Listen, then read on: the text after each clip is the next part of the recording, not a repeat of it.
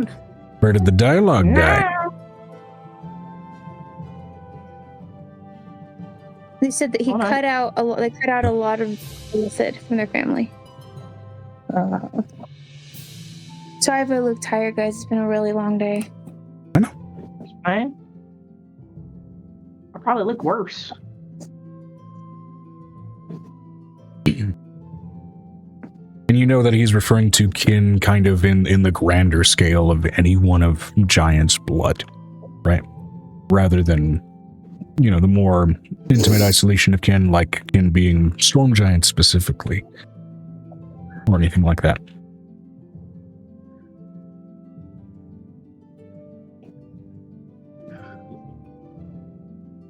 We are not even the greatest of our kin, and they are harder to find still.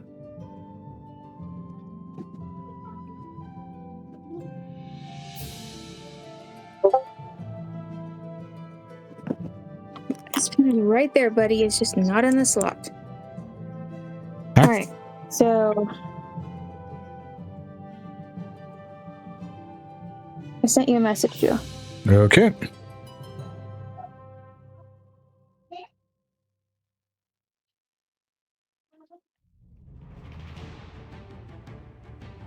Apple says Megan is gonna be huge. Did you read the message, Amber? Yes, I did.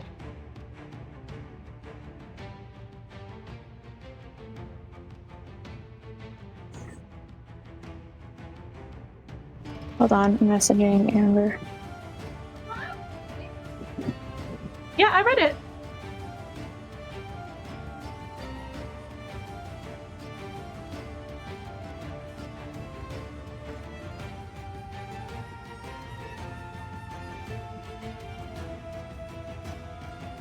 This is the size of the head. Oh my god, it's huge. I know! Like I said, this one's gonna be huge! He needs Don't the say love it. in his life. That's a big old ball. I had to say it, Joe. It's a That's big not- ball. Look at the size of the head. That's That's just huge. amazing. That's what she said. Sorry.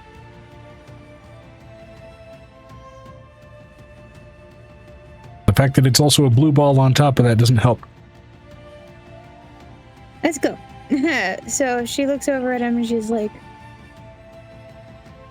so who do you trust when the world is gonna go to shit again?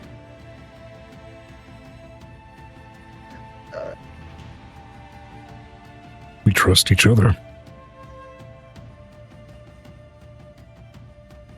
Like the whole woman, she's like full on like, that's an obvious answer. Among those of us that are much older, it is not the first time the world has ended and not the first time we've survived.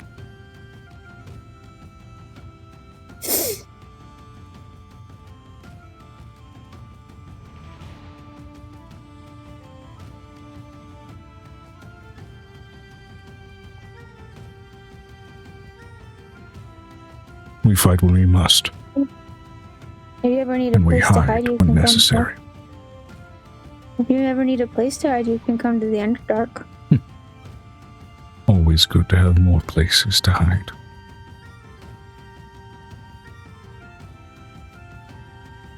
Storm giants, though. We have other places we can blend into. She's also watching her toddler walk. While hanging aloft on the rope. She has that big planetar. She's like two big planetars. One is a mysterious planetar, and one is another planetar. So right now they're teaching each other to walk, and right now they're at the running stage and the falling stage and the crawling stage all at the same time. So it's like it's a comedy of errors right now. For us storm giants, we are massive creatures of myth bound to the coast. Oh, you're just about as big as my little one. When people grow too paranoid, or a world reaches its end, there's a reason that island to almost spring up seas. Oh, that makes sense. He's like, oh, that makes sense. For that process. But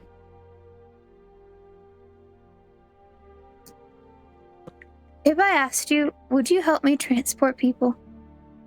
Those who are lost and those who are hurting. We work in barter. So,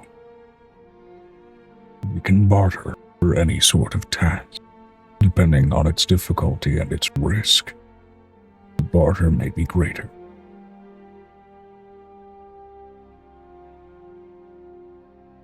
I don't lack for coin or for bartering items. Coin we Or don't for have much things need that- for. You're a little big.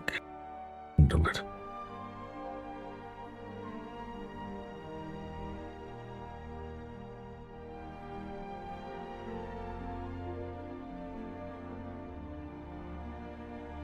We'll carry it if you choose, but it may not leave the chest you give us.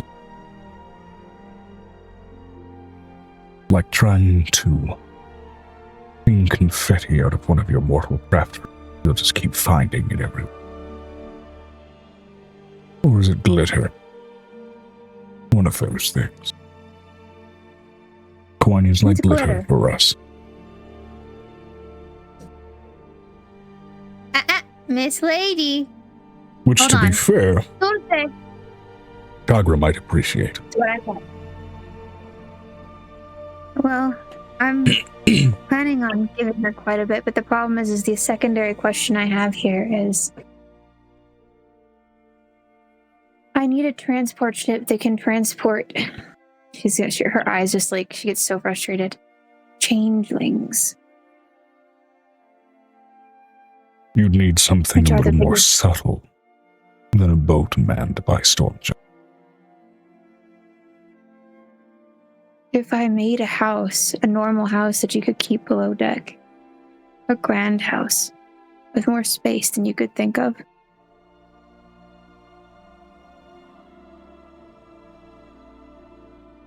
That couldn't be touched by the elements. We can handle avoiding the touch of the element.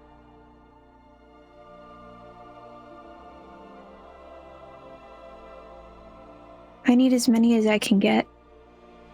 They're this war's item of choice. She basically kind of rolls her eyes. I had caravans looking for. And this is where she gets frustrated and sits down on her shoulders for a minute. I had caravans upon caravans sent out to go, and literally letters sent out. I had several that were supposed to bring back 20 to 30 orphans at a time.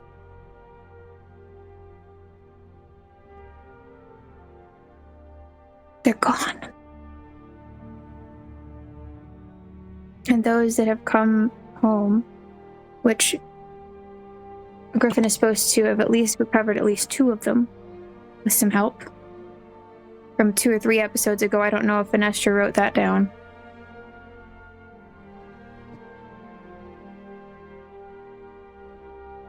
I wasn't able to get through to Jihu. They don't have orphanages there. The kids get sold off.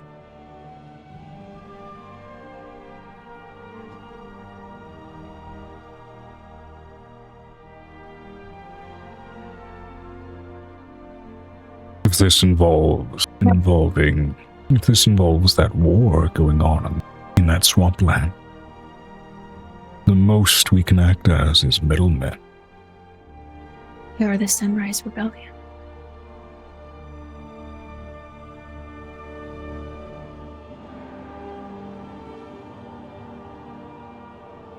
They didn't go away.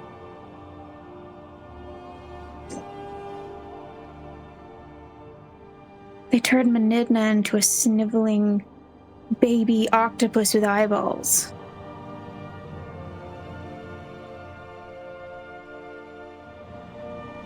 And it's just, there's tears running down her face as she's saying this. She's finally kind of letting loose what her frustrations are.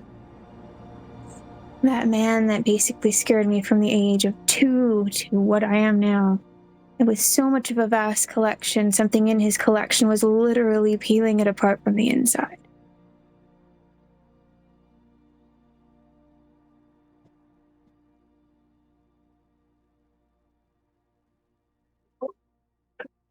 Only two on this boat could arguably be considered soldiers. Myself and Chagra. I don't need soldiers. I need transport. You need smugglers. I need what would have been considered in the actual world an underground railroad. In that, we can only act as middlemen. And should you want us to do that, appropriate barter will be needed. Chagra would appreciate the extra dollhouse, of course. But that is simply conditions for what you want us to do. That is far from barter and pay. What if I could make the ship fly? No. Flight is for our greater cousin, not ourselves. We are of the sea and will remain so. What would you require? Or something? I know it's a lot to ask. She's like, at this point, she's like, I know it's a big task. I know it's a lot to ask. Giants are creatures of old legend and fable. Something old. Something that speaks to those old fables that we come from. We all have an eye for that kind of nostalgia. Those days gone. Give us that, and we'll happily act as your transport and middlemen for those changing little folk. What if I could bring you one of the singing harps of the giant from Drac and the Beanstalk?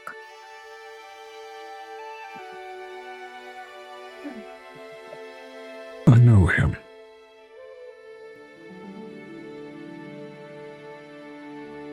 He'd be quite keen on getting it back. Not necessarily, considering he's still in a completely different ring. Are you sure? Pretty sure.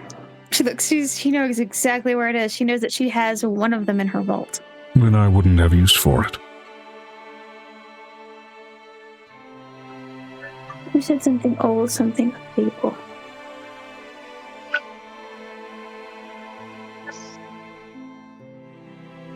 We're not fake. You're speak your mind, sir, if you want something specific.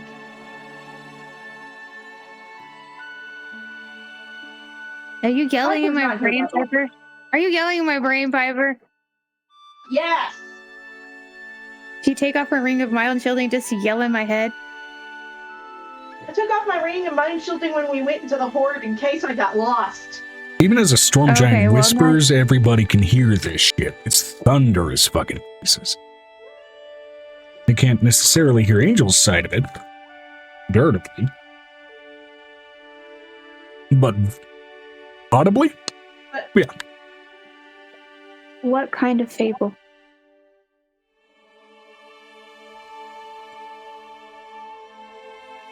Time when hero, knights, legends of old celebrated.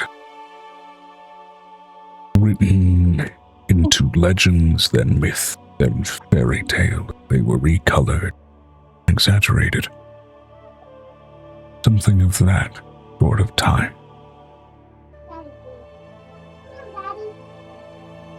You mean King Arthur's court? As an option. Give me another option.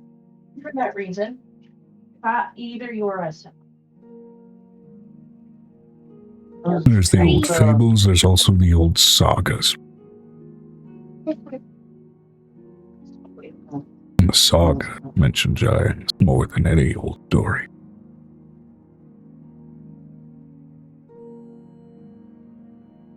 The Greek sagas. She's gonna open Chester and she's gonna pull out a stick. Let me re-clarify. Norse sagas is what he's referring to. Giants are mentioned ad nauseum in Norse shit.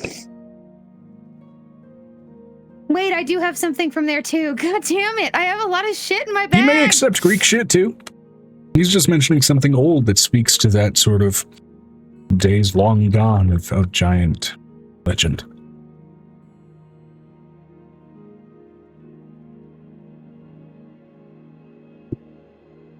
I do have something.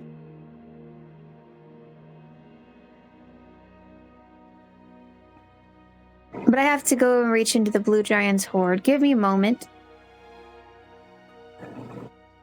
She, puts her head inside of the giant treasure chest.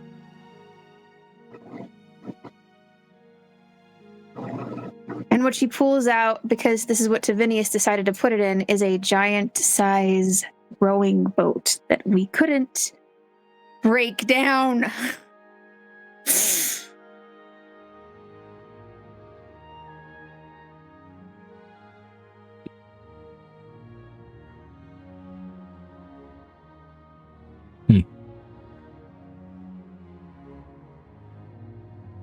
It's actually really big if you break it on the water. So I wouldn't do it in here, and I wouldn't do it on deck. It's way too big for that. DM speaking above table here. On.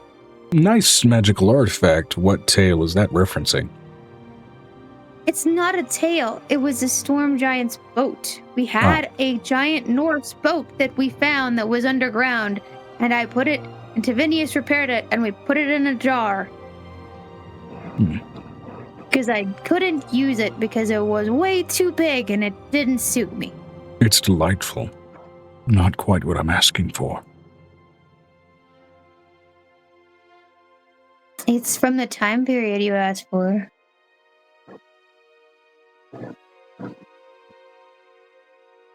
And it's repaired to its full glory. Something that has a story is what I'm asking for. I don't know what this thing's stories is. I didn't know. We didn't look into what the story was for this boat. Nor did I have time because there were several other boats in there. Others. Oh, yeah. Big boats. There was a galleon somewhere in here. She pulls out all these little jars that are little mini boat holders. They're little boat holders in Pirates of the Caribbean, because that's what you described it like. Yeah.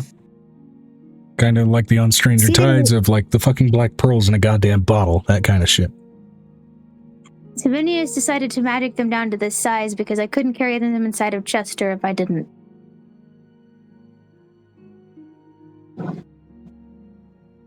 That was Dead Men Tell No Tales.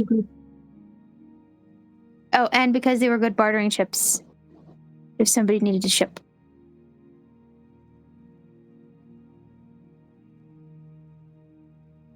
Should have given one of these to those gnomes. There was a gnome-sized one. It was way more technical than I wanted to pull out, though.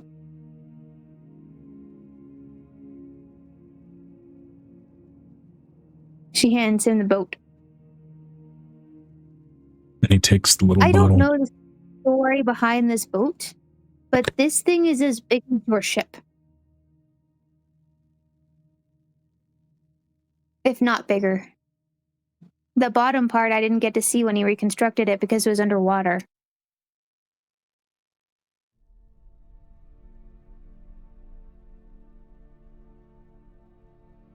This is not strictly what he asked for, but he's intrigued. So... Well, I don't even know what the history is between it, because, Tavinius said was really excited about it, but I didn't know anything about it. I haven't heard enough Norse. Roll me a persuasion check. I have a question. What is that boat? The DM would know what boat that is, but the player does not know what boat that is, Joe. Vinestra said, "Might I point out we have Amelia Earhart's plane?" We do. I'm not giving that plane up, though. I really want to make it fly.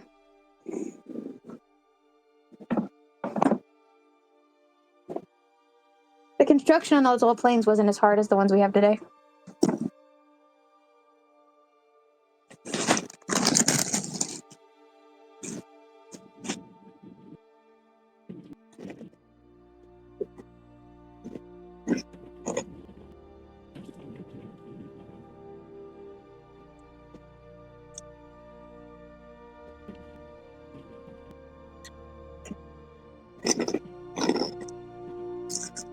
There's so many ships in there.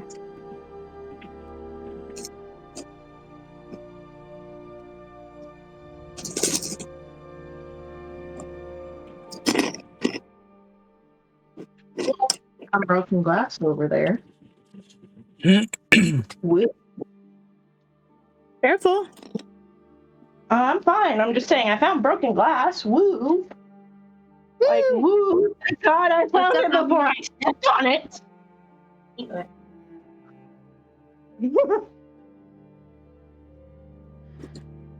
But yeah, no, Piper would have definitely screamed to the back of Angel's head, oh, if he could only ask for whatever specific thing he wanted. Well, it's not just one specific thing. I have too many things. You have to understand, like, with all the quests she's been on, she's like, there's so much shit in my bag, Piper. Hold out breath as she's having the conversation mentally with Piper. There's so much shit in his bag. So much. We haven't even looked in my bag of endless paper that probably has many literary works in there, but I don't feel like bothering the dragon that lives in the bag. That's because he complains every time we try to talk to him. He gets mad. It's all pissy. I'm gonna go talk to it. Maybe I should just stand there for the rest of the trip so I don't have to feel sick. And maybe I can figure out what's got this dragon so grouchy. That'd be a good idea. Maybe he wants a girlfriend. No, I can find out. And Piper's just gonna claw. Venestra will see this, because if Venestra's still by Piper, Venestra will see this. Is Venestra still by Piper? Venestra said, want to give the newborns a physical in my pocket dimension, Piper? Oh, sure, I could do that first, and yes, then I have Vey is next to her. Piper pulls out a bag that looks like a bag of holding, but there is books and paper stitched around the edges.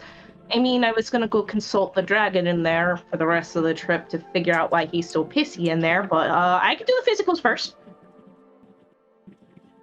It is made out of wood, though. It's not made out of metal. Well, no, it's made of paper. It's a dragon. She's talking about the boat. Oh. The dragon. Not to the dragon, to the stone giant.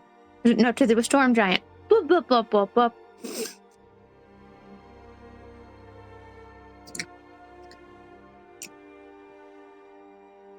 I got more boats, but a lot of them needed repairing, and Tavinius took some liberties with some of them.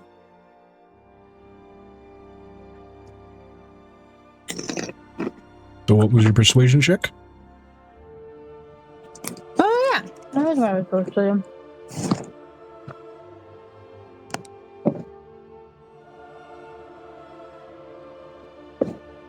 A 35? That's low for me.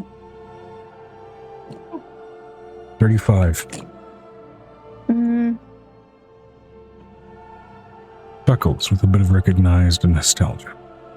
This is not a giant's vessel. Not strictly. Are you sure the seats were giant-sized? Like, I couldn't even walk on them, they were so big. This ship was known to shape itself to the size and needs of those who sailed upon it. This is Skidbladnir, ship of the Norse god Frey. He was the god of nature. I've had a god's boat inside of my thing the entire time. Why didn't somebody say anything? It's not even labeled. Half of these are labeled. She's just looking at the drawers. It was commissioned in part by Loki. Among a number of other Norse gods, it has Frey's hair in it. I think in part of the weave of the sails. Sorry, Not Frey's hair, Freya's hair. Are we going God of War version? No, Freya. I know. I'm saying, are we going Norse mythology? The God of War Norse mythology version where Frigg is Freya, but Frigg never existed, but Frigg is Freya. No, this is an instance of it where they are distinctly separate gods. Okay, cool. Wanted to make sure. He's looking over. I've had a god's hair in here, and I could have like possibly talked to the god the whole time, and no, Not it's likely. in. Oh my god!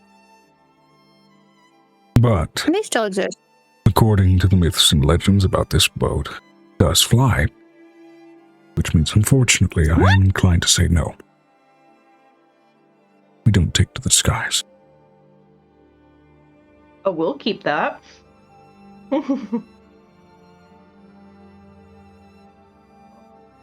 What's something that the Notably, storm giants are missing? When you From get it their out of the time bottle, period. you shouldn't have trouble carrying it. Oh, According that'd to be the great. legends, it also Ooh, just that'd be folds great. up. Well, I don't know if Travinius got that enchantment book back in that thing. Yeah, We'll see. with the legend, quote, the planks used to construct the ship are so thin that it can be transported by simply folding it up. So she looks over at this man. She's like, "So what are the storm giants missing that I can look for? Because I don't want to give up my golden chalice of awesome."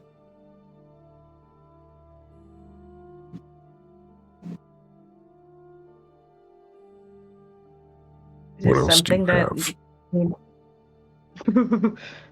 I mean, look at the other boats. Look at my wares. They're all jars of boats. And she's like, "I don't want to hand over the grail. I have the grail. I don't want to hand over the grail. I'm absolutely not handing over the grail. We have the Show grail." them the other boats. Yeah, apparently, again, strictly quoted, this ship can be folded up like a, quote, big bandana.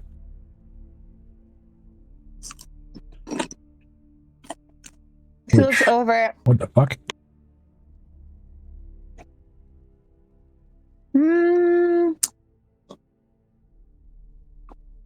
She pulls out.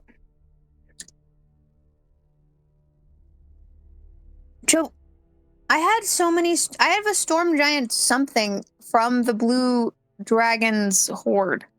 It's old. I just didn't look at it. Do you remember what it was? Because the blue dragon's horde, when they found out, it had multiple pools with different boats in it. That horde might have been posted on the server that got axed, because it was that far back. Okay. So, no. I have storm and giant something inside of my shit. I just don't know what it is. It's really old. Well, it looks like Joe can put a wheel roulette sort of thing to figure out what it is. Yeah.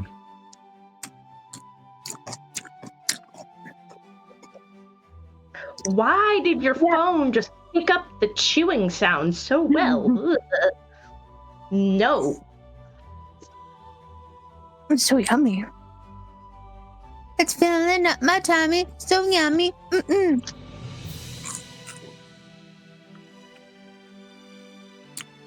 That's the wrong table. That's if you want to take apart a storm giant's body and use it for things.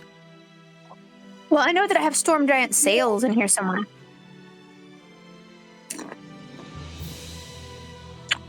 Or one thing. That's written down here.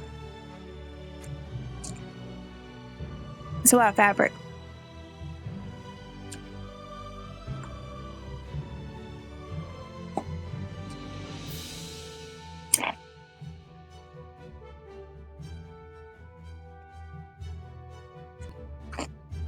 I had a big boat.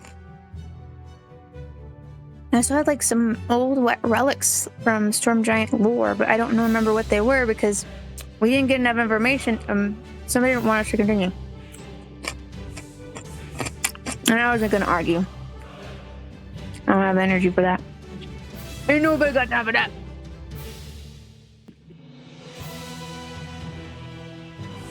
Let's see.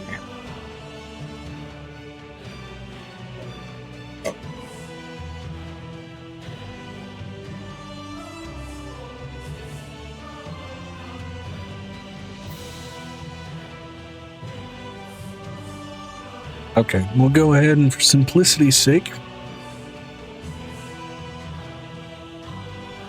Well, no, that's a. I had a storm giant relic, but I don't know what it was.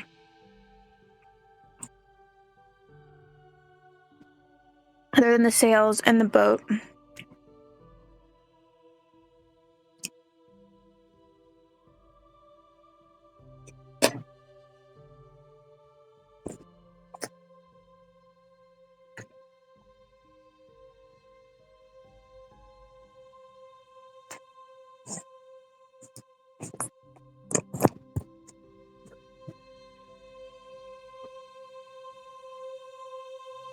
The only reason I know is because I almost gave it to Thor.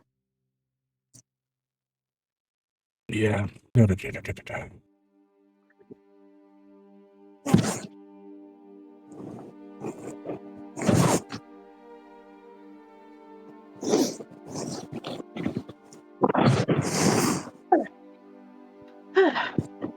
All that black.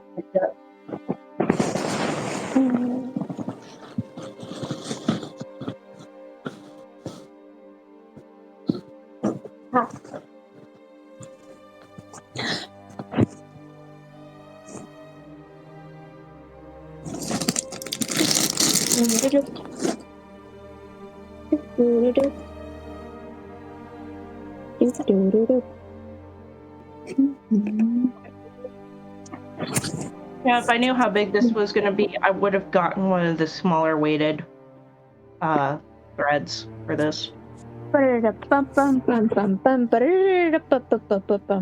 Okay. For the sake of simplicity, and this is absolutely sort of retconning whatever the fuck you found, because we lost the notes, everybody.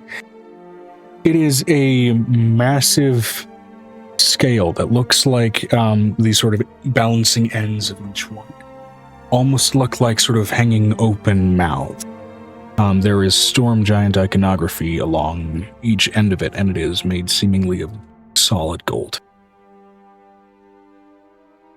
I'm gonna pull this out. If this work, it's way too big for me. It's gonna fall over, and I feel like almost falling over. The dragon climbs into her necklace. Trying to pull that shit out based off of already how fucking big it is by itself, which is... And then also just the general weight of something made of solid gold. Takes you a while. I'm going to go ahead and have you roll me a strength check just to not immediately get a hernia. I'm not gonna get a hernia. Don't say that, Joe. Horrible. Wouldn't it be like a pulled muscle, not a hernia? When you're trying to pull that, hernia.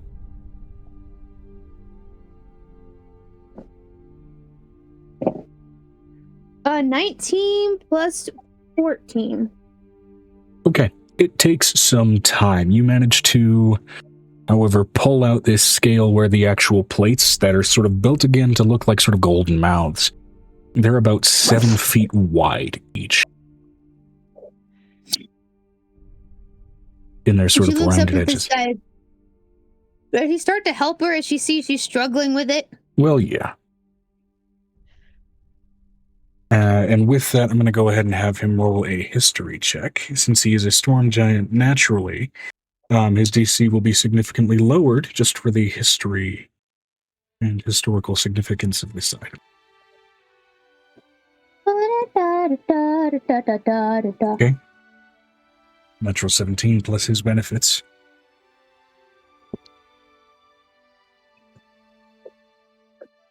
Valdi's scale.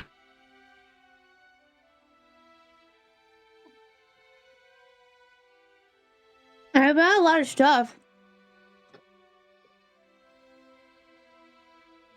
You know, she's like her. It's like she looks like a little kid. I find a lot of stuff. Valdi, in the times of the ancient Norse, as humans referred to themselves, was also known as the All-Powerful. Okay.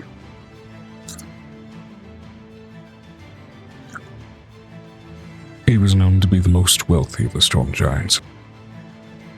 And it was said that among his 3 sons, when it came time for him to finally split his wealth among them, they each shared it by measuring it with mouthfuls. Clever little knot on the scale, it seems. Cool. Angel's really like, I don't know what that means, but okay. Notably, you are seeing some of the same sort of size reduction rune work on the actual measuring plates of this scale. And they go down several grades more than what you've even been exposed to. Which is to say, you could feasibly put like a full dragon's horde on one side of this fucking scale. And it's only 7 feet wide. Man, the thought process would have been nice, but that didn't happen for me. True, also the item didn't exist until now, so. Saying as if it did exist. I'm making this up as my brain is going, well, that would have been nice to know earlier. Yeah. We'll also say that this is just a canonical consequence of you never really bothered to get a better look at what these items were. Oh, it's not that we didn't want to. It's that usually we had to take them somewhere. Sometimes we had some former players that were not expressly very patient. Keen on finding it. No. So she looks over at, so do you want it? You know how, yes, we'll take this.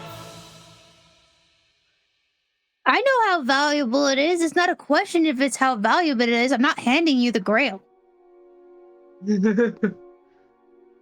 And she says it out loud at that time in front of him in his own language. What use would a giant have for that artifact? You did also say that you wanted something from that time period, and that is not something I'm willing to give up. I said those times of old. Oh, and you gave me something. I am not like some greed-struck dragon where the moment I hear of yet another shiny thing, I will sit you down and demand of your own life. That red dragon did, to the point where she's like, that red dragon did, though. And she says it in his language.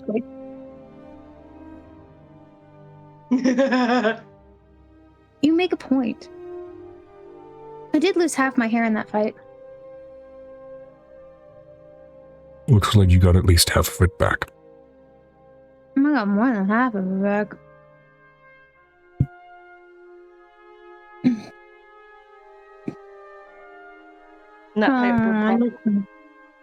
You'll stay so cute. I had to pull out the dog cage last night, guys. Sorry. No, I didn't tell you. She got out of that little basket that I put her in, the little clothes basket. She cut a hole in it with her teeth. So now she got out last night, and I was like, it's 3 o'clock in the morning. Fuck this. Why are you doing that? So I had to go across the house and get Nico's old cage out just so she'd have somewhere to sleep. Because she decided, oh no, I'm just gonna bite a hole in it. With that, he lets you down gently off the rope, back onto the deck of the ship.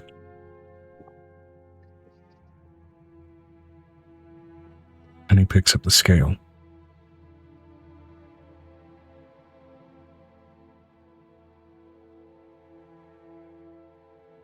A number of us may find this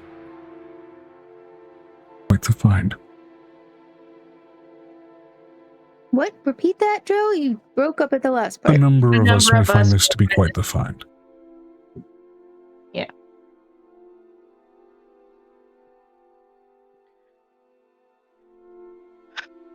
Read this thing. I know that I was going to offer you Amelia Earhart's, vessel, but like basically, I know that, he basically goes, I don't think that Violet would have allowed me to give it to you. She seems very, very keen on keeping that for her little own hoard.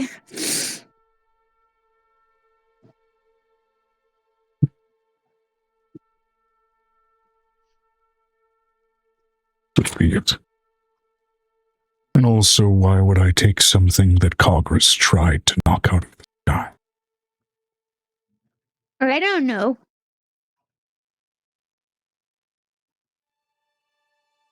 I'm sorry, who tried to knock out of the sky? Congress apparently tried to knock her plane out of the sky. Well, One that of the characters on the boat? The Starseer, the old dude, the navigator. Like, why would I keep that? He was annoyed with that. Why would I try to keep that? It's like a dog bringing back the magpie that you previously bitched at. I'm proud of you, but I don't need it here on my porch. I mean, if it's dead, I'm fine with that, but... She looks over at him. Thank you very much. I'm pleasure doing business with you. She's like a little kid. She's like, sweet Jesus.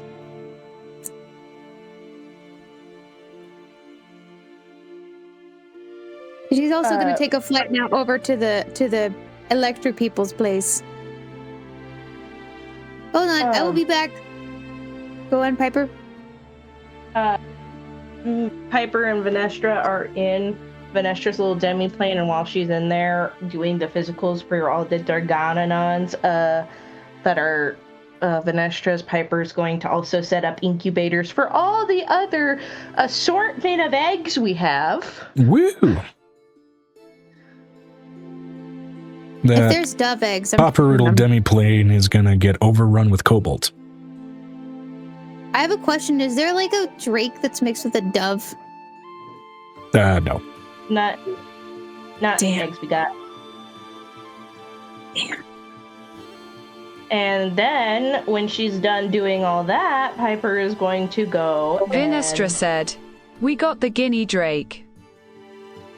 Oh yeah, the guinea drakes are gonna go live with Angel. Yes, they are. And then Piper's gonna go in to the bag of endless paper. Go figure out what that guy's problem is.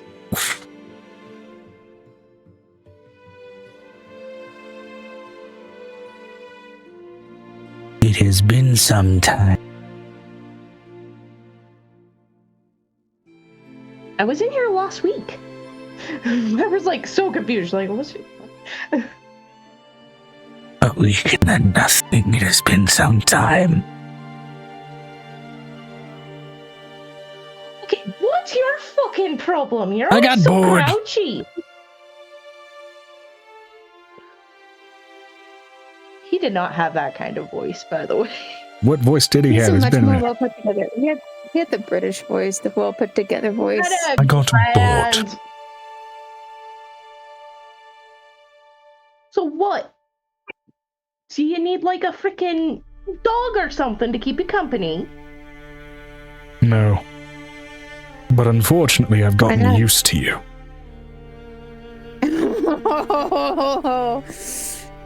Ouch. I could light this whole bag on fire. You know that, right? She's bluffing. She is, like, obviously bluffing. She's not gonna ever do that. That would mean death by 1,000 paper cuts. Yeah, no, I'm not that stupid. So what do you want, then? Because you're always so grouchy. My domain is paper and pages. I figured that's how you like it. Yes. It is both enlightening, overwhelming, and dull. Things.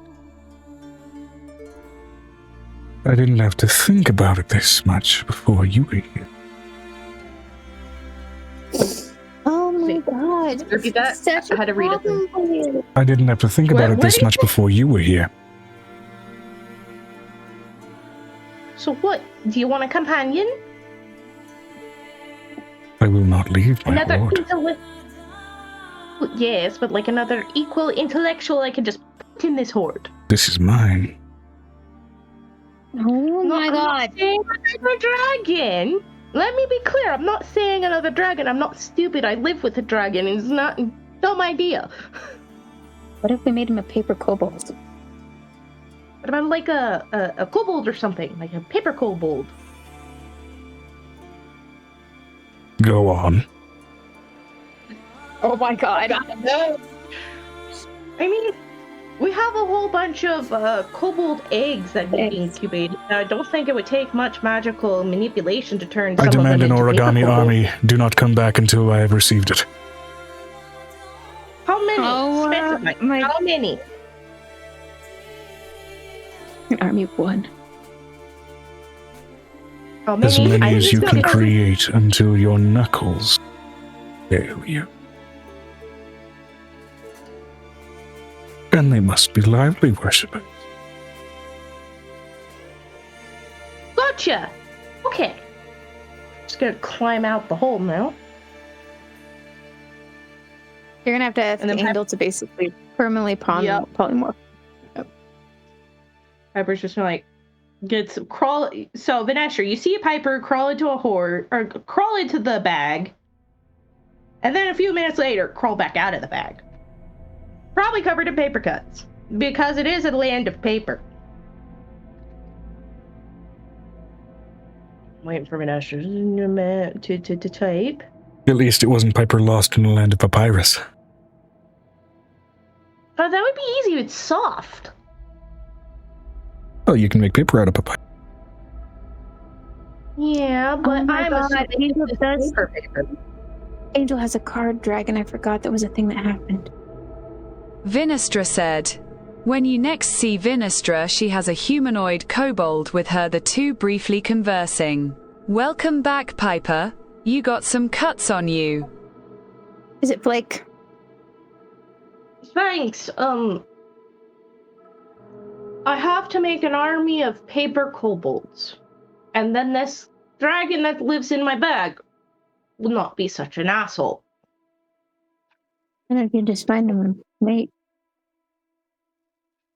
It's not what he wants. He wants an army of kobolds. Angel's thought process, as she can hear it. You know, high pitch and super fucking fast because we're in the demi-plane that speeds up time.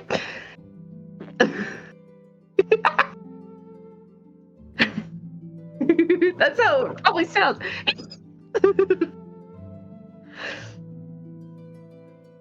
Yeah. A long, snooty conversation in the span of 2 seconds is a hell of a thing. You are going to need to separate some of those kobold eggs then, so I can at least get them to grow. Oh yeah, I figured the... Vinestra said, if I hadn't seen you crawl into said bag, I'd assume that was some term in your lot's language. Do you need a hand in crafting such? I mean, looks over at the multitudinous amounts of kobold egg incubation units.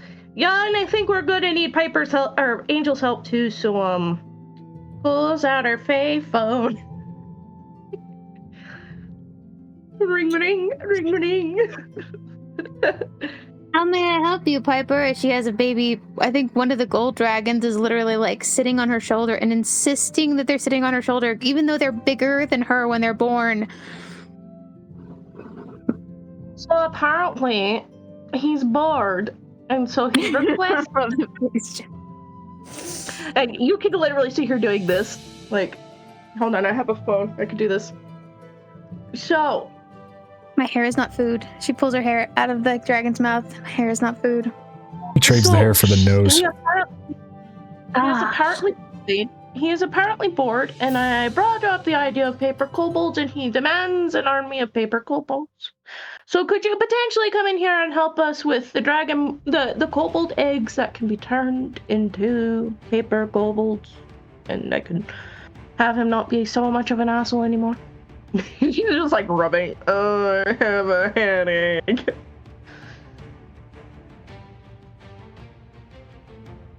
I mean, if you have something to do first, that's fine. We can get the process started. Maybe use all the dead eggs I hid from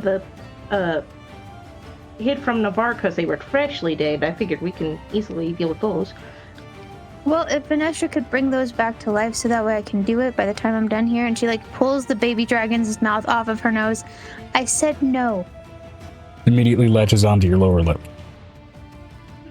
Vinestra My said, God! Piper, why do you and Angel continue to change those who already exist into something else? Because the nature of dragons doesn't always change. Ow. I was gonna say these eggs are still in their eggs, so I mean it doesn't. They're eggs. They're eggs. Piper's like they're eggs. They don't. I will also reiterate something I've phrased while you guys are on this train of thought. Origami army constructs are valid here. I understand, but that means I'm gonna have Tavinius take care of that. I don't want red kobolds on the ship. I would prefer something like blue kobolds or silver kobolds who will worship the silver dragon that lives on the frickin' mountain. Yeah, there's different kobolds of every color, and their nature Also, doesn't really kobolds are not reflect beholden to their scale color, and they can also be raised if you catch them early enough to not be just worshipping dragons like gods. I was also going to have Ink create his own ink army because it'd be hilarious.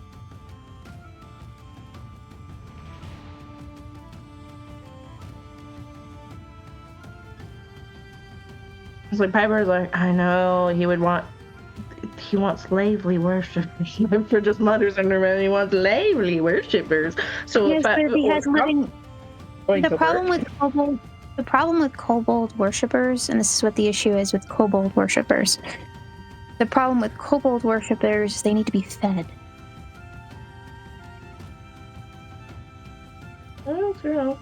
I just don't know what to do with the idea of we need lively worshippers of origami paper origin.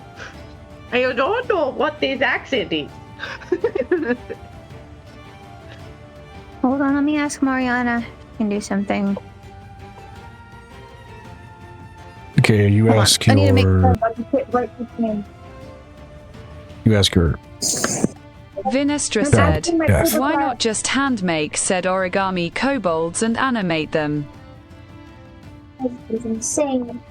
Because at some point the animation spell ends, and then it will be pissy again. You can also cast the awakening spell. Awakening won't necessarily end. I have the awakening spell. That's something I have. That's one of my lower spells that I've got. You will give a bit of origami consciousness, and you'll have to reconcile what the hell that... It took a minute for me to learn that one.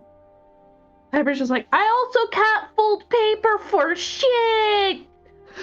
She's like, my one weakness is paper folding.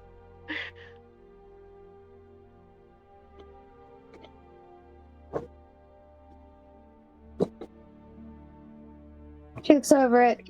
Hold on, I've got to make sure I work, kid.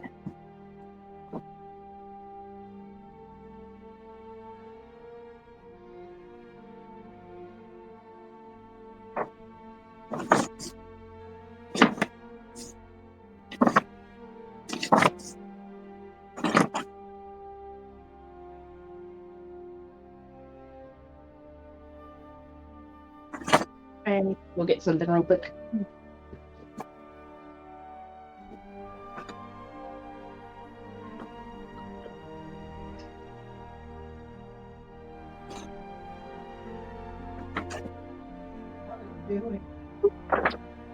No, she's gonna call in Gabriella. Mariana's the other one. Yeah, I was wondering, like, Mariana's your death child. Are you planning on bringing some souls back from the Veil? No, I have so many names right now I am working on. Bear with me. Bear with me. She looks over at Gabriella. She's like, it's like, Gabrielle, I know that you're reading a novel right now, and I know that you're going to be distracted for a hot minute. Can I please pull you away from Harry Potter #7 in order for you to please help a dragon in need? Persuasion check.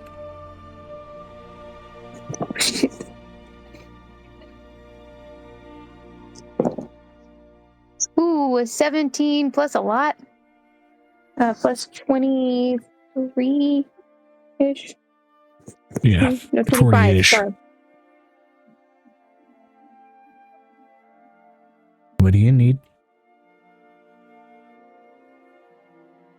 I need paper constructs.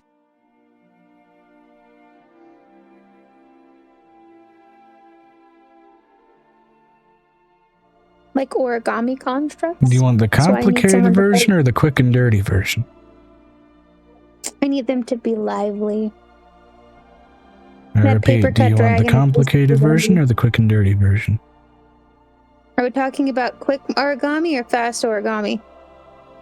I'm not talking about the origami. I'm talking, do you want the complicated version or the quick and dirty version? What's the complicated version? Painstakingly casting Awakening on a completed origami each and every time.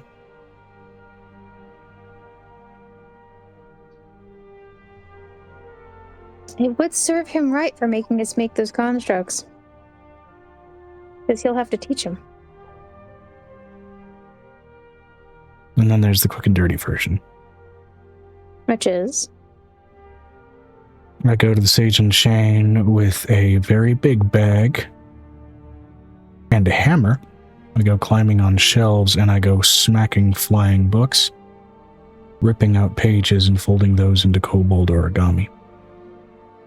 Absolutely not.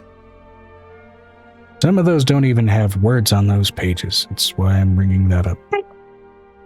I get that, but that's It's not the first time I've done this. I have a colony of paper butterflies in my room.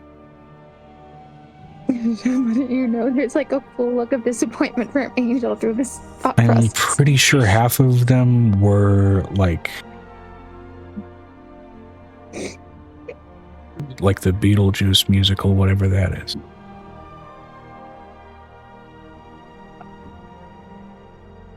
Fine.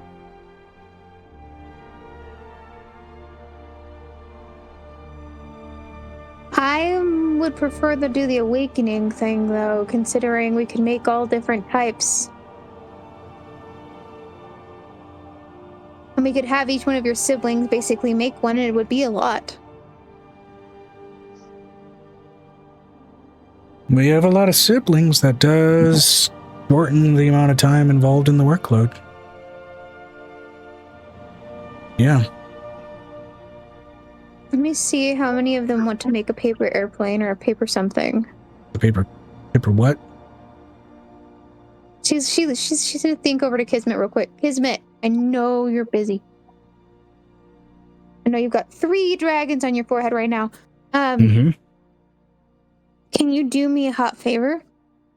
Ends. Can you question your siblings and ask them if they want to make paper creatures in origami and give them to the dragon who needs them inside of Piper's bag? Sure. Thank you, please. Now I'm going to go ahead and Amber, roll we can a hear you. charisma for basically coordination roll here. Let's see how this pans out.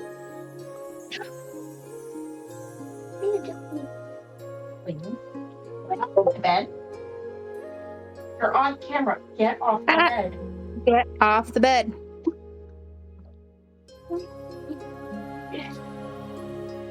It's a natural 5. That said, Kismet does have some decent modifiers for her. It takes a while, but a good third of the kids seem keen on whatever the hell this project is. But quite a lot of them.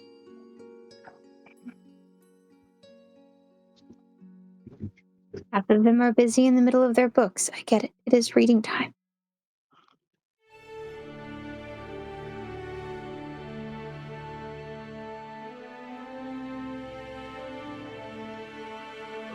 She looks over at Gabriella. We're gonna have to painstakingly cast Awakening one at a time on this grouping.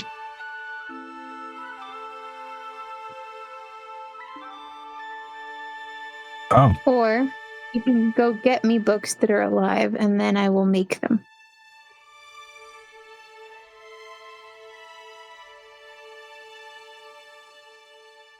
Because I know that will entertain the boys more if it's alive and they're trying to fold it.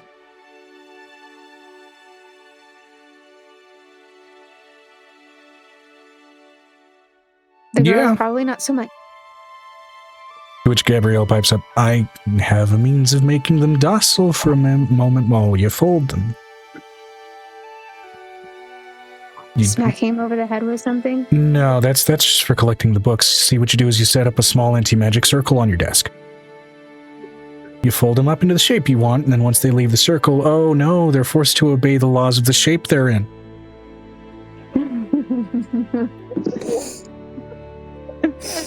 They'll fumble around a bit trying to readjust to their new nature, but they'll manage. Fine. I will sanction this activity for this afternoon for all those who do not want to read their books, because I've got a couple of them complaining, the books are boring. I want this book that somebody else has. To be fair, technically there's still reading material. You're just folding it into a new shape. What are we folding these into? Whatever you'd like to. He wants baby kobolds, but I don't think we can make baby kobold. I have a book he just wants to be a worshiper. I have a book on complicated origami shapes. I could figure out kobolds. Then, if you would please, just a couple of like I would say about 10 kobolds, and the rest whatever the kids decide to make, so he has entertainment. Hey.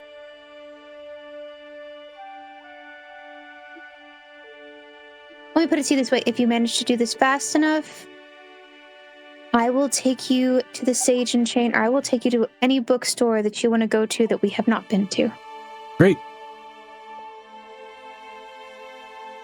I don't have to He convince gets her very out a hard, comically oversized mallet. I'm gonna go hit the books. Of course she would. Of course she would. He was like so yes, mortified. This entire train of thought was a setup for that joke.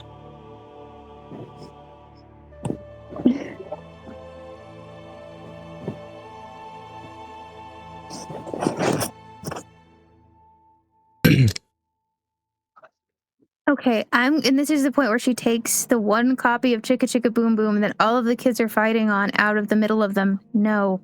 We got it out. Oh, okay. Mm-hmm. Now, I'm going to go ahead and roll a couple of percentiles to go ahead and see. Well, I'm going to roll one percentile to see how many books Gabriella comes back with. And then I'll roll a double set of percentile to go ahead and see on average how many pages are in each book. Therefore, how many creatures effectively are going to be created. Okay. She gathers 56 books of varying sizes, some of which are comically oversized. Okay. Now, for the average amount of pages in each book,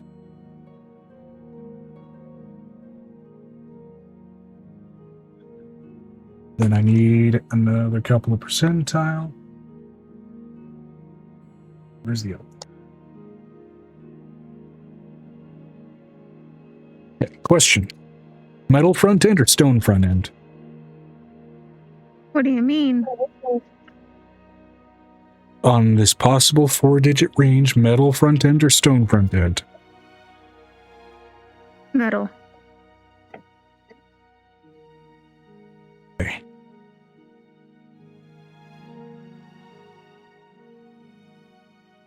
She manages to gather thick books. On average, 970 pages.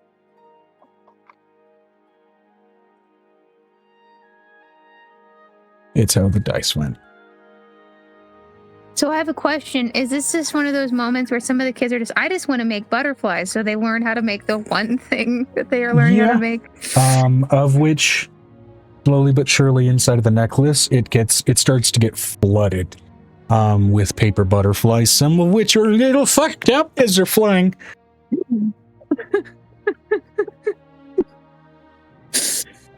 Flying with a little bit of a gimpy fin like Nemo.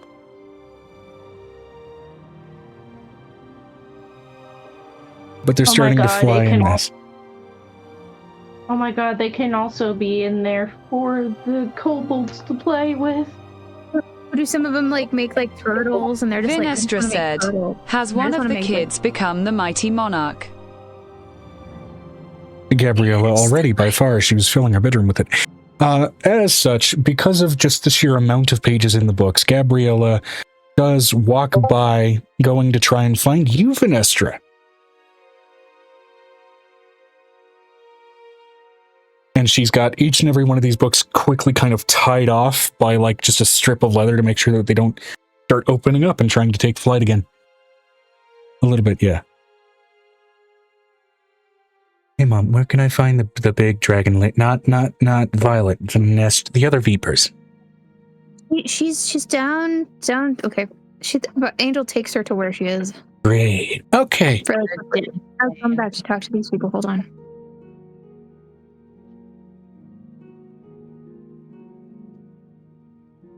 Hey, big lady. Vanessa. I'm sorry. I'm usually very good with words. For some reason, pronouncing yours is weird to me. Vanessa. Doesn't sound that hard when it finally comes out.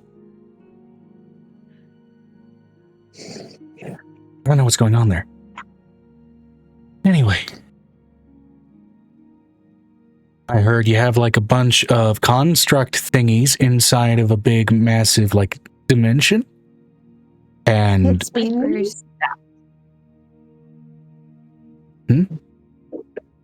Gabrielle has met this dragon, but it slightly annoys her. There was an episode where she met the dragon. Yeah. And right now she's on task mode, which means she is shelving that. You can see it's hurting her a little bit to be polite, and also the I'm mispronouncing your name was a little bit of a veiled jab.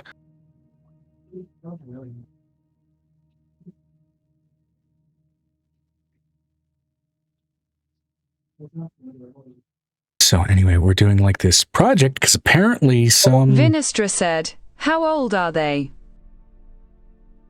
Right now, like... She's like in... Hold on. Like 13 or 14. Let me check. Like, yeah, 13, 14, something like that. No, they're written down. Everyone down. A minute. No, not Loki, not Booker, Forum. Nope, this is the wrong notebook. I need the heart one. Heart one is the one that has the other kids in it. Yeah, age Gabrielle's like 13 to 14 right now. In between those ages. Okay. No, she's 11 to 12. She's 11 to 12. Oh, 11, 12.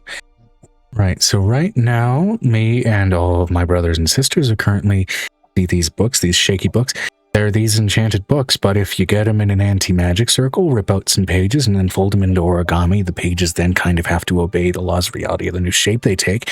And apparently, Auntie Piper has this little project that she got from, I guess, like a paper dragon or something, where it wants paper kobolds.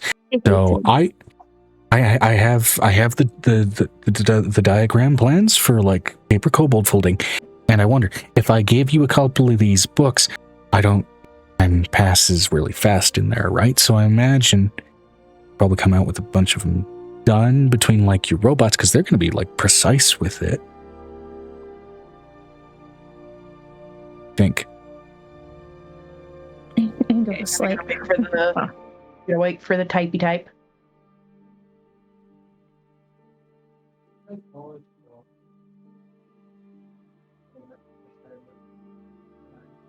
Vinestra said, I such certainly could be done, but does your mother approve of such? Mom, do you approve? She's right here. Yes, I approve.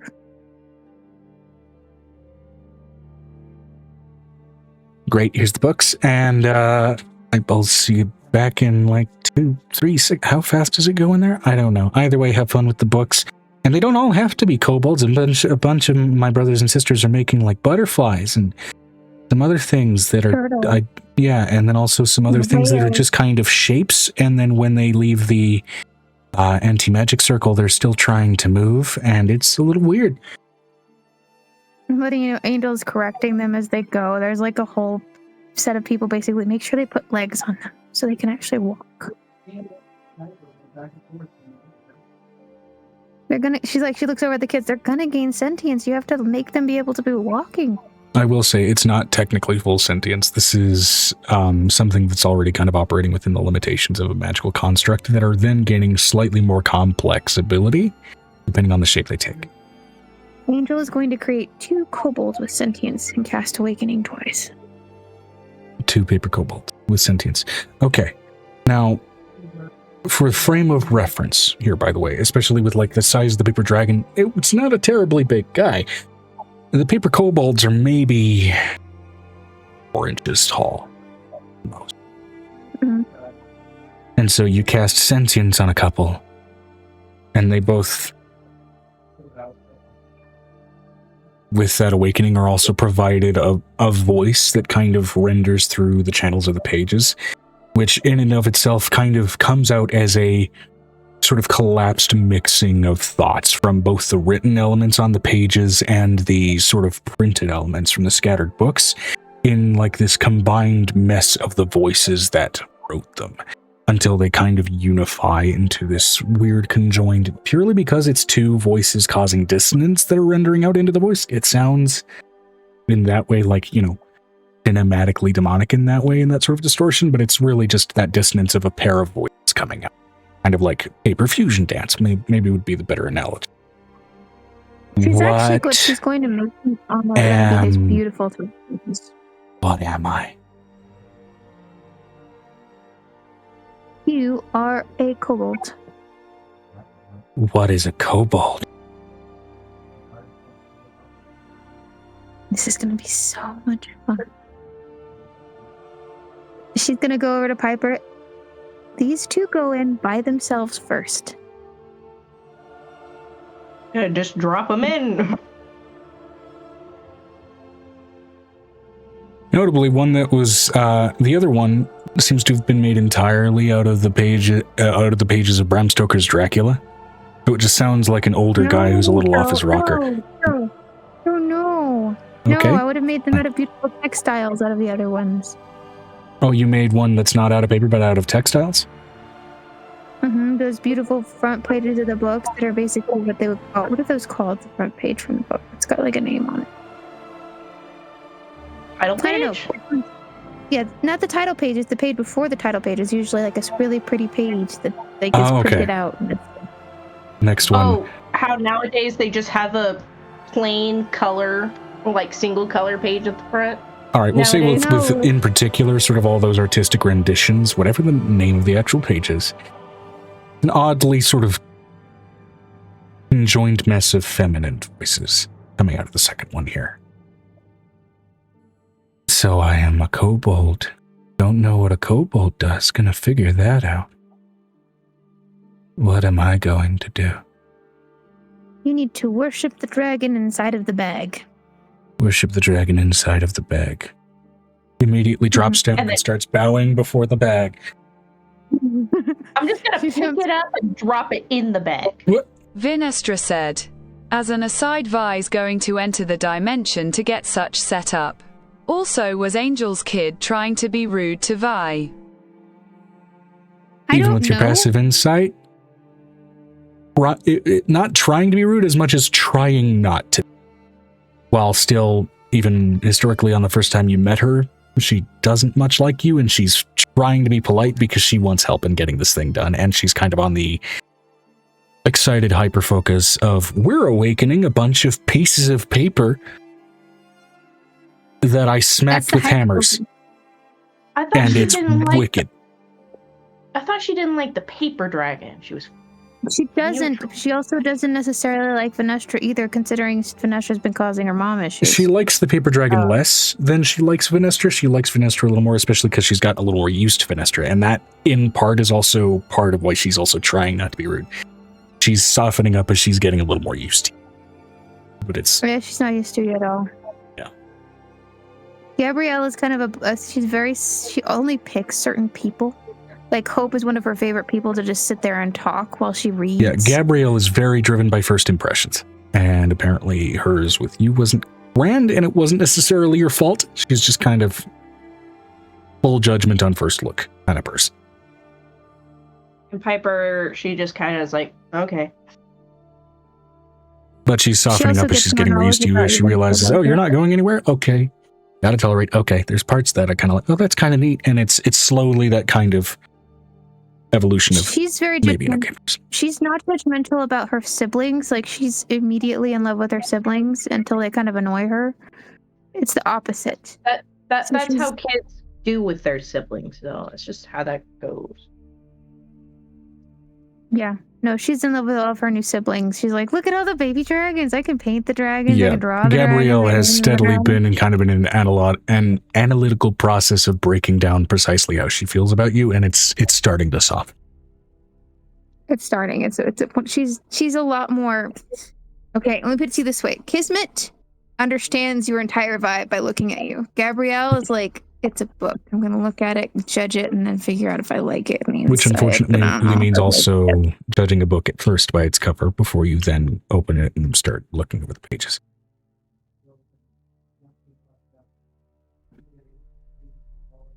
Although she does explicitly mention, while the kobold plans are the main plan, you can also make other shapes as long as they all go out and then can go into the bag. Like those two. Mom, what did you do? What? What did I do? Piper just already put them in the bag. Like, yeah. Do I hear anything from the bag, by the way? There is a magical, just kind of immediate barrier of silence from outside and inside. There's not really a way of like leaning in to kind of hear what's going on. Damn it. No, there was last time. We were able to hear what was going on. We were super nosy. Possibly because he allowed it. What is inside of the bag is seemingly consistent, at least, with, to an extent, an extra-dimensional space. Are you gonna put your head in there to see what's going on? Oh, yeah.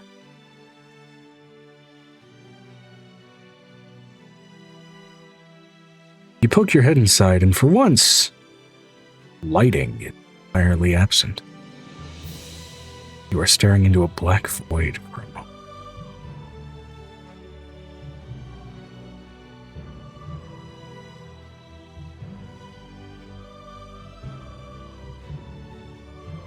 When initially you were met with the details in the fields of paper, you were met with a black void on looking inside. I will look into this after we've made more, because maybe he's just trying to enjoy himself.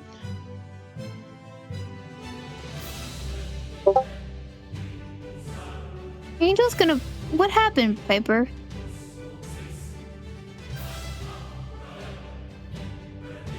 I don't know, it's dark in there. Angel's gonna put her head in the bag. Also, Venestra is apparently going to get a whole zoo of origami animals made alongside the kobolds. She'll also make an origami angel and Nick, as well as origami knights sans stabbing instrument. She's gonna put her head inside of the bag. That's what Angel's gonna do. You are met with the same black void.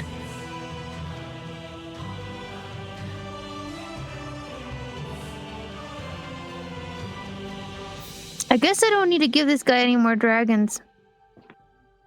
Any more kobolds or stuff? Nope, it's weird, as if you're looking into just a void of not like an absence of existence, as if the demiplane itself has almost failed. You've called that out. You're not certain that anything has acknowledged it, or that anything can at the moment.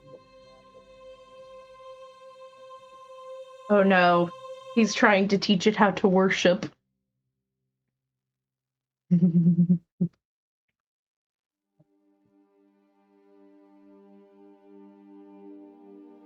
I will say, between I'd say Piper and Angel, how long do each of you spend looking inside the black void of the... Angel's gonna spend a couple of minutes. Angel's really confused. Okay, Angel, you're spending a couple of minutes. How long did Piper spend? Just kind of like sat there like, can I see with my dark vision? Nothing in there that your dark vision pierces. Vinestra said, staring match with the void until it stares back. Funny. That's essentially what Piper, or I'm guessing Angel's gonna do, because Piper's like, well, looks like I gotta get started. He's probably just enjoying himself. With Angel you staring inside, you realize for a moment that void, that blackness. There's a smell to it, subtle as can be. It smells like ink. A realm of paper flooded with ink.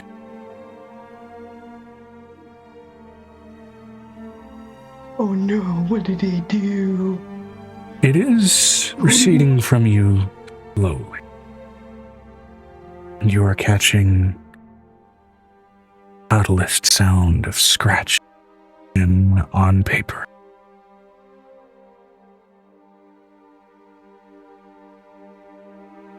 Something's being written. But for now, ink is what floods this. She's gonna get in the bag.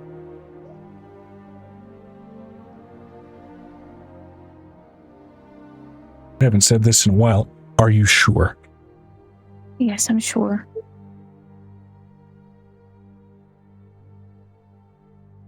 Okay. But not before. This is what she does before she gets in the bag. She puts on a raincoat outfit that is body fitting, and puts her hair in a Body what fitting. is like this, The kind of raincoat that Nick likes. Yes, Yes. the kind that Nick likes, that he's never seen her wear before. She has promised she would never wear for any other reason other than certain things, and basically hops inside of the bag. Okay. Now, you are also immediately followed by, especially in that sort of accelerated, as time outside of the bag slows to a crawl. First of all, the sea of origami shapes that immediately fly through from what Venestra has created, including just passing by the origami you and origami Nick. The sea of origami butterflies and other origami creatures that pass in, created by your children, and very much created by the Piff trio of children. A life-sized origami velociraptor. Oh, the origami angel and Nick aren't going in, they're sticking around. Okay, gotcha. A full-sized origami velociraptor also floats in, which notably, its animalistic intelligence and traits seems to almost mimic life. But again, the more complicated the origami, the more complicated its behavior. And as you jump in and splash into the ink, I'm going to go ahead and switch the music to something a little more suitable. It is the strangest visual. Almost similar in ways to entering into the plane of dreams, as you are watching that previous sort of mindless, endless scape of paper. Sleep itself. Hills. Roadways. Hills, roadways, castles, mountains. Skies, clouds, made of paper drawn in detail in ink, slowly but surely growing out and getting filled with the ink as it recedes, and it is sort of slowly chasing you as you are falling in. You are not getting any sort of further from that barrier of ink as you are getting closer and closer. Paper cobblestones on the ground beneath you. Still falling through it at the same rate you would be falling through water, or really ink in this case. You collide with it. It requested worshippers. It was given a great deal more, and its realm now must grow more complex in kind to accommodate it.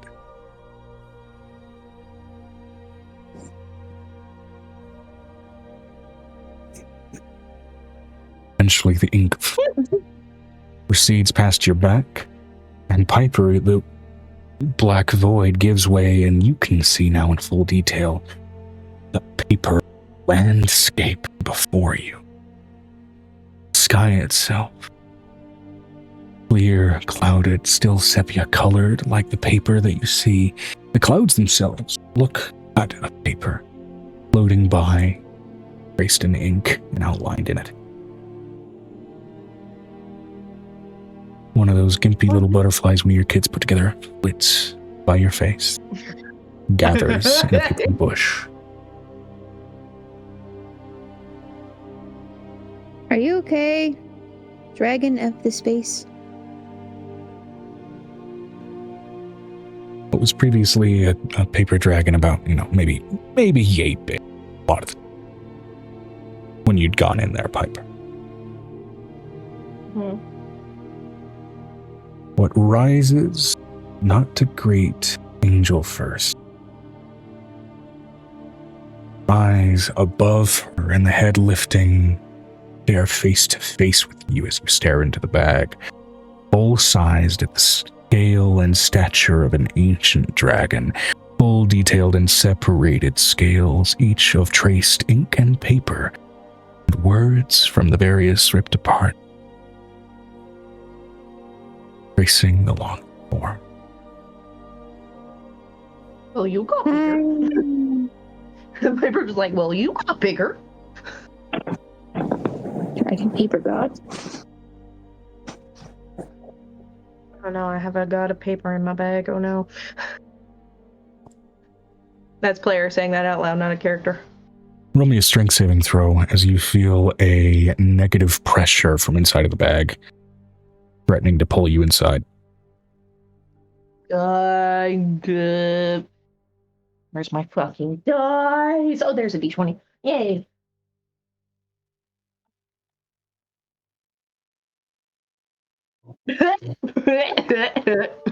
Three plus, I'm pretty sure is 4 or 3.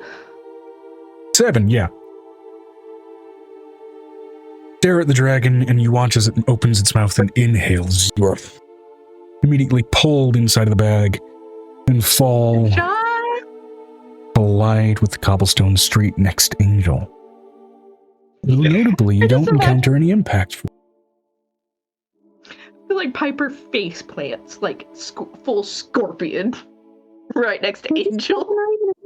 I'm letting you know, Angel has not seen him yet, so she's like, we're just making sure you're okay. Hi, Angel, my face hurts. What's up? Just don't tell Nick I'm wearing a outfit, or I'll have to wear it again later.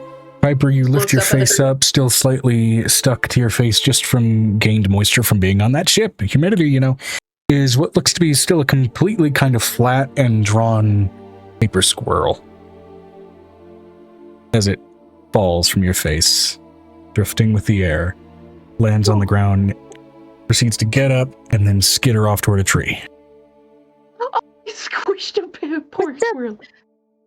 Oh, Vinestra said, Vis going to enter after witnessing Piper get sucked in. Wee! Roll in the dragon realm. All right, you don't expect to see a whole massive paper-riddled pocket dimension. And as the dragon goes to initially address the two of you before it can speak, its attention is drawn to the second dragon entering into its domain. Oh no, don't do that. One dragon already has, and a second is making its way in. If you can consider Angel a dragon in full capacity in the same way. Technically, yes, but she's also not as intimidating, and she tries to make herself, she really likes other dragons, so she's like super not intimidating to other dragons. Still, you're still a dragon. Vinestra said, Angel's intimidating like a corgi. Piss off a corgi enough, it'll still bite the fuck out of you. Yeah. Exactly. And then twerk in frustration as it walks away. It's so wrong, bro. They walk with the natural badonkadonk. It's just how it goes. looks over Vanessa. It is fine. Everything's fine. Is it fine? Just looks up at the dragon. Hello, thank Two you have for entered sucking me. uninvited. You were the only one permitted. Oh my god, do not make me start.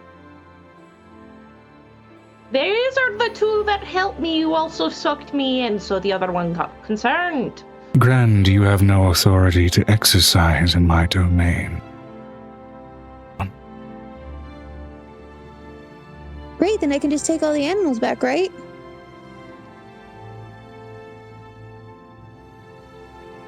Because technically my kids made them, so technically I own them. They still need to be on my fridge. You seem to be keen on Whatever, immediately fridges. throwing about your ego. This is not an ego. You decided to give me an ego. I was just worried about your well-being. To be fair, you did have just an inky void. Oh, Piper finally realized. Oh. And again, that one got concerned because you sucked me in. These are my friends. They helped make your kingdom. It turns its head swiftly to the side, and where previously you had encountered sort of a paper breath, when it had blown at you with this sort of thousand cuts, it instead hurls forth this spray of ink from a massive Gouten gullet, and as it does so, the landscape in farther distances than something like this should ever cover gains further and further detail.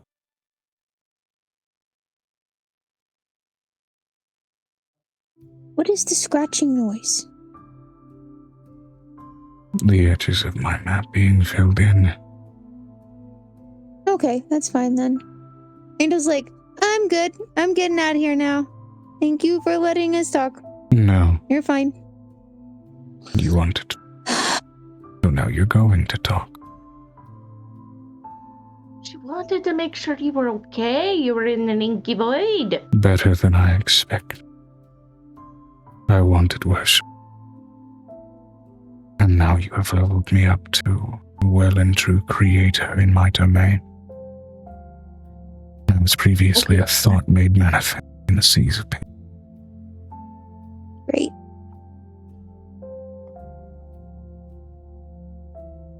Oh, that poor squirrel's probably a little singed. Sorry, continue.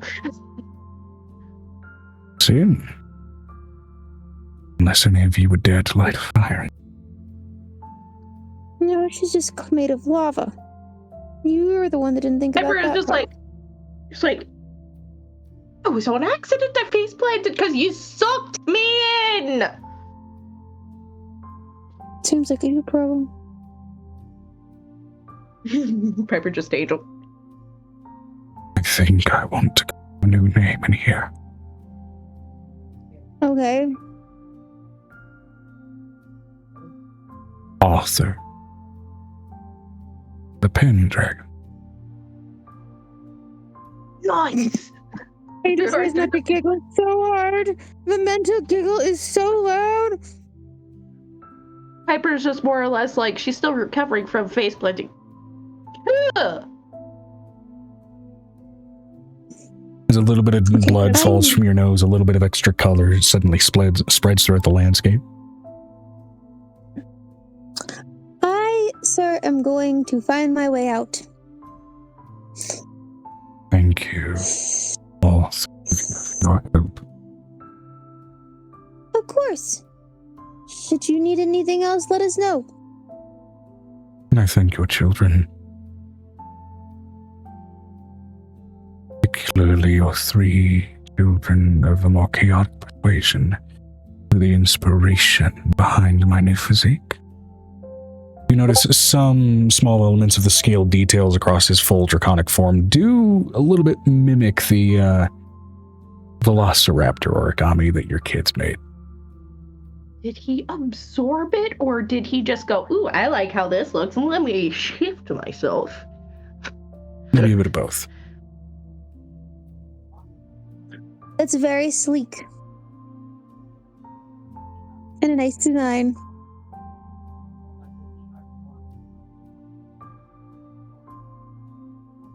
tell them that you appreciate. I think they can see. I'm letting you know they can see that you appreciate it, and they're all very, very loud in my head right now.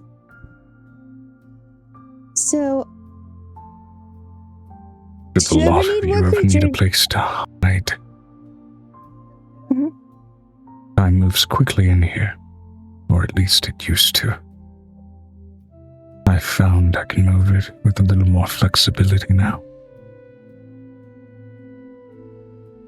Okay, I need to be leaving now. And suddenly, Because if it time, the small pocket where you can see the world passing in kind of slow motion with the natural acceleration that occurs in here, suddenly the world outside starts to speed up. Angel's gonna find her way out, Joe. She cannot stay in here. Yeah, Easy she's enough. leaving, and so am I, because I'm like, great, that's all we needed? Okay, bye. Angel, you make your way out. As now Piper, your paper dragon has redubbed itself. After gaining greater power.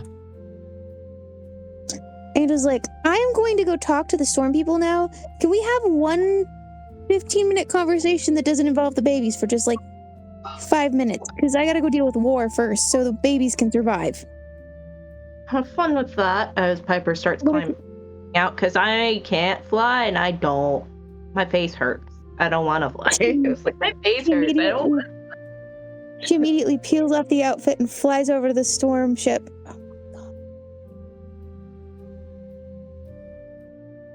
It's the worst outfit ever. Venestra, what does fuck? I can't English. What the fuck do you mean messages have failed to load? Does Discord not like me today? Vinestra said, yes, Piper. Messages failed to load. It fixed itself. Discord's having a small conniption. They're trying to figure out what they're gonna do with it. Piper just was like, you come in or not? My face hurts just as she's like mountain climbing up and out. Let me be perfectly clear. Had you literally just given him kobolds, a small expansion would have happened in there, and some of the scattered papers would have been less disorganized, and there would have been basically a shrine that popped up. And he would have gotten a little bit bigger. Well, yeah. Oh, so there, if we looked deeper in the city, there's probably a shrine. Yeah, that was also under the condition of, like, you specifically do it until your hands get tired. And then y'all were like, let's have all the kids do it. All of the kids do it. And also robots. Yeah. So Angel's walking out to... I'm going to talk to the people of the storm ship, Joe. Yeah, absolutely. Vinestra said, Vi would go to leave too. Easy enough to do.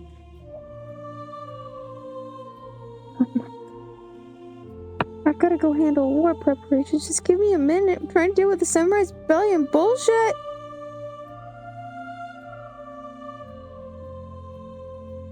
Sometimes players press the red button and you gotta show them what happened. I mean, It was like we had to figure out why he was pissy. Figured it out. She's gonna walk over to yeah, I'm just gonna fly over to their storm ship. He asked for a Coke and you gave him the factory. I have a question. Is Thor still on the ship, kind of like being the paradigm that he is? Yeah, he's just psyched. I have a question. How much are they like worshipping at his feet right now?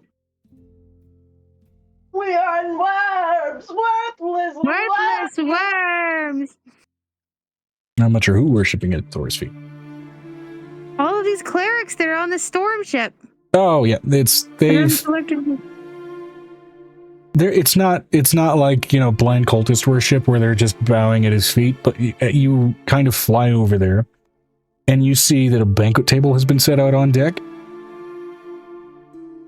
There's only one chair there, and all of their premium foodstuffs have been laid out and carefully prepared.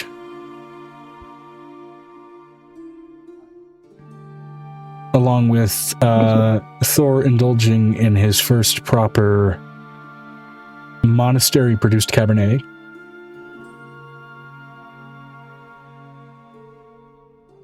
We have a law about drinking in this household. She looks over at her son as she lands.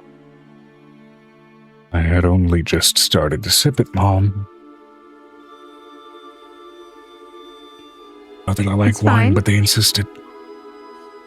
They're going to insist. You are the son of their god. I'm Jesus. Oh my god, you're not Jesus. He's a completely different person. I'm Taser Jesus. Oh my god. So you're Tasus. What you are. Wait. No. There's also another god of thunder. I'm Jesus.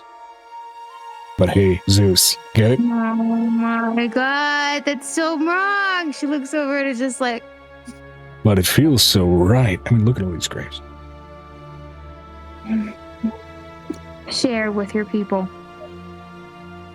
You have any type of semblance of anything I've taught you, share with your people. I mean, of course.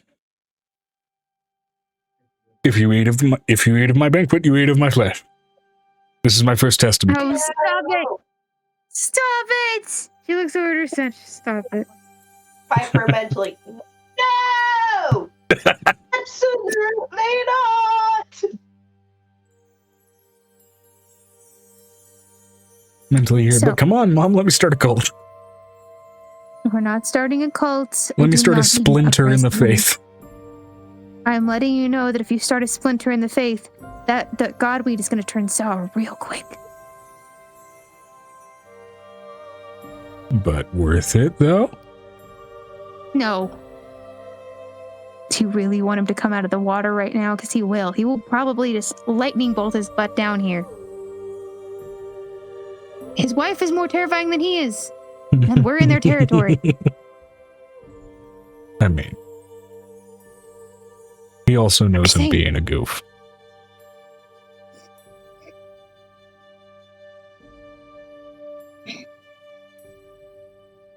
I have a question. And this is a question because we haven't had this conversation. When are the groupies going to stop showing up at my house? When I stop living there.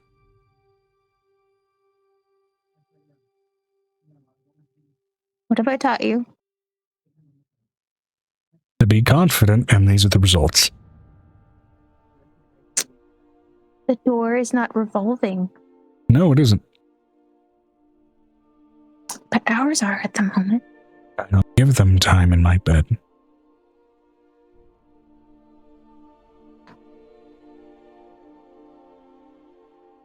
You want to tell somebody that who basically knows your father? And knows both of the fathers that you kind of basically came from? Yeah, and I don't give any of the groupies time in my bed.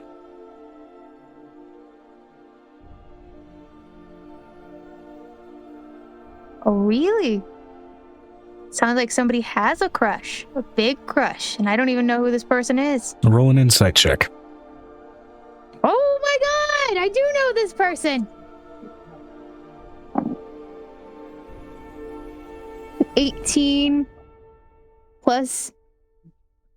It's over 12 now, Joe. Well, in excess of 30.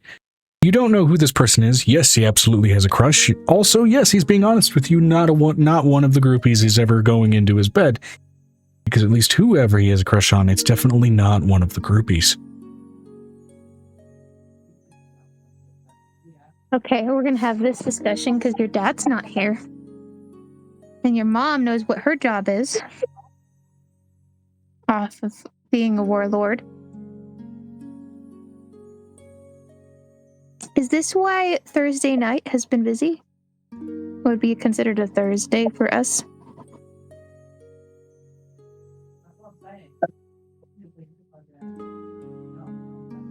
Oddly, no. I spend Thursday nights writing new material.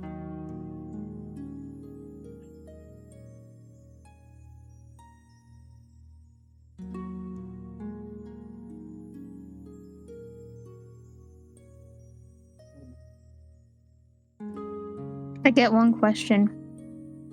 One? Am I going to eventually have grandkids out of this or no? You watch as his electric blue face turns slightly more purple. Any luck, Mom? God. Huh? With any luck, maybe. I don't know, Mom. I'm asking male or female. Or both. I don't care. Either, really. Female. Okay. At least you're not like 3 of your siblings and you're halfway starting a harem, okay? I'm just saying. It's all the groupies they would like me to, I'm sure. Ugh. But, no.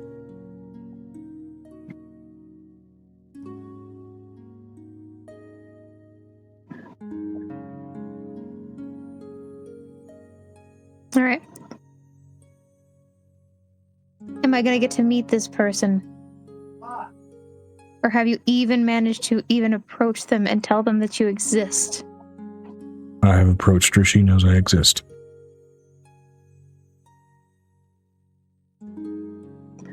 In what capacity do you exist? The other part. Angel's very good at this situation. She's aware of me. Aware of your possibility of being a person that she wants to date, or aware of that you exist, period? She's aware that I exist, period. And we are at least cordial with each other.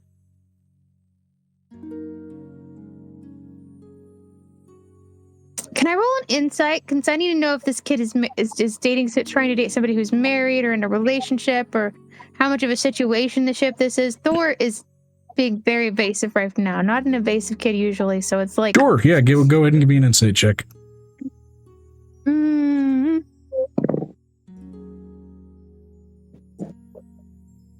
11 plus my insane modifiers, which is 25, so it'd be 25. He's being evasive, because this is one of the few things that he seems to be coming off as actually shy about. With that, it very much reads as like, I've got a pot on the stove, I don't know that it's set to boil yet.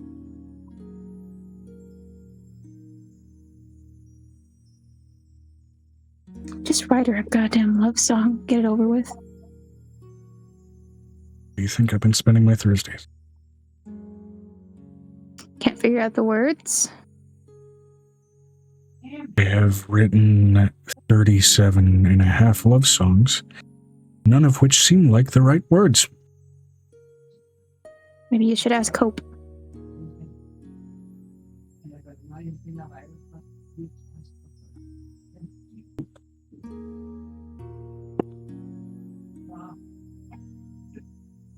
She's already been trying to help me.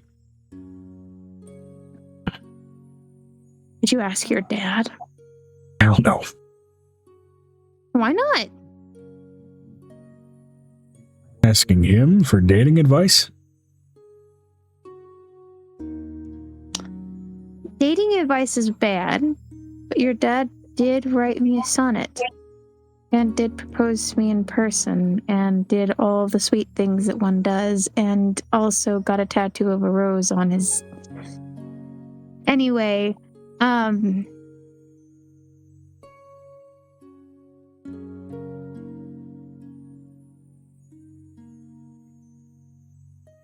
also did make me an eternally blooming rose that would always bloom the same color. He took the one that I gave him and basically made it like an immortal rose.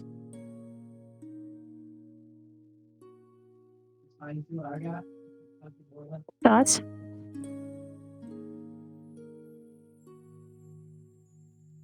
Very nice that Dad did that for you. I'm not going to Dad. Why not? I want to do this myself.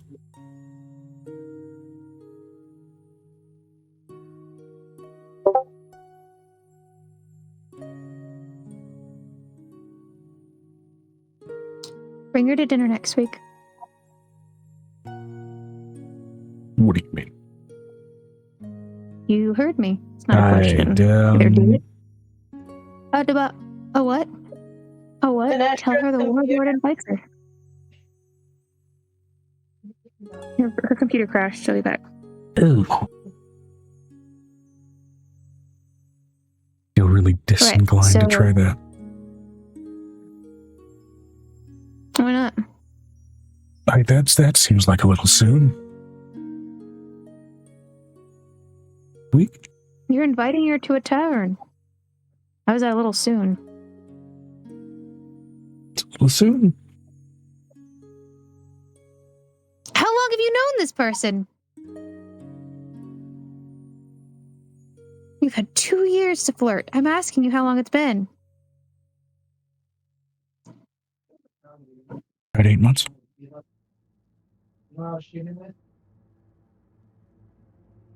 Either you bring her to dinner,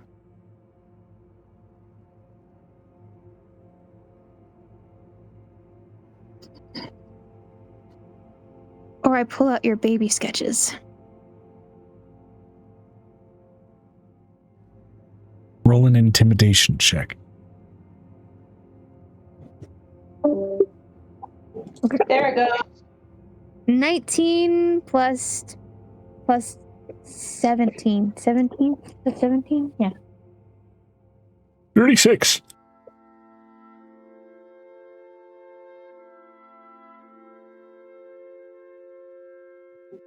Fine, next week.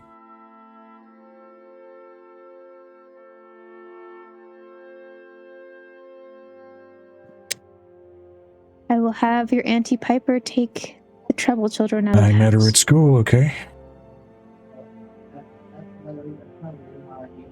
Yeah, I know. That's the tried and true way to do it. She basically pets her son's head. And you need to trim your horns and your beard. Yeah, she likes both of Again. those. I know, but it's too long. It's almost reaching your other thing. I shouldn't have to say that out loud. I can braid it. I am your mother.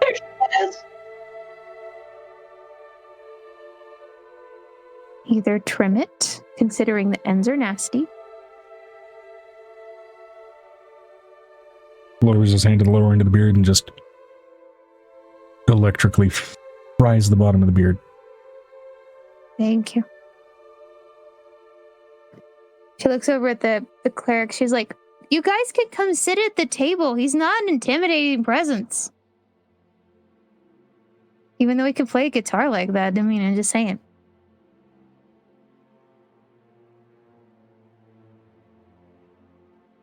We're sitting with him not out of intimidation, but out of perceived reverence and respect. Just because he has an entire line of tiefling that's basically based off of him now. Come on.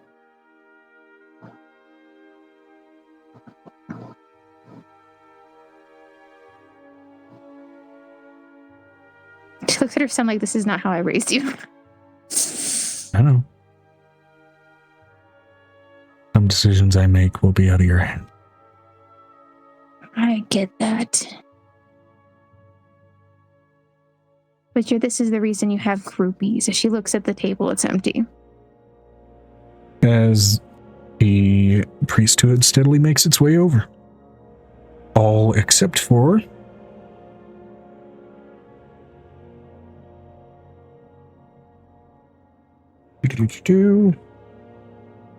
all except for a small little gnome that seems to be currently at the helm, steering away.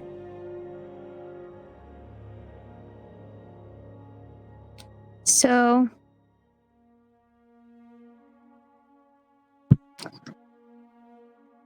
how's everybody doing? I think my son has slightly overstayed his welcome. He was only supposed to be here for 2 days, and now he's here for 3.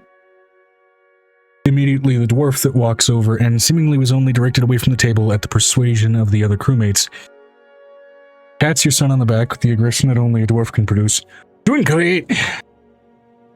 Been quite an electrifying little journey, especially around that maelstrom and whatever was going on with that little sort of facility at the bottom of it, not to mention all the ghosts. Yeah, that happens. Been quite the fascinating little shindig, and particularly sort of around the mess of the stone giants there. We were going to intervene, but it seemed like your lot had it handled. We do have some things handled, I guess. But I was coming here to talk to one of your leaders because I need to know if I can possibly ask you to help with the Sunrise Rebellion in a way. Oh, right. No. You want to explain why? We are a priesthood. We are not a, we are here to guide both safely along their journeys. That is our purpose. We do not involve ourselves directly in any sort of conflicts. Nope, that's it. Good. Certain vessels from G who managed to make their way away from the continent, and the crew therein seem to have that they may have freed themselves of. We may, of course, naturally put them under our temporary guidance to get to safer harbors. How we do. Direct involvement, as a leader, would I know that this is them? Would I know that this is them shirking what they can do, considering what Memphis is and where? No. So this is also them very much kind of embodying Merphis' teachings in their own right as well, because Merphis is, of the big three, he is the neutral god. So also in regards to larger scale conflicts, neutrality is also a lot of the things that their priests and that their clerics and all that will embody. However, when confronted with larger scale conflicts, still in the interest of neutrality, as long as there's enough there to present itself as reasonable doubt or reasonable alibi, they'll help what they judge to be the better choice morally. Still without directly putting their hand.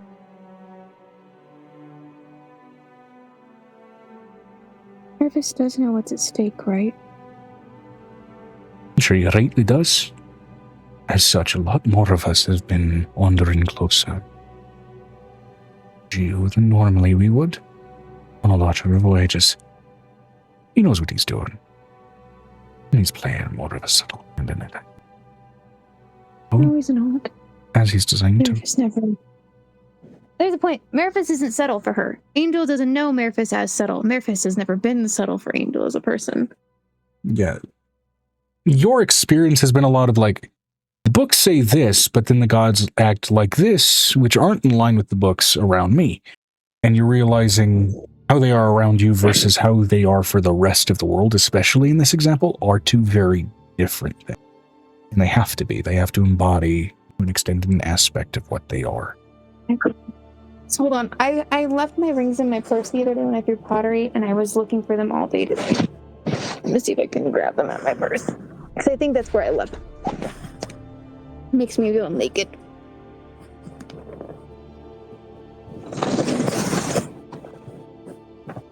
Okay. So, she's gonna look over at this man and ask the question, you're gonna talk about neutrality when we can live in the dark void again? Like I said, there are more of us around that coast for a reason.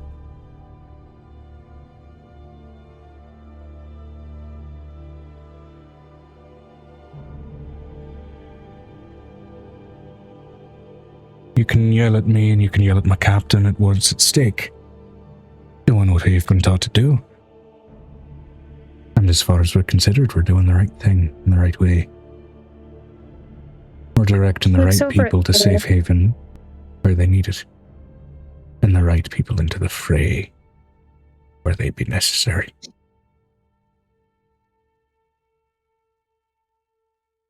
For all those that don't fit that bill, and instead might poison the water.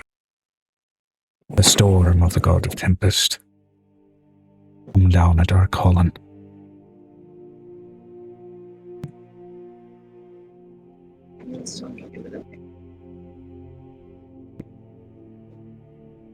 Sorry guys, I'm trying to find them. I don't like taking them off because it freaks me out. I'm not a person who gets freaked out very easy, but when I don't have them on, like, I'm multiple.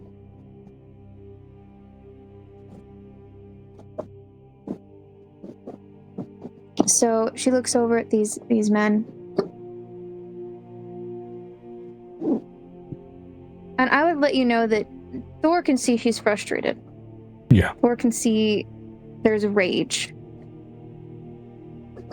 You hear him mentally respond, Mom, I know you're not angry at them. You are angry at the situation. Don't let it out at them. They are doing what they are supposed to.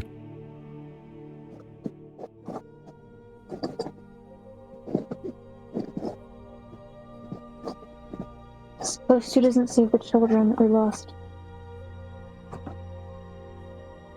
Where they are afforded opportunity to get involved, children do get saved. You want people who act proactively in the way you need it? That's what adventurers are for. We don't have enough adventurers. Nothing like we do. I haven't found any of our level or any of our capability. She looks over at these people and they can tell there's a full mental conversation going on. They seem used to this sort of staring and fluctuation of facial expressions. A lot of them are clerics. They may have similar capability.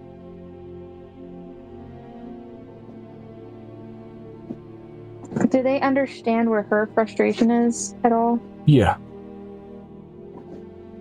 And also with the look of sort of understanding expression on their faces, this, I'd say you quickly enough gauge that this is not the first time that they've been confronted with what amounts to effectively a moral ultimatum. When their job is not to go in one of the argument or the other. They sit on that fence, and then they choose who walks through.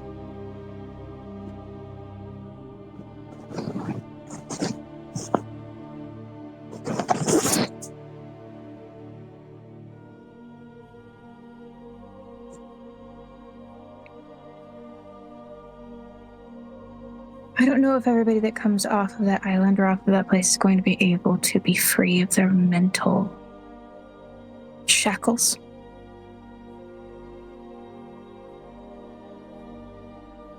That's the only warning I'll give you on that one. Mental shackles are one thing. In an hermitage, you can really get a good look at yourself. That's one thing we're all really good at. What do you mean?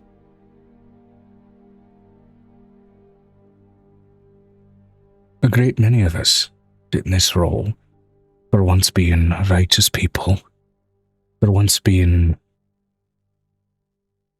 wretched people, for once being the ones that held whips, and for once being folk that had the yokes around them. Some of us might be those on these very ships. And yet we work together despite those histories, because we know the damage it do. We know the chaos that's going on in Shihur. We don't act on it, not directly. We stick to our domain, and for those that seek safety away, we'll grant them it once they get within our reach. Reasonable doubt. You want someone who's going to act directly for justice. You go for Volk clerics. You want someone who will act to dominate. You go for Vestris. You want someone who will sequester away someone quietly. Smile at you while they do it. And you rightly can't really stop them. Because they're not technically doing anything wrong. And not quite doing enough right. You go to Meriphis. Vestris doesn't even have a foot, doesn't even have a stake in this fight this time. Doesn't she? She's the mistress of domination. And we know the rumors. about the mind flayers beneath those swamps.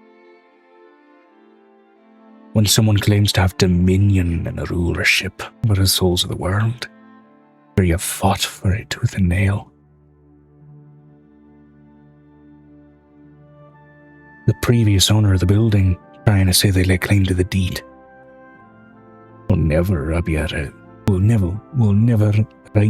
rub you the right way. Doesn't have a stake in this fight in my heart.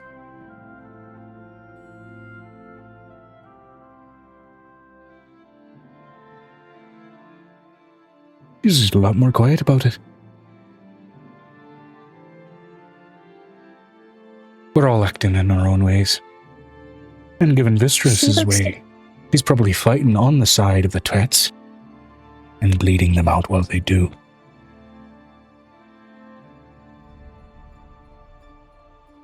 She looks over at her son for the first time. She's had more of Vistras's children lately, so the fact that there might be betrayal from Vistras, that's the first time it's been pointed out.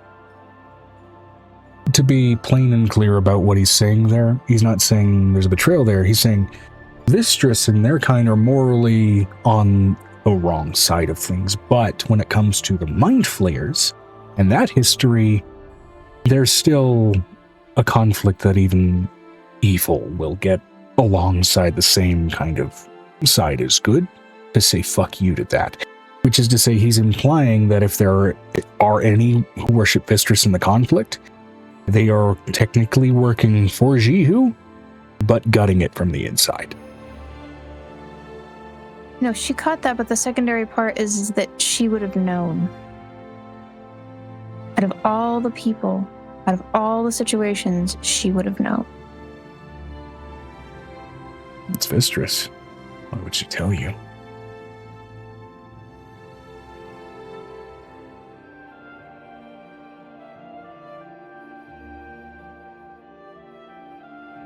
To be fair, this dwarf is entirely speaking on theory. The dwarf. Their gut usually taunts them something right. I know that, but knowing what I know of Vistras, where are we at with her? That's the other thing that, for her, this is the first time she's ever realized, and this is the first time for Piper, she's figuring out that Angel's trying to figure out who didn't watch their ass. Didn't watch their ass in what regard? We can be pulled into the darkness. It cannot be fixed. She has reaches within the Shadowfell as well, which is another thing that Vistras has, is reach down there. Not as much as she prefers to. But there is historical precedent for maybe sketchier things from Vistras, because after the Sunrise Rebellion, while there were a few decades, in the in-between, there was then the rise of the Vstrusian Empire. She might be looking for a second coming. She might be looking for a second coming in certain places. That required the dragons being around on the material plane, something that you've kept locked down. So there's a historical precedent for it, but at least the same tool set, not necessarily there. But she would know what tool set is being used. You know what tool sets could be used if you were in Vistras's position, but this is all speculation. And that's assuming that Vistras wants to do this a second time. That would, however, require a weakness on the grander world scale to allow that. There is a weakness on the grander world scale, and that's the issue.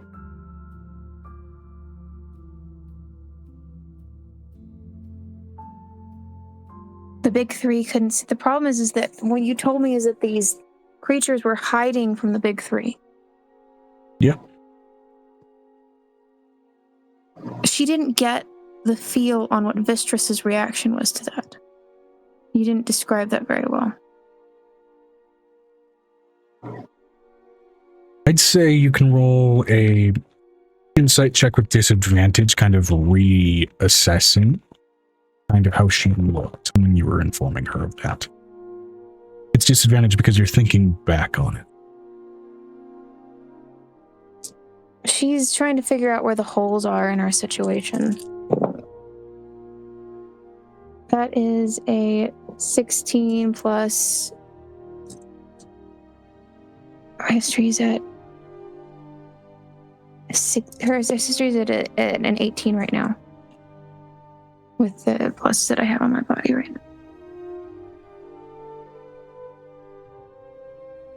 What you read from Vistris back then, thinking back on it now, even just from historically kind of what happened after the Sunrise Rebellion with Vistris,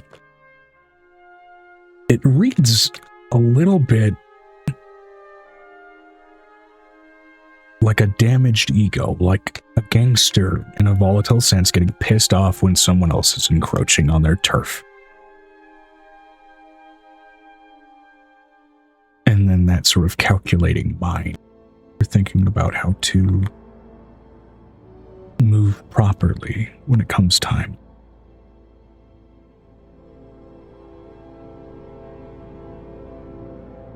But I would already know that she has better reaches right now and Sunsmith right now. She's better reaches anyway. She's a god. She's one of the big three. Whole point.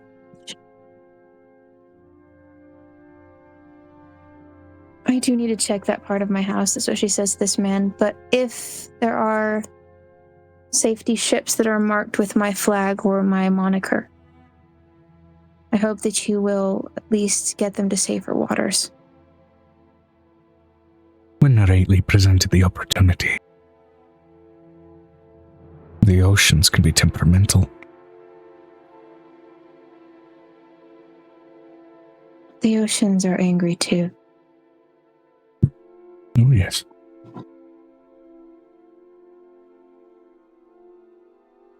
We act always within our tenets.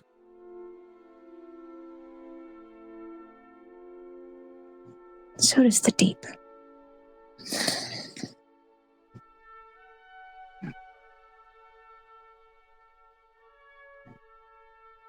Thor, can you do me a big favor? Yeah, what's it? Guide them through these next couple of days.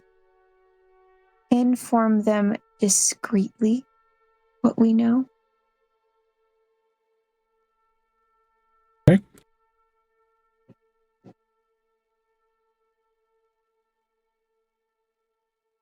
I want you to give them mistakes. I want you to let them, as mortals, make a choice. Sure. Do that.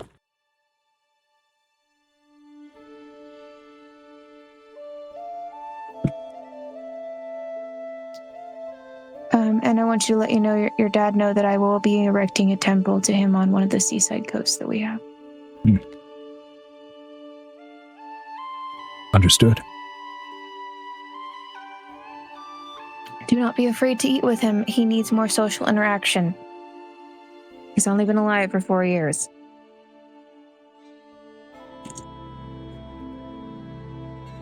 With that, do you return to the ship? I do return to the ship. Okay. I look very disappointed.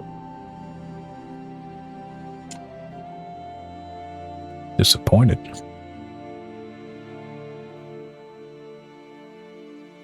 Not disappointed in them. Disappointed in the full situation of what it is. Yeah. The calculation that it'll going to take.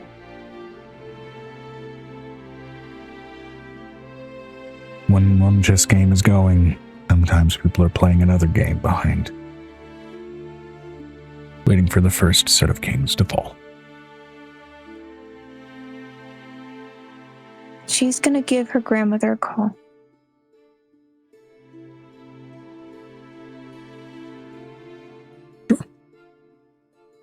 Which one, Castle Grandmama or Ryu Grandmama? I'm calling Kimiko. Okay. Who is actually friends with Vistris. Actually friends with whom? Vistris. Vistris is the one that she's friends with. Oh, okay. I'm sorry. Both of my Mm-hmm. things basically are friends with some of the people who are a little bit more domineering than most people. I rolled for that. Kimiko, who she would be friends with. She would be friends with Vistris. I know.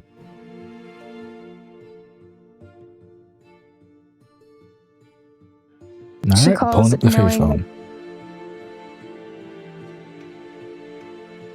Hello. Just gonna let it ring. Grandma, I have a question. Go ahead. When we found out the stakes for this situation, Mistress was there. Right, okay, if we're having... Let me get on a road.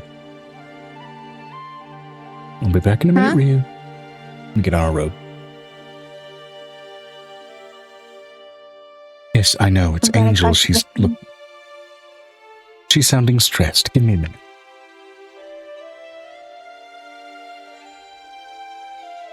Yes. This is the point where she asks, she yells it through the phone when he's like, "Do you want my kids to be permanently there, interrupting your private time?" No. There we go. You didn't need to answer that. He already understood. Thank you.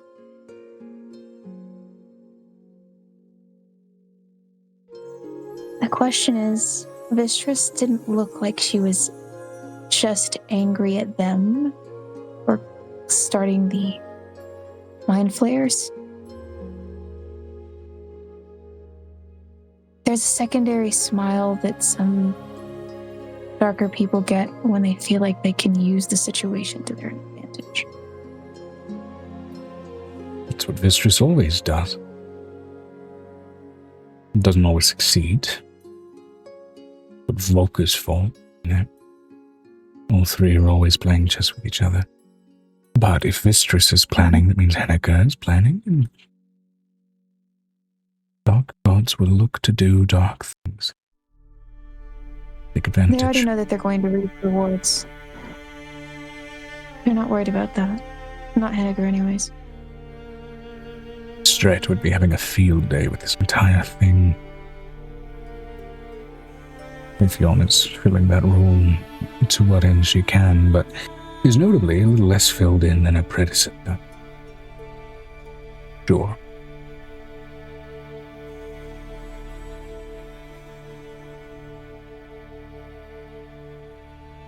I'll talk to Kai Fion. Shadow wars and assassinations you- often go hand in hand, you know. I need you to play chess for me.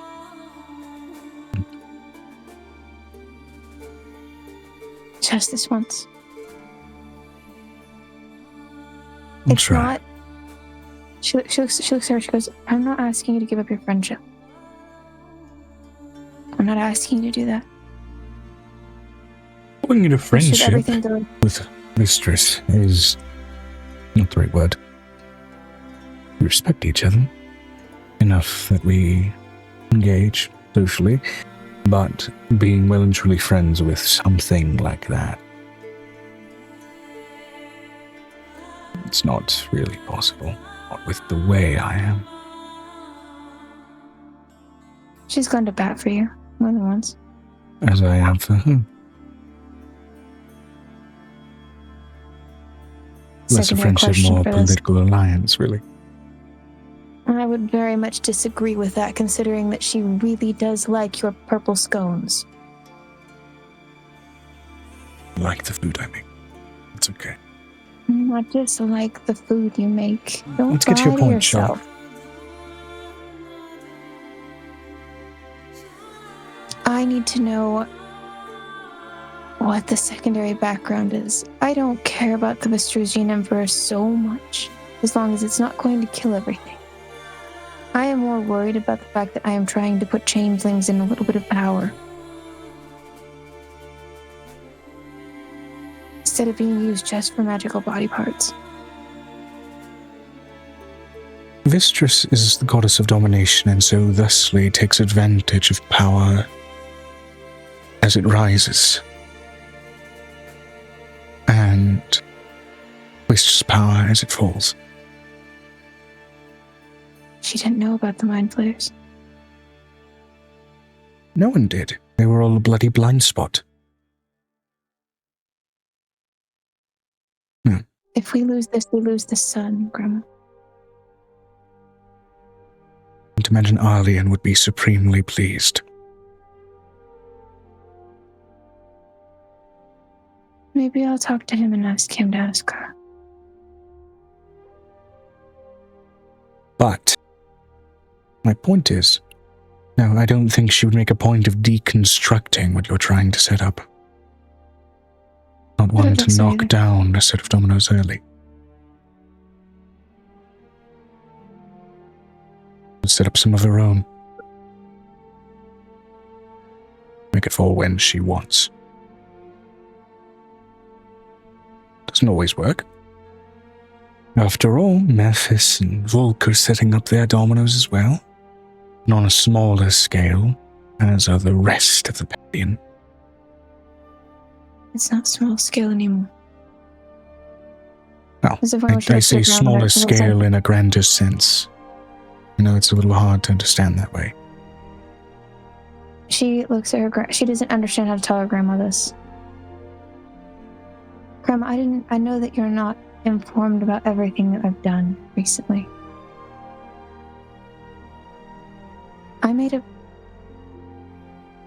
Menidna made a pact with me.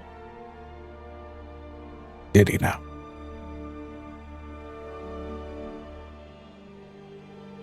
He was reduced to nothing. He looks like a puddle of eyeballs. How much can you truly diminish an idea?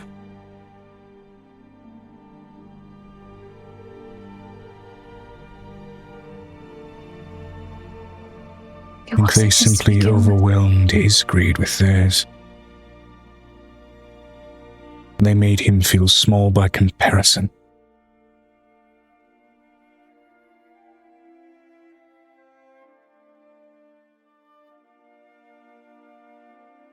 I'm sure it's not technically that simple, right? If you could well and truly collapse a great old one just by confronting it with a contending idea, nothing would last. They're a little more complicated than that, but... You're saying that Menidna needs a pep talk.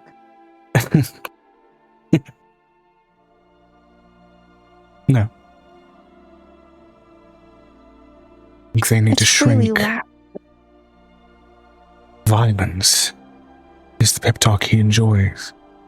Great old ones are rarely ever friendly. There's only a couple in our sphere of existence that could be considered that. Truly. And I mean beyond what you consider friendly. Entities are a little friendlier than you with you and a little chummier than you with you than they are with any other mortal. I mean, I know. Yeah, with all of our kind. I don't understand it. It's just how it is. Nor do I. It's honestly a disruption of cosmic balance, and unusually, you're calling me this nervously, when you've been confronted with how normal mortal people treat that cosmic balance. Because that's how it's supposed to work. What we do isn't within that framework.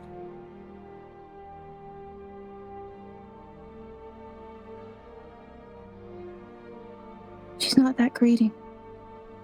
She's that calculating, but she's not that greedy. Isn't that greedy? Domination. Goddess of domination, goddess of tyrants. The Black Empress was one of her titles for a time. Rulership is part and parcel with greed to a degree. She's that greedy. But would she bring down Menidna in order to get it?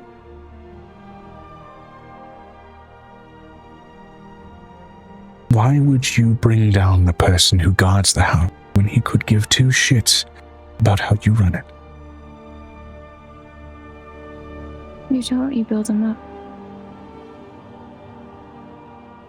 Menidna doesn't care who rules Zeria, as long as they're not keen on taking it from him. And I think that is where it's a problem with whatever these things are. They absolutely want to rip it from his grip.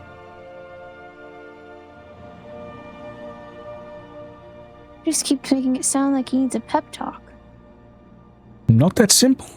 Really not that simple. Violence is his best pep talk. Something needs to die. Something needs to die. We already lost the Strat. I don't know what you're talking about. Grander scale. Things that are trying to take his toy from him. You remove one of the bullies from the equation in the group. Suddenly it's less intimidating.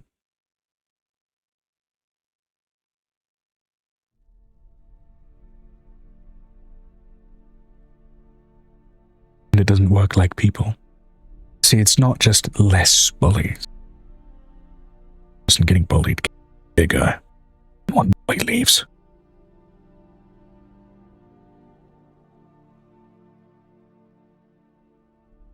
Does that make sense? It does. Mr. Angel's mind is turning. Don't overthink it. For right now, you're on the seas. The waves and the winds will turn more than even your thoughts. Look to the wind. Maybe you'll get some inspiration. Yes. Go enjoy grandpa time. Tell my kids I want them back in 3 days. Of At least 3 days of my time. Now, please, if you would, don't interrupt me while I rock his old bones. I don't need to know what you do. She puts her hands over her ears like a little kid. No. You don't need to cover your ears. You just need to end the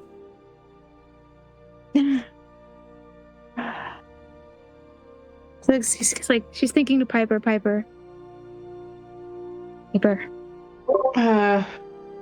Do you think I need to worry about Mistress?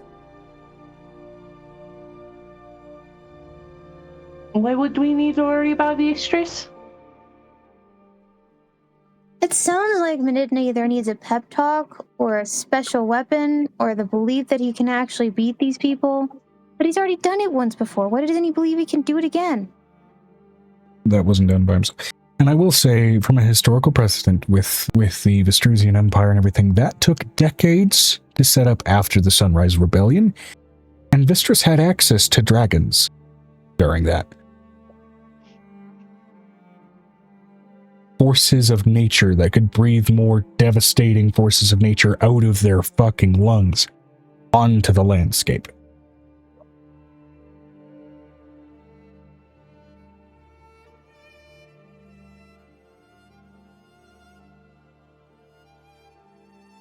You know what would be more scary is if they're trying to manufacture Leyborn. Not possible. No, she knows that it's not possible. In case you basically go to Murkaz and are having a kid in Murkaz and you're basically a god. Personal experience is like my personal experience is not everybody else's personal experience, and that's what she constantly reminds herself. Yeah, and that seems like a major locus of Angel's character conflict of, oh, what I'm experiencing is not the way it is for the rest of the population.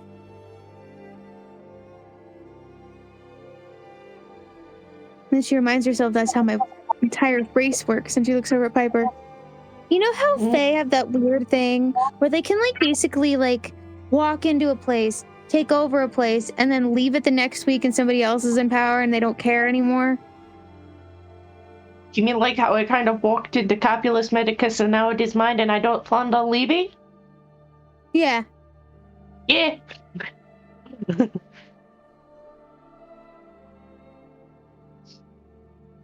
I don't understand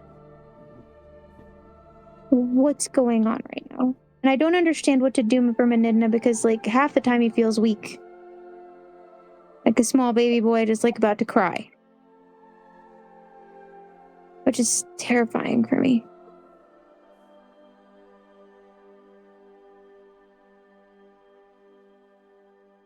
But I mean, I faced down my own son, you know? It's like she's like having a moment of like, I don't have enough ego for this. She's like, I don't have enough ego for this. Yeah. But then I always had a bigger ego than I did. And it's still also about running through the calculations and doing the math of how much of this is purely because it's your experience and the experience of your companions versus how it would normally go for anybody else.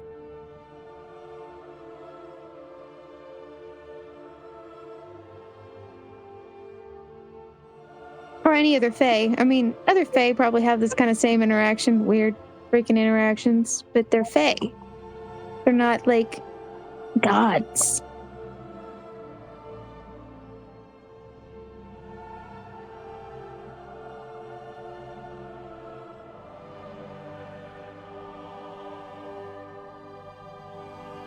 I just kind of want to know what her mind is on it.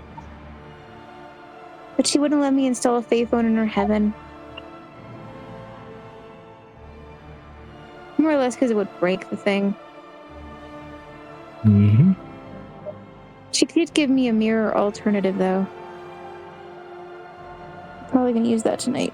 Rising to godhood does See what not she mean said. all access past all other heavens, unfortunately. Oh. She's like, it's like we can talk in their heavens, but it's not like I can affect anything. Still mortal.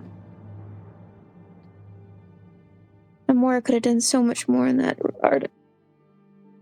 She knew how to talk to Vistras. I don't.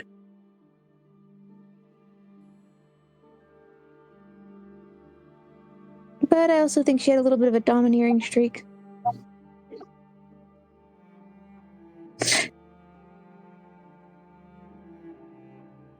Hey, Piper. Mm.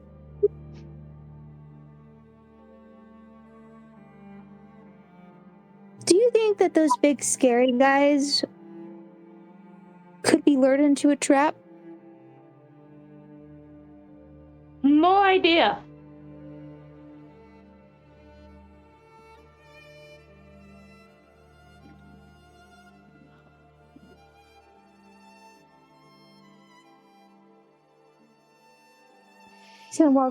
He's gonna walk over to Venestra wherever Venestra is. I know that they're working with the egg, but I had a question. Considering they're still sailing on the seas, it's probably about midday to afternoon. It's curling Almost time into for food again. afternoon, kind of toward evening now. It was midday when we started the session.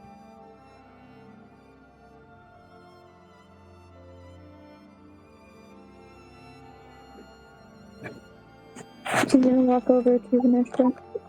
And she's gonna ask Venestra, okay, I know that I was busy over there with the other guys real quick, but I have a personal question.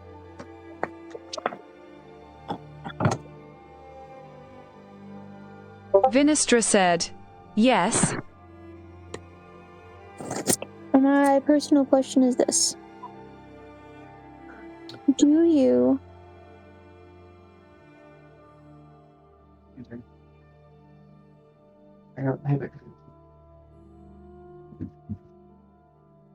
you think there's a way to lure one of these big scary guys into a trap?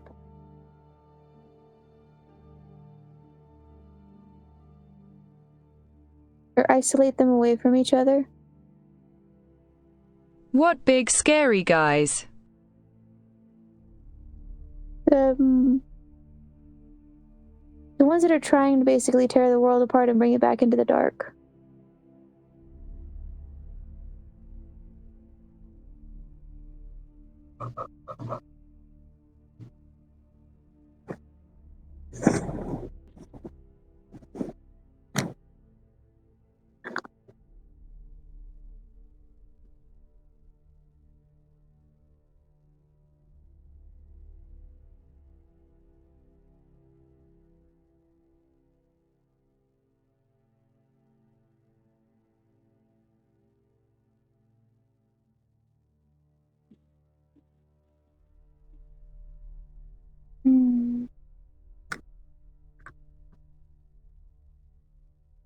That would depend. Do they have something to lure them with?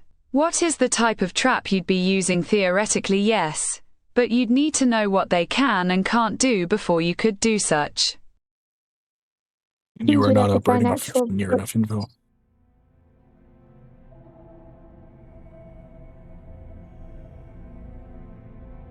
But there's not hardly any... I haven't gone to the Sage and Chain to look for info for them. Not on their weaknesses.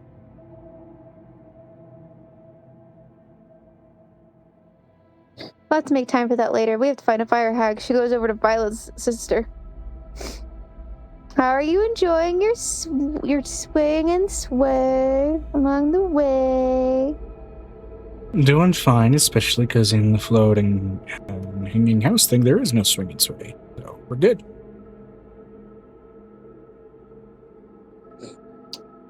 So, what is it like being away from a screaming hag who's basically crawling through your skin and making your life suck? I can sleep. It's great.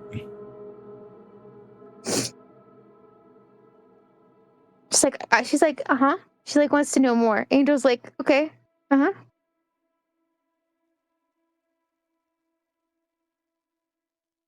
A long day. And I'm worried. Yeah, I can tell. I don't know what dealing with the fire hag's gonna look like. I don't know if we gotta kill her, which I'm not opposed to doing, or if we can talk to her and get her to help us. I don't know.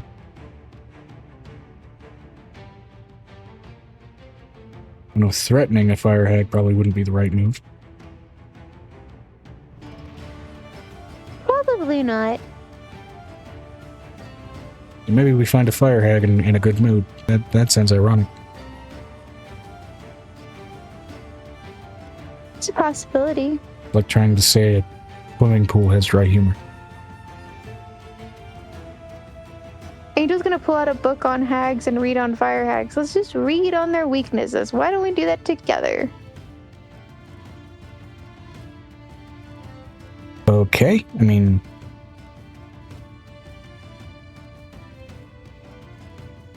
I know they would probably know more weaknesses than me. That's why I'm also here, so I could write down some more notes inside the margin of my book. Just because I was being raised by a hag doesn't mean I was getting a crash course in hags.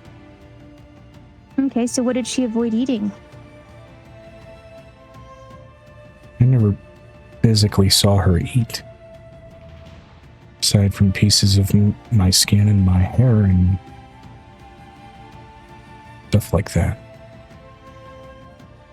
Ew. Yeah. She's also handing her a cup of hot cocoa. Appreciate Further up it. discussion. Hot cocoa is a little bit of a weird drink for being so hot out.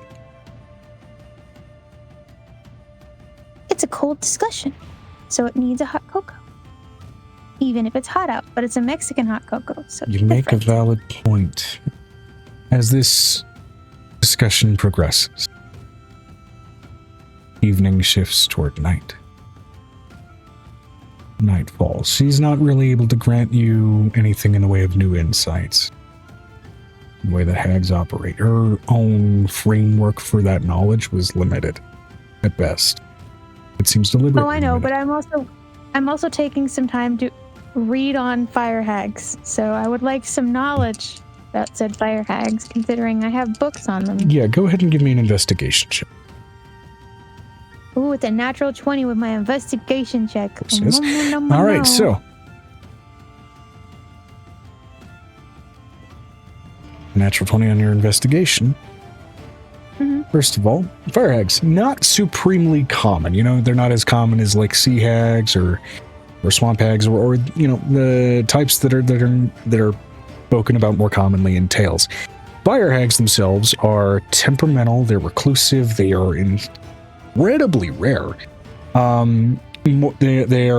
Their more common cousin in the ash hag is more strictly talked about than the fire hag is, as it seems like almost they're more in line with elemental rumor and variation on the typical hag structure, which is to say it's also suggested that maybe a fire hag is what happens when an ash hag spends a little too much time kind of trying to traipse about in the plane of fire. And then they kind of begin to absorb some of those traits and go from ash into something a little more explosive. As after all, you know, hags can be created and produced from mortal offerings. As such, what's to say hags don't, you know, hags can stop evolving in some cases. Fire hags are one theorized example of that, but as such, similar to ash hags, they are very, very quick to anger, very temperamental, and then otherwise somewhat polite. You know, they have They have 2 motes. It's 1 and 100. They don't have any radiant of 50, 80, anything like that in between. In terms of strict weaknesses, I mean, there's not really any sort of, Pokemon rules or aspects to it as far as like, weakness to water or anything like that.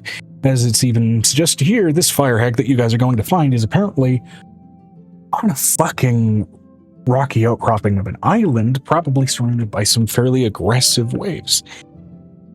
And so with that, it's also a matter of like any sort of spoken rumors or anything, or spoken accounts or written accounts of seeing or encountering any fire hags in small engagements and whatever have you. It's a matter of, did the gods flip the coin today, decide that she would be polite rather than pissy? And by pissy, you mean like people have mostly accounted for that from a distance while usually watching friends die rather violently.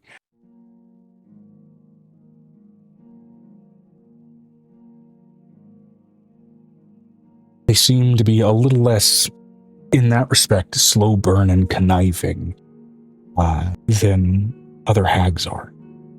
They seem to be a little bit more spontaneous. Their kindred. Well, with that little bit of information, I want to see how we can finish our quest for the next 2 to 3 days. Yeah.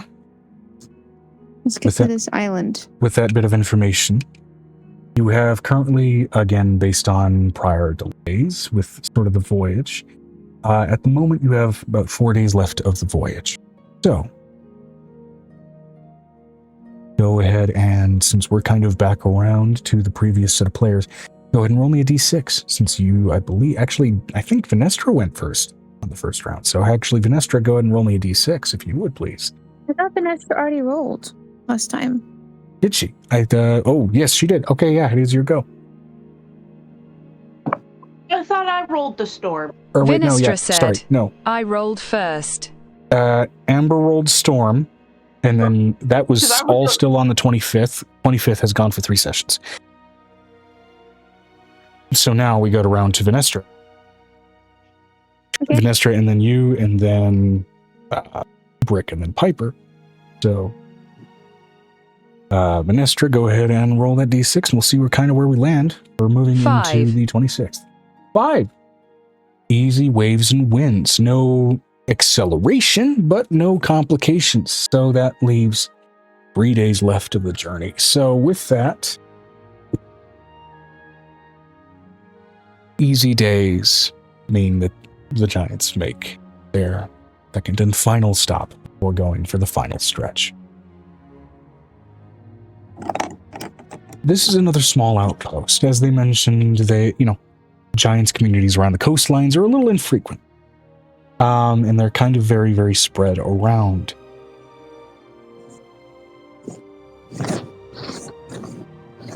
But as such, you nonetheless pull up to an island. It looks to be sort of a small set of roiling hills. You look to see a series of sort of large kind of canopy tents set up, and a series of hill giants kind of look out from their tent. And what looks to be their sort of hill giant, what looks to be their daughter, still eclipsing most all of you in height, except for Venestra at this stage at least, starts kind of skipping down with thunderous impacts down across the island, waiting for the ship to make port and greet the lot of. Which promptly she's holding forth a basket of what look to be gallon jugs of, best you can tell, probably some kind of perfume or scented oils that are promptly exchanged for with small bartering materials.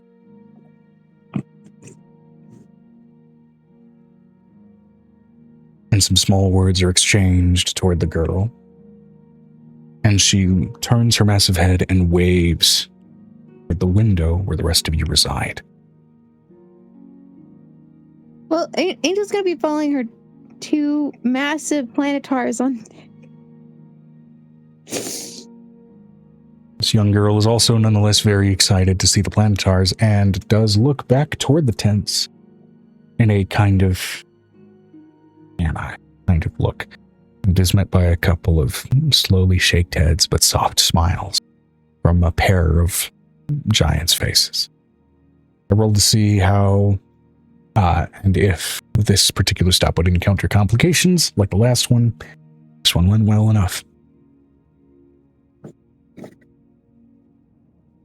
She's going to wave. She's gonna tell her kids, wave, say bye, say bye-bye. And that little hill giant girl waves back all the more emphatically, and it is at that size you are feeling sort of the gust of air from her waving that fast at her just relative physical, mass. The planetars are just giggling. She's just like, yay, she waved back at us. Wee. And then she promptly skips back up toward the tent, more thunderous impacts as she does so. Anchor is weighed, and you all make sail once again. Is it my turn to roll? Yes, it is. It's a 6. 6. Gale winds. The journey progresses by 2 days.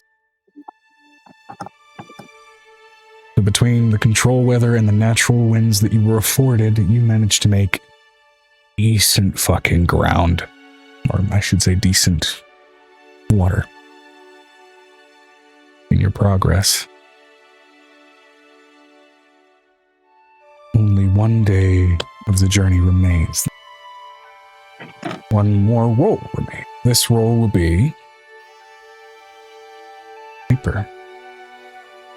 Piper, roll D6. Unless there's anything that you guys would like to do for this final stretch. No. Hold on, let me see if there's any dice down here. Angel's taking this full day to basically sleep off all of the exhaustion points that she has. Easy enough. All we need And is a she's, little cube turning one. Oh, If you encounter a my 1, re-roll. The storm event has already occurred. She was also permanently polymorphing a couple of sets of kobolds into like silver kobolds or gold Polymorphing kobolds some or paper something like kobolds that. into silver kobolds, or No, just regular kobold, like the red kobolds we had, and changing them over to the other kind. hard We don't or need deadly fire on random board. encounter. Now this was by the normal CR system, which you guys are still far above. Means you guys do kind of. It'll still probably be relatively easy for you, but I'm gonna roll to see what you guys encounter as you finally can see the sort of Vinestra crabs said, off on the horizon. Vay spending her time with Amira and her kobold, Kiri getting the hatchling familiarized with things. Awesome.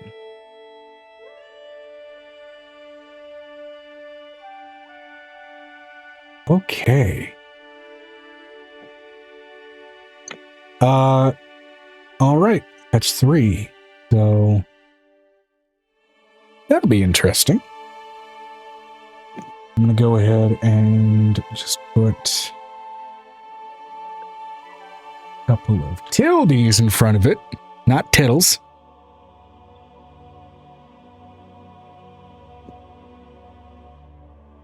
And real quick, I got to look up what this.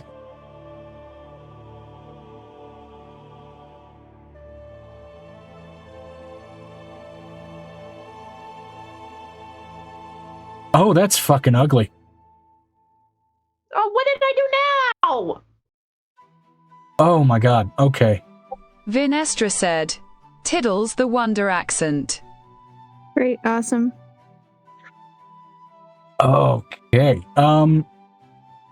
So on this final stretch, final day of the journey, where you can see off on the horizon the goal you are approaching, you can even see what appears to be probably just off a speck on what looks to be almost a large crag outcropping, but made entirely of charred wood and sort of a series of sort of exterior buildings that are bound to that in its own right, kind of a disjointed manner that's almost falling off of the crag. As the water seems to almost grow thick and choppy as your approach slows even against the straining of the wind.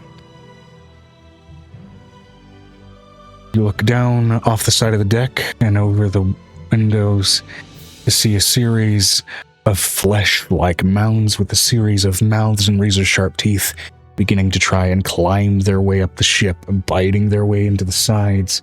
And furthermore, what appears to be sort of larger squid-like thing seems to have latched itself onto the ship and steadily climbing, only to realize whatever this creature is, it is no squid. It is some monstrous mutation and some wretched thing, as you can hear. Raised voice greeting you. Can't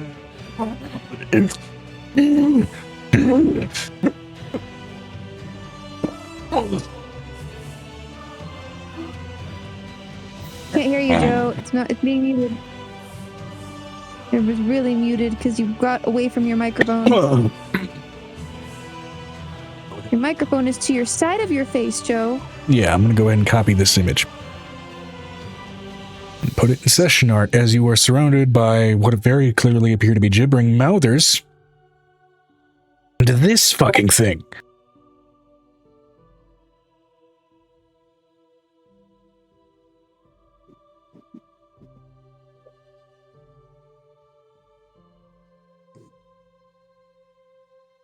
He looks like a roper. You would think that there is some familiarity there present from your time in the Underdark, except for the fact that this thing immediately generates a miasma as it's starting to climb up the ship of a rotting field of bloated corpses. And that's where we're going to take our break. Oh my god, Joe. I don't know. Where am I? Welcome back, everybody, from the break. I would like everybody to roll initiative. This Theater of the Mind combat is brought to you not by player choices, but in fact the dice gods for this round. Dice gods need to go and get... The dice that is currently sitting in a container of less salt. I have a 27 for Angel. Violet has a...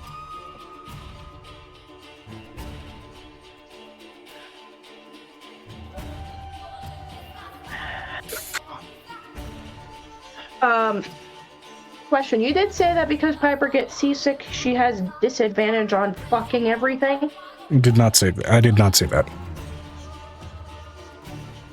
Lapis lazuli. It's been a funny joke. But... Okay, I'm gonna have this moment. I need this to be said for everybody out there in the world. It's lapis lazuli. I don't know why people say it lapis lazuli. Because people like to be contrarians. Thank you.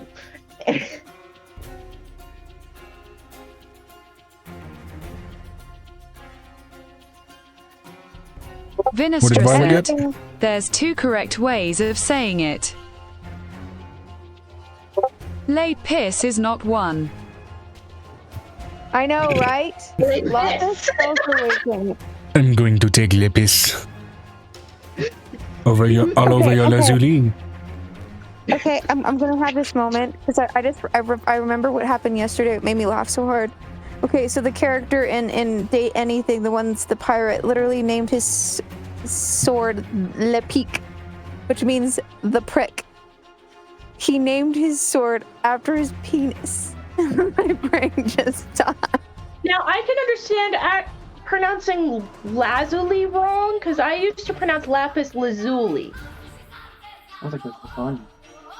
Shut up! I can't. When you have a severe speech impediment, phonics doesn't work.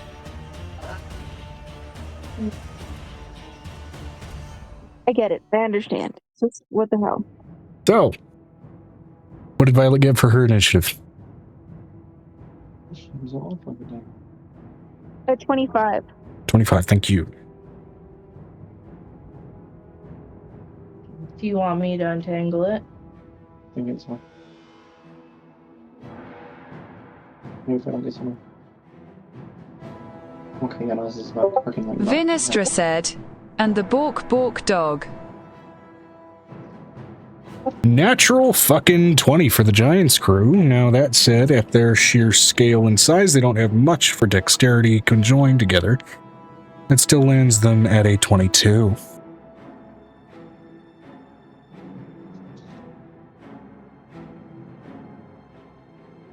I'll do it in a second. We finish this row. And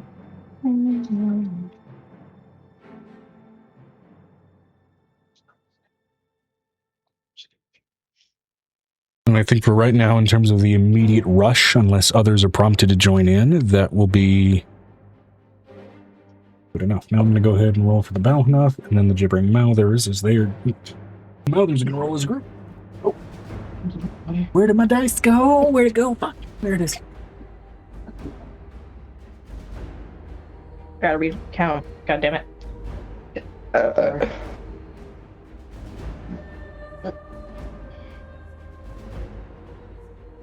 Balhanoth gets a -1. 14, so that's a 13. It's a big boy. So's Vinestra, but you don't see that slowing her down. Although she'd be a big girl.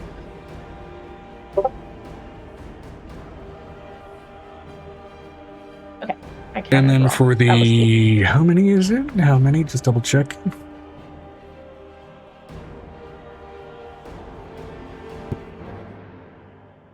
Ten Gibbering Mouthers. Fuck. Okay.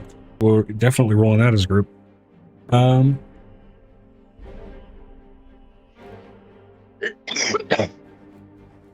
Also a -1. Okay. And yet the Gibbering Mouthers ever so slightly are going before the Balhanoth. Are you saying Violet's the Bork dog? Or are we saying Bruce? Because Bruce is babysitting right now. Alrighty. Vinestra said, Violet. Oh, also, Okay. what did Piper get? 21, I already put it in there. 21? Oh, right. Okay. Got it. The thing. There we go. My owl with cuteness.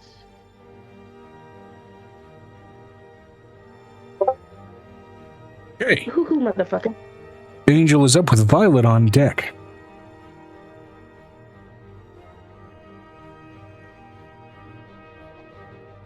I would have had a map prepped, but between trying to wean myself off of that medication, this week's been a little bit fucked. Okay, And now I'm I just going started to. I am going to cast the Evergreat Chaos Bolt. Fantastic. Love you. Because I've had about enough of this BS. I just want to get to the stupid. I can see the thing right there. Like, I gotta go home. I have shit to do. I just want to get there. I have shit to do. I can't stay here forever. That's the whole thing, Joe. My castle has already moved at this point to the Rusted Peaks or near Rusted Peaks. Yeah, I'm aware. I am also just obeying the conditions I set for this exploration section of the game. I know. Yeah, no, there's a reason why that dice is now sitting in a thing of salt, because it's the same one that gave us the storm last week. So I rolled a 19 to hit. 19 to Which hit. is technically, it's a 20. If with my DC, it'd be 20. It'd be a 33 to hit. Okay. I think that's right. I'll just say this above board. The Balhanoth has an AC of 17, so you definitely hit. And the Gibbering Mouthers have an AC of 9. This is a swarm of Mouthers, since it's 10 of them, which means it's been reduced further to 8. So yeah, you definitely hit. Now, are you aiming at the Balhanoth first, or the Gibbering Mouthers? They're waiting for this Balhanoth to do something, so I'm going to start with him, and it's just going to go down the line. Okay. Boing, boing, boing, boing, boing, boing. Talked. That's 2 6s. So what's that on that scale? Hold on. I can go look at Harlene's real quick because that's easy for me to pull up. If I can even. Because Harlene has that spell, I think. Either that or I switched it out with. It's Chaos lightning, Bolt. Joe. They're getting hit with lightning. Great. Oh, and water. awesome. That's yeah. So yeah. Okay. Fabulous. Amazing. No. Oh, that's what my sheet says because I have mine set differently. Oops. Roll it. So first of all, we take 12 lightning damage plus your d8s. What level are you casting Chaos Bolt at? I'm gonna cast Chaos Bolt level 6. How about that? Let's do 6. Mine got my legacy spell got switched with the current spell, so it probably is lightning because it says on mine poison. Ah. So it takes Definitely. 1, 2. Oh, how this is a second level, so it's 1, 2, 3, 4. 4? Okay. That is a 16 plus 12. 16 plus 12, 28. Mm-hmm. Okay. What? Oh, yeah. Cool. So 28 damage to the Balhanath and 14 damage immediately to the swarm of Mouthers. And because I got doubles on the 6s, it hops.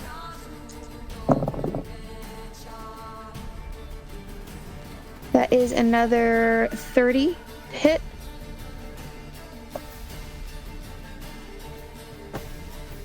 Does 30 hit the next baby boy? Yeah, absolutely hits. That's 2 7s.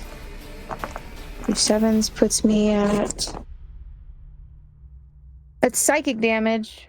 I don't know if they can take psychic damage. Let's see. So this will be on the Mallards.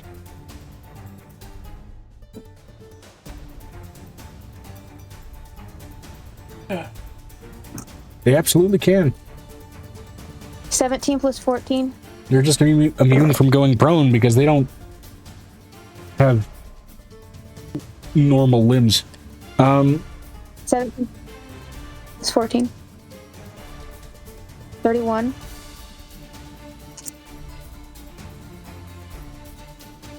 Hey.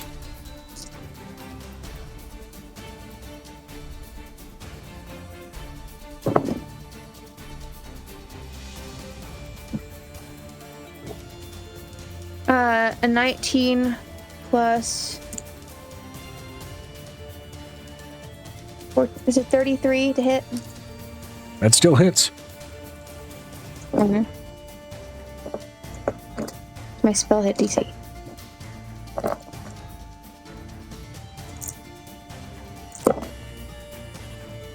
That's 2 2s. That's 2 cold. That's cold damage. They take cold damage, so that's 4 plus.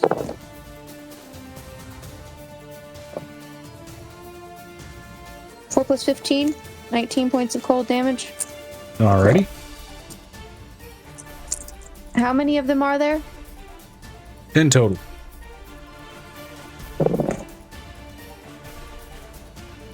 At 28 hits, yes. Yep.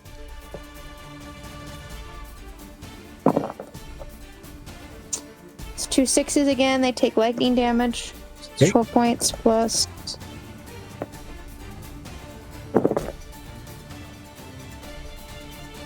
$12 points of damage, 24 points of lightning damage.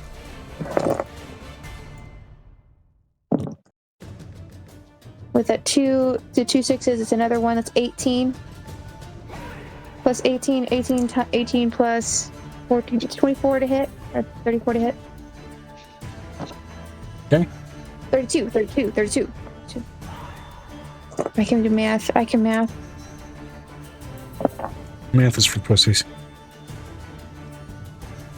You know, I do have one, so technically that's not off. Exactly. It's 2 That's why I'm 3s. being accurate. Okay, great.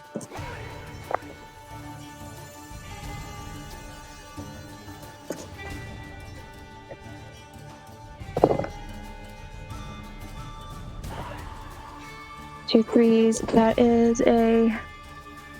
They're taking fire damage in the water, which is funny. It just means it'll be a short burst of a lot of fucking heat. That's 14 points of fire damage.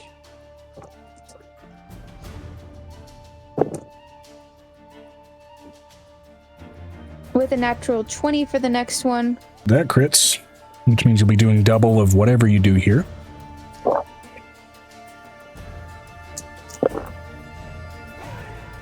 Wow. Acid damage. 101. Acid, great. So that's 2, double to 4, plus Plus 3.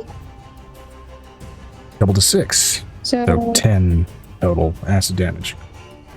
no, not 10 total damage. So it'd be it's 20. It'd be 20. So I just got 20 for my damage points. So it's over 20. So it's like, hold on, it's 23 times 2 or 10. 13 times 2 is 26. 26 plus 4, which equals 30 points of acid damage. Okay, great. How many more? I think there's 4 left. I think you've gone through 6.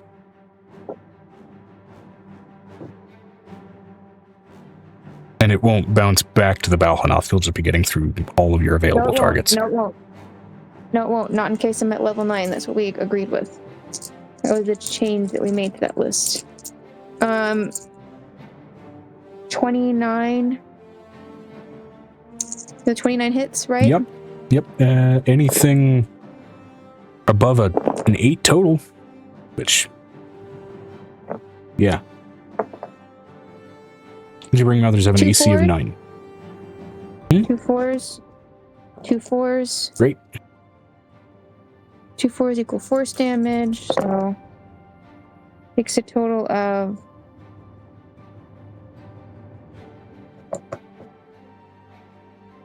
18 force damage.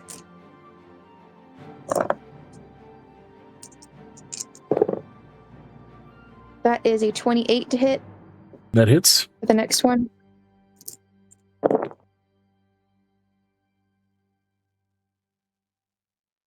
Cocked.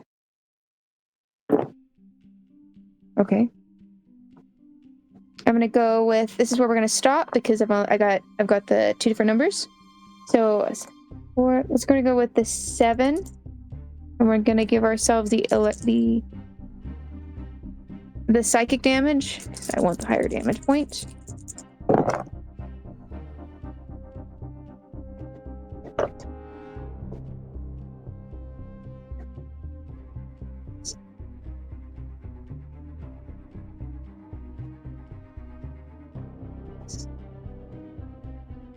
That's a 30 for final damage for that last one. Okay. And that stops. And that's All right. everything. And then for her bonus action, she's going to do a radiant blast of dragon fire straight to this guy's face. Cool. At the Balhanoth or at the gibbering mothers surrounding the boat? No, it's the Belhanov. She's gonna save herself from vomiting. This is gonna be vomit reaction. 5d6. Straight to this guy's face. What kind of saving throw? For that one? For Dragon's Breath? Because you have different saving throws for the various different breath types that you're able to do. Mm-hmm.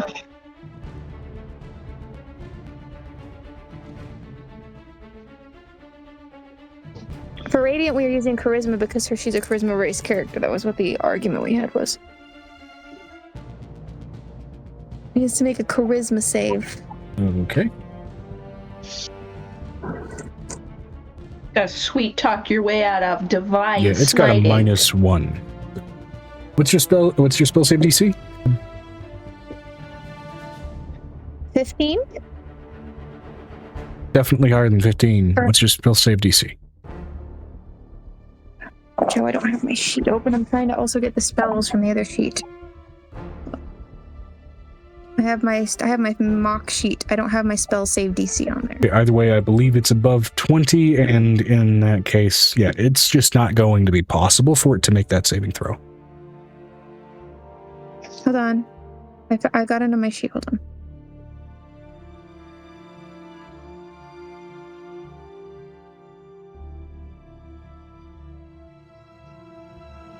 Oh yeah, it's plus 20. It's a 25 right now for my spell save DC. Okay, great. Vinestra said, it's 8 plus proficiency plus casting stat. I know, but our proficiency went up because of the epic levels, which is why I have to keep track of everything. 8 plus I'm 7, right which now. is going to be 15, plus your charisma statistic, which will be Yes. plus 7 right now, I think. So It's 22? more than plus 7. plus 8 makes it a 23. Either way, 23 is still ridiculous. Yes. No, I have a plus, I think a plus 9 to my charisma stat. Ah.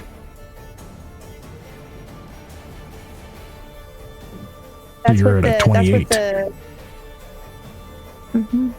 Okay. It's the vestige. It's my vestige. Plus the other items I have equipped. 8 plus 8 plus 9. Yeah, 25 is your spell save DC then, and that's redonkulous. Yep. I mean, I'm pretty sure mine's pretty high too. So I can How much get radiant where damage it's does this fool take? all of it. I don't know. I'm being weird. After this fight, though, I'm gonna have to head off. 25 points of radiant damage straight to the face.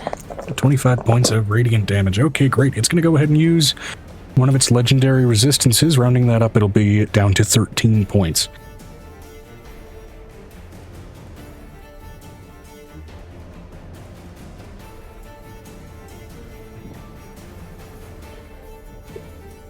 Okay. It already took damage the first time. Yep. It seems a number of these creatures immediately jumped into a situation where they didn't know what they were dealing with. And this is just one of you. We haven't even gotten to the next turn yet. So. Is that your turn? Yeah. Cool. Violet.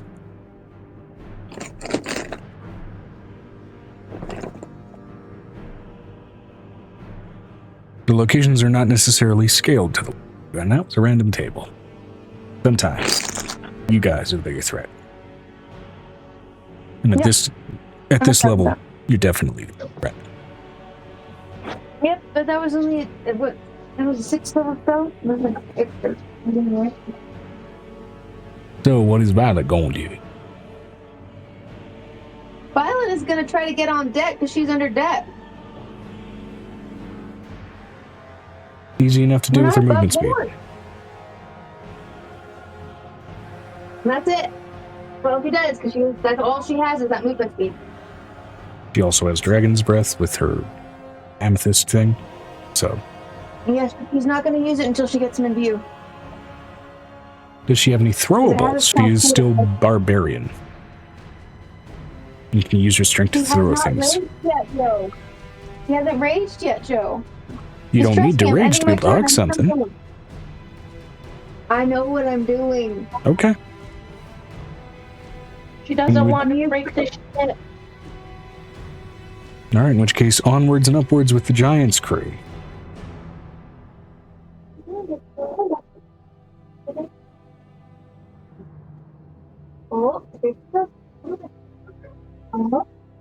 To which all 5 of them are immediately going to just drop lightning bolts into the water.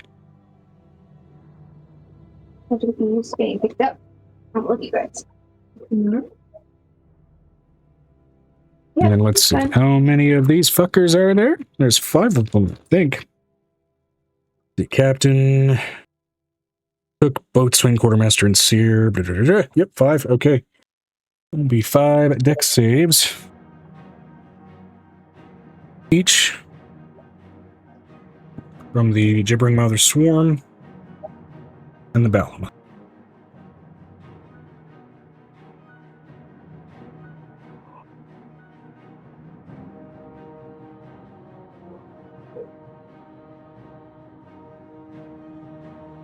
Failures. 2 failures. That's a natural 1. The Balhamuth takes an injury if it is not dying from this. Alright, and now for the Gibbering Mothers. Failures. 2 failures. 5 failures each. The Balhamuth also takes a natural 1 on the last one. I need some... you know what?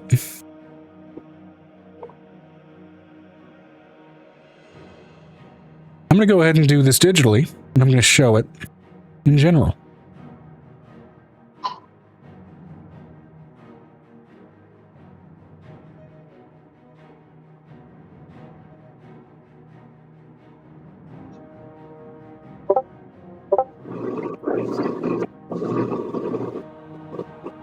Because I don't have 40d6 of dice to roll.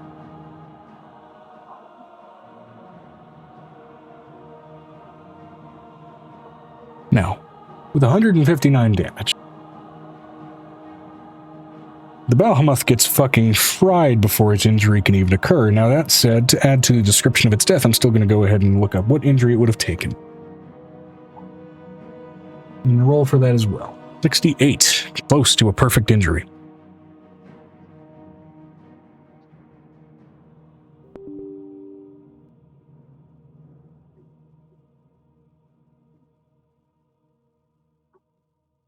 Again, there's a reason that people generally don't fuck with a ship manned by storm giants. A little bit. Just straight up fucking calamari.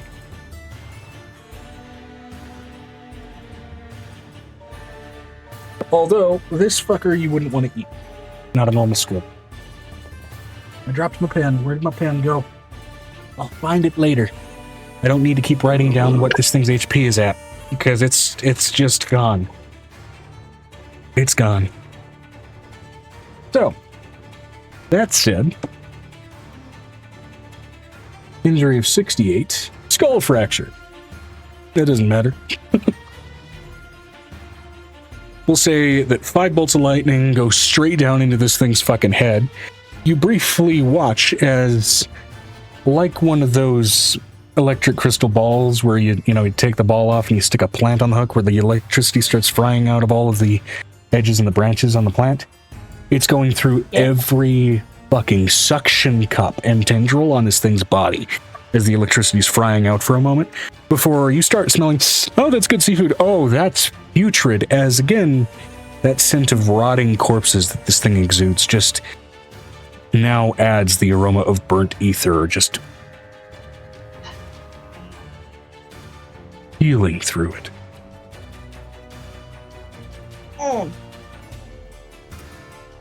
Now for the Gibbering Mouthers. I'm going to go ahead and roll that again.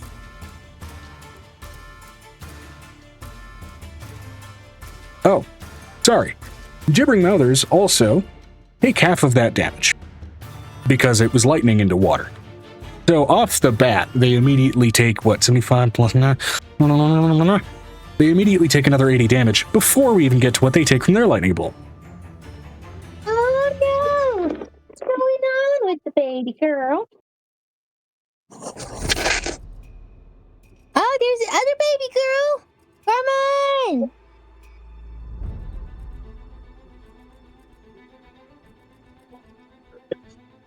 Hello? Roll. Rip. Let me type. Roll. No.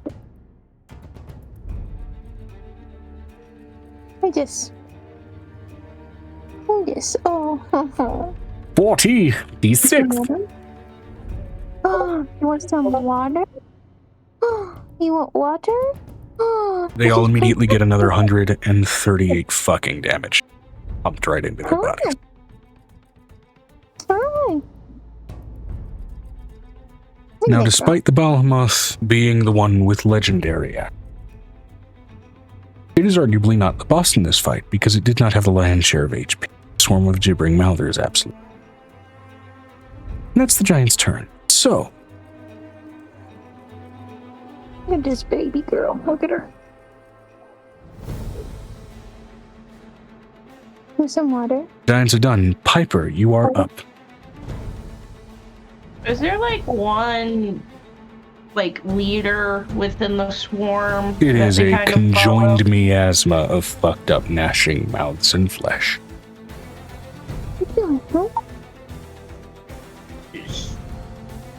So would something like Gias work? Something like Gesh? GES? Yes. Good night, Emma. God bless.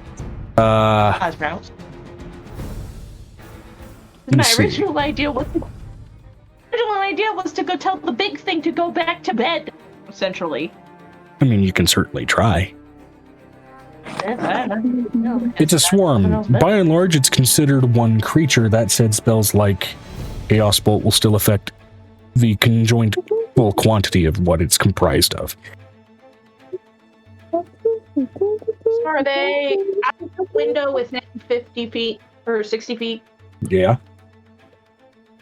Okay. I'm going to cast that on it and tell it, go to the bottom of the sea. It has to do a wisdom saving throw of 22, I believe. Yeah.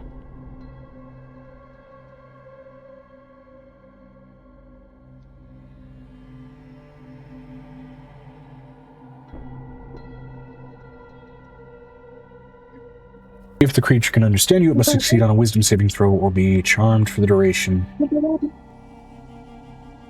While the creature is charmed by you, it takes psychic damage each time it acts in a manner directly contrary to your instructions. Let's go ahead and see what it do, though. Let's see. Languages. You cast out the spell with the intent of commanding it. It continues to gnaw and snarl and bite at the ship. Gibbering mouthers have no understanding of any language. Not even with the fact I inherently speak with animals. It's not an animal. Ah, It is well, an I tried. aberrant monstrosity from the outer. There you go.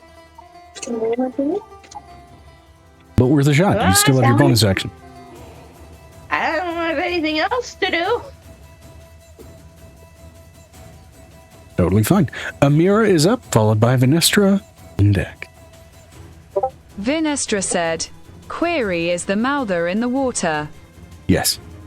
As such, it's been taking additional lightning damage whenever the Balhanoth was getting hit. However, the Balhanoth is now dead. So, How? Submerged is it? you can tell that most of the rest of its body seems to be entirely submerged, though it seems to be slowly kind of trying to eat and slurk and slide its way up the side of the boat. Or I should say sides, kind of from all sides. A little bit of a fucked up situation.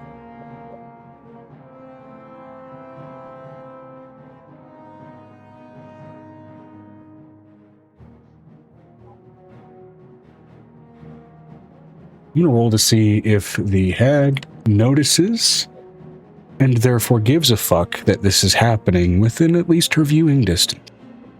She's her house is visible on the horizon. So a ship visible on the horizon would be interesting, especially when it's casting off How big an red area colours. is the mother swarm? All surrounding the ship. So with that, it is even visibly kind of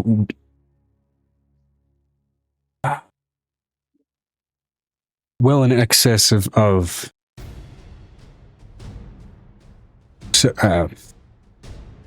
from end to end of the ship, at least from where you are shrunken down, probably in excess of like its full length is probably around 100 feet. This thing.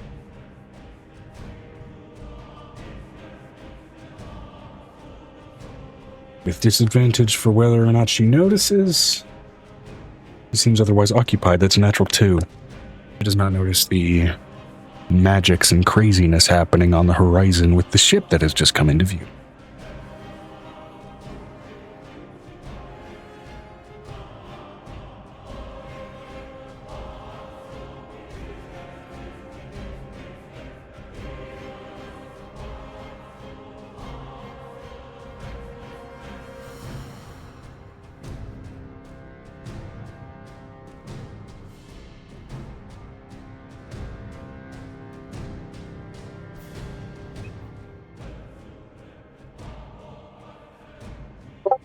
Vinestra said, also is the water running or standing? I assume. Running. Technically running, as you guys are still moving within it, and it is itself kind of clinging to you, so the water is in motion. Technically here. While it's not flowing like a river, I mean, you are moving within it, so you are that force that is allowing velocity with the water.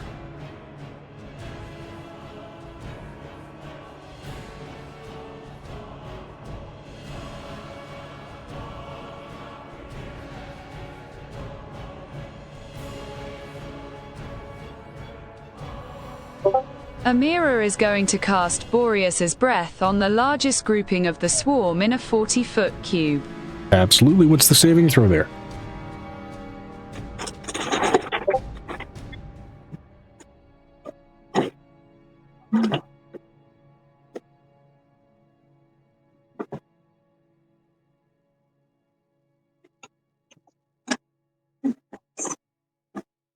None until their turn. None until their turn. Okay, great. Anything you would like to do with your bonus action, or actually with Amira's bonus action, I should say. Technically.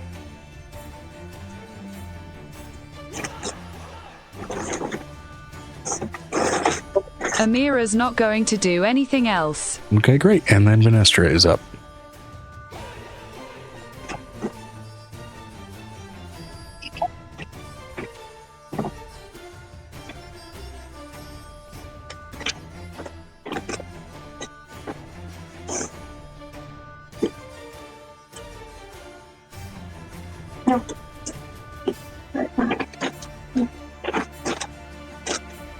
V is going to try and shove the frozen ice cube away from the ship.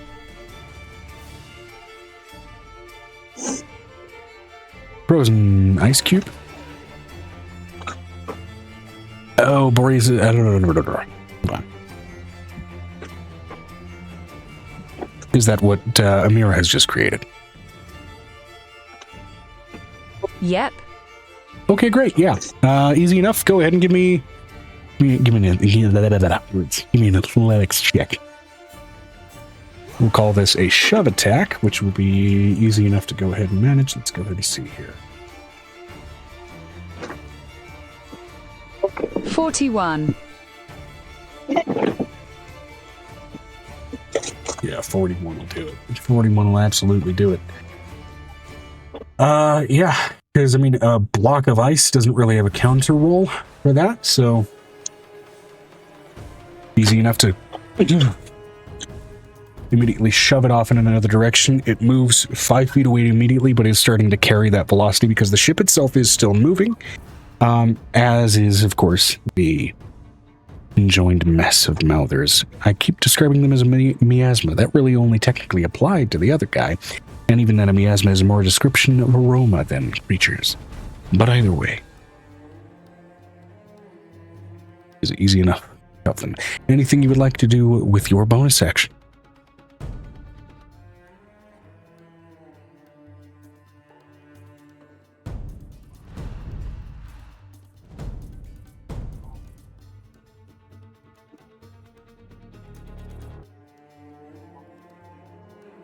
Vinestra said, yes.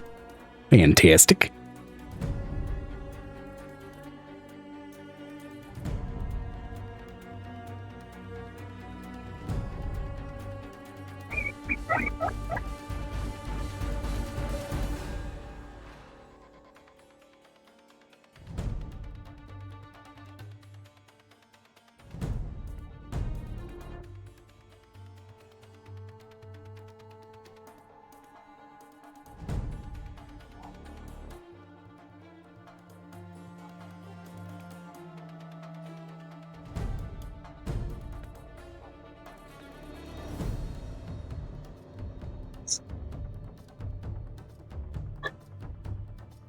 Vis going to just use a cone attack to burn the unfrozen mouthers. Abso-freaking-lutely. Water. And what is the saving throw there?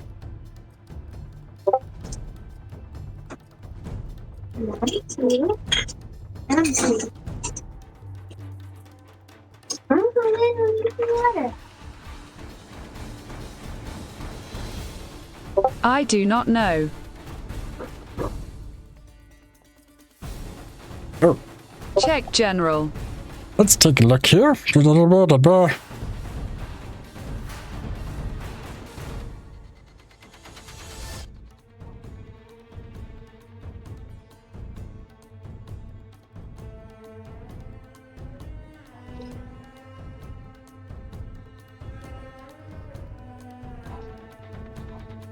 Oh, gotcha.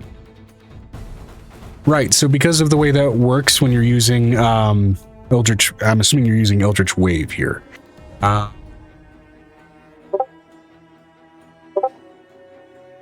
Yeah, there is no saving throw. You're basically just burning charges to go ahead and do Eldritch Blast basically in the form of a wave rather than dual single targeted blasts.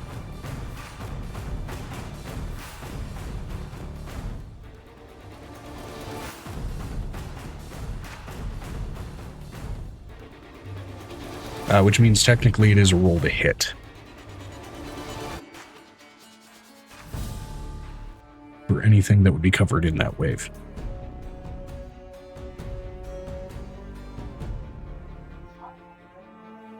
A little weird, a little wonky, but it is how we kind of hit it up do.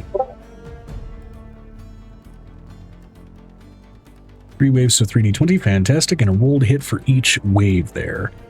The gibbering mouthers count as a single target, so they're going to be applied here. Okay, ready? Here comes the mama.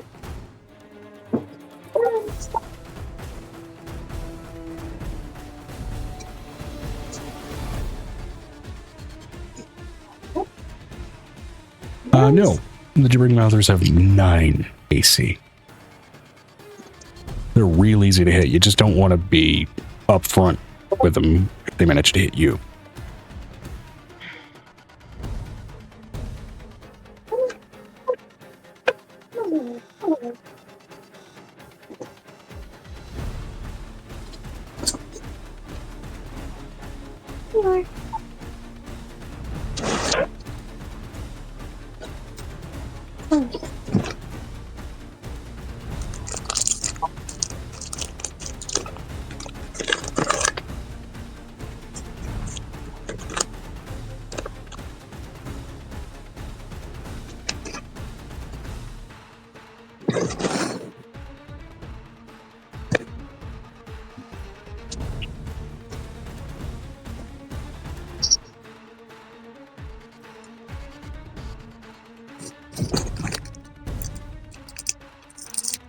Go ahead and roll them bones.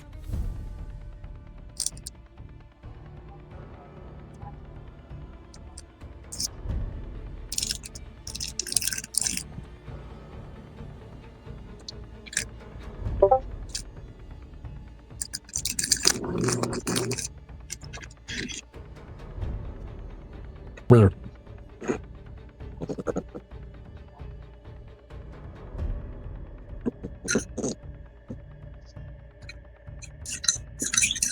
Cool thing.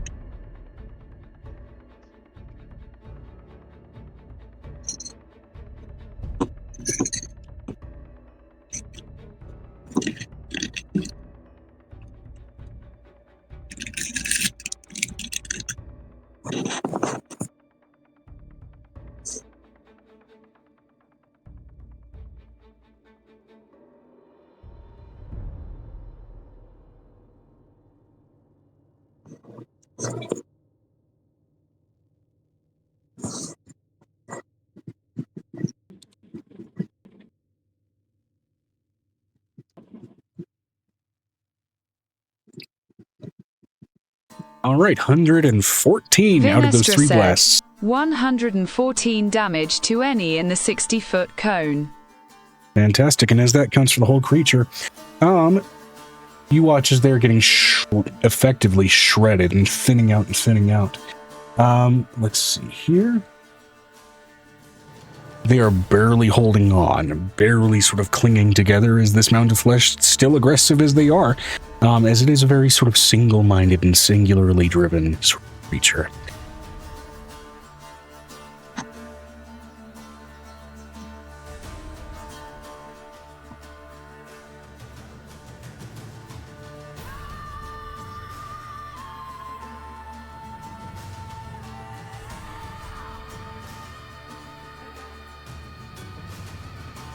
But yeah, they're barely fucking holding on. Now. End turn. Wonderful.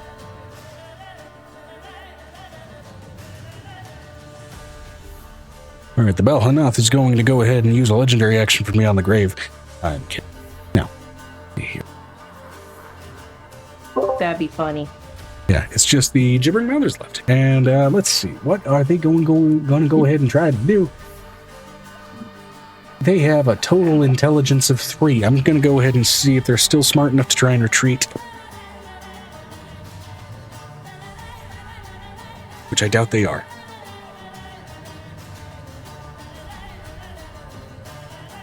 So with a -4, that is a modified 0. They're still just gnawing on the hull. Great.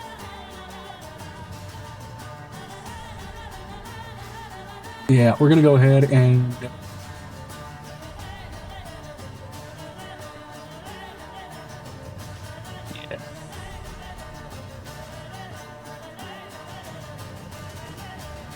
gonna go ahead and just try to bite the boat. It's advancing toward you, it can't really do very quickly. A little bit fucked.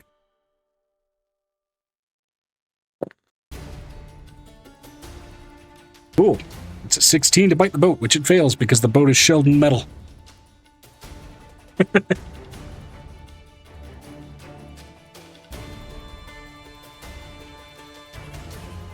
And it had some good modifiers because it's a fucking swarm, and it failed. All right, next up is the Balhanath. It's dead. Angel, you're up.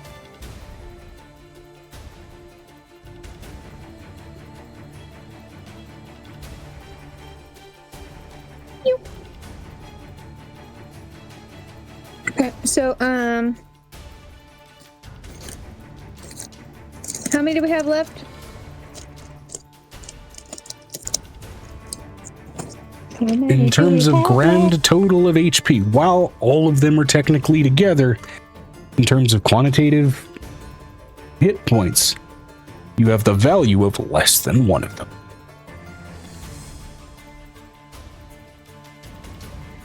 They are thinned out and fucking shredded.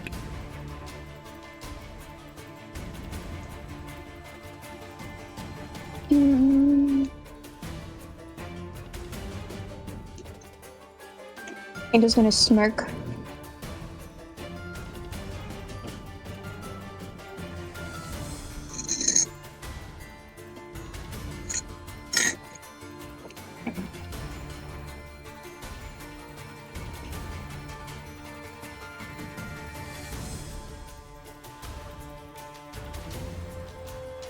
And she's going to, like, how many targets do I have, Joe? Technically still 10. Yes, but what's the health range that I have to hit? What's the health range I have to hit? I'm sorry, I was running around getting them some water while I was... Not much. You have less than a value of one of these things left. That doesn't mean much. I'm not going to tell you how much HP it has in number left. Okay. If you kill it in this round, I'll tell you how much it had left. After it's dead, as I usually do, but I won't tell you yet.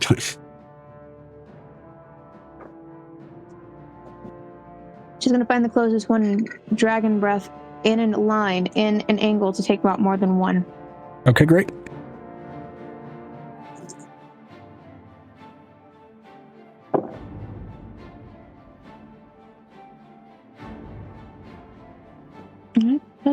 That's a lot of points. That's 30 points of damage. this thing in the face. Well, how do you want to do this? I want to slide upside down, almost like in a cartwheel fashion, and then let my wings keep me elevated while I dragon's breath these things in the face. Okay, great. Now, I will say, for the sake of this, you are basically doing a loop around the ship, just immediately blasting down damage on top of this thing. You didn't mention what kind. For shits and giggles, what kind are you doing? Of course it's going to be radiant damage, Joe. It's the easiest one I can do fast enough. All right, immediately sun blistering into, like, flaking husks of what's effectively left of these things as they immediately kind of start to break down under that radiant heat and just fall away.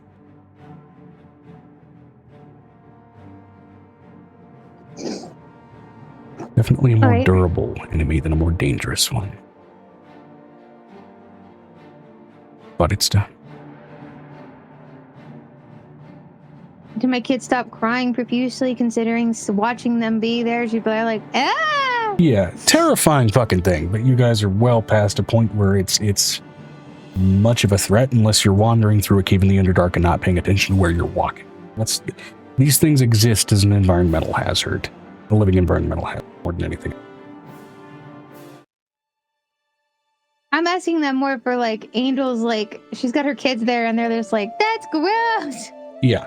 Everything you just fought here was gross, and now, unfortunately, I mean, thankfully the Giants just bought you from the last stop they made, because now the entire ship just smells like a morgue that somebody forgot about. I'm letting you know, Angel's just going to take her time and prestidigitate most of the space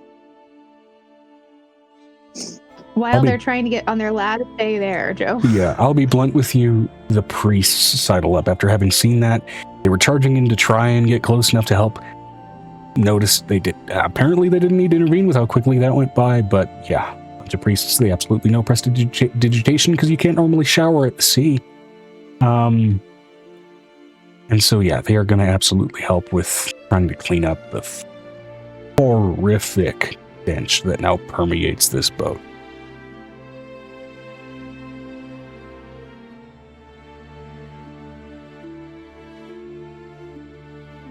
And with that, the rest of you sail toward the horizon and toward that blackened hut. Goes Please uninterrupted. tell me that we make it to the blackened hut. Steadily but surely, the waters get more and more shallow. Amber needs to go to bed. And you are able to weigh anchor. The rest of us are here if Amber is going to bed. As the chains settle down into a sandbank as the anchor falls down. I'm gonna go rest. Amber, are you gonna go to bed?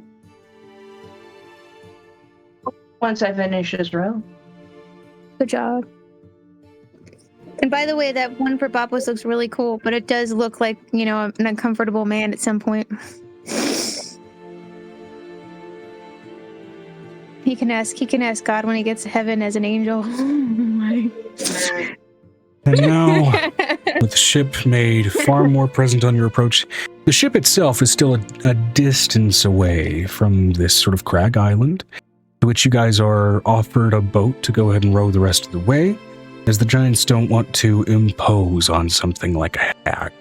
It's not a far distance by any stretch, but it's far enough away for a ship to be, you know, respectful of someone's private abode, particularly a fucking hag, particularly a breed of them that's known to be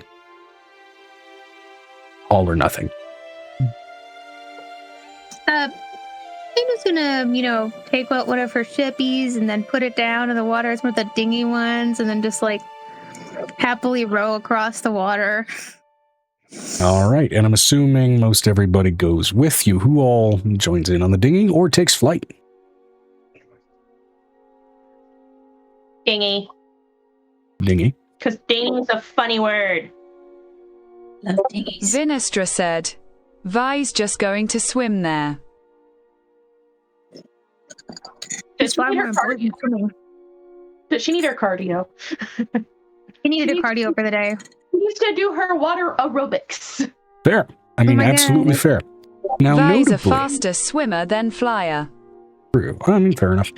Notably, Vi, is Venestra, as you take a dip in the water and begin to swim, the waters approaching this sort of craggy, rocky outpost are particularly warm, like you are immediately swimming through a hot tub.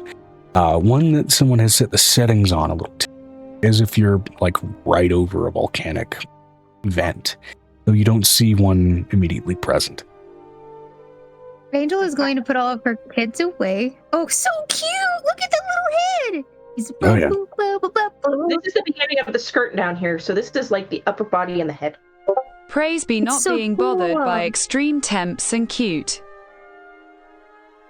Yeah. It looks so good, Amber. Look at you with all that beautiful crochet. Ooh, that beautiful crochet. Mm-hmm. As such, You've the come so closer and far. closer you get to the crag, the So far. more humid it feels, the hotter it feels as the heat naturally starts to kind of radiate the water upward. Now, you know, especially with just how hot it feels, by all rights, there should be a bright, warm, hot Right. mist, like stepping into or out of a hot shower or a sauna, surrounding this crag or this island. And yet it's still perfectly visible, as if on a perfectly clear day. Just to say, Violet is gonna help doggy paddle over there, and Angel's just gonna pull on her red dragon bikini outfit that she has, because she has one, just for shits and giggles, because she don't get to wear it very often.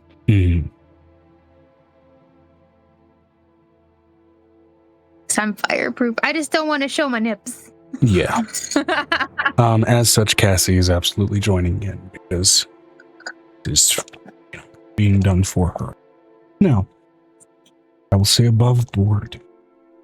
Well, no, I won't say this above board. We'll reveal it as you guys approach. And I will say, at least as far as the 30 damage you did, it had 28 left. You did damage in excess of 2 to what was left of the gibbering mouth. So. Good. Which was a little more than just half of the normal baseline HP of a gibbering mouther. So yeah, about half was left out of all of it. But I had Chris.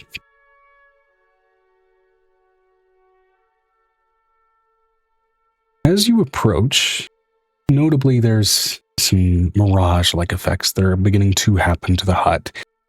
Possibly due to the heat, or possibly due to the fact that this is a hag, and they like to stretch and distort their domains much like any Fey would in the Feywild, as this little hut, this little burned hut with small outbuildings, slowly kind of morphs on this small crag island, be a massive heap of burnt and charred wood on a large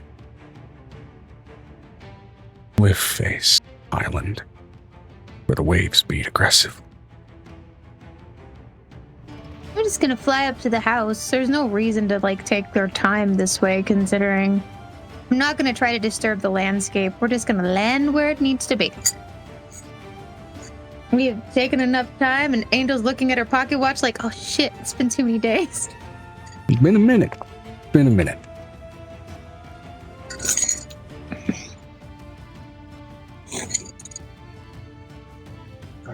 Which it is now, I believe, the 27th? No. Yes. Joe, please. We're already behind where we're supposed to be. We're supposed to be at the Crested Peaks already. Angel's like, we had a timeline. You chose to go on this side quest. It happens. Vinestra said, Vi's going to join Angel in flying. Well, Violet will also fly Cassie. Cassie will happily join in. And because we have a T-posing Piper, I'm letting you know Angel's gonna carry Piper. By her T-posed arms, just vulture carrying. I'm gonna turn her into a small fire owl and carry her on her shoulder. Great. She looks over at Nicodemus. Stay with the boat. Are you sure about that? If anything goes wrong, I need you. Stay with the boat. If anything goes wrong, I'm dead on the boat. No, you're not. We die together no matter how She far looks away we are from each other. I'm letting you know there's a reviver. He can see the revivify. There's a spell circle drawn on the bottom of the boat. Stay on the boat. I see what you're getting at.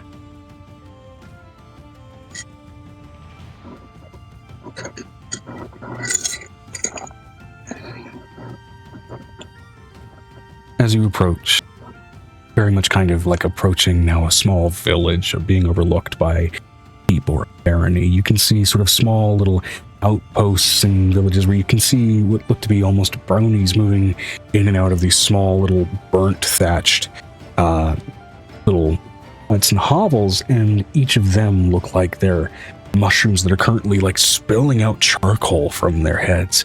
But casual as can be in behavior, though all of them looking respectively like small, lesser, angry fae that would not look out of place rising out of a forest fire. It's fine. Just walking past it. Into the realm of fire. It's not perturbed. Notably, there are eyes following you, but none with suspicion. The casual observation.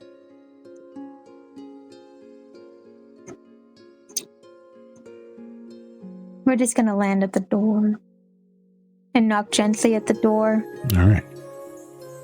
Landing at the door, you can see it's made of burnt and knotted wood, but notably the knots look vaguely, especially where it's still glowing in places of embers, like horrified faces embedded in the wood. And out of one such face and hanging mouth, there is a knocker. Just gonna gently use the knocker. Grab the knocker, and in stark contrast to everything else, it feels ice cold.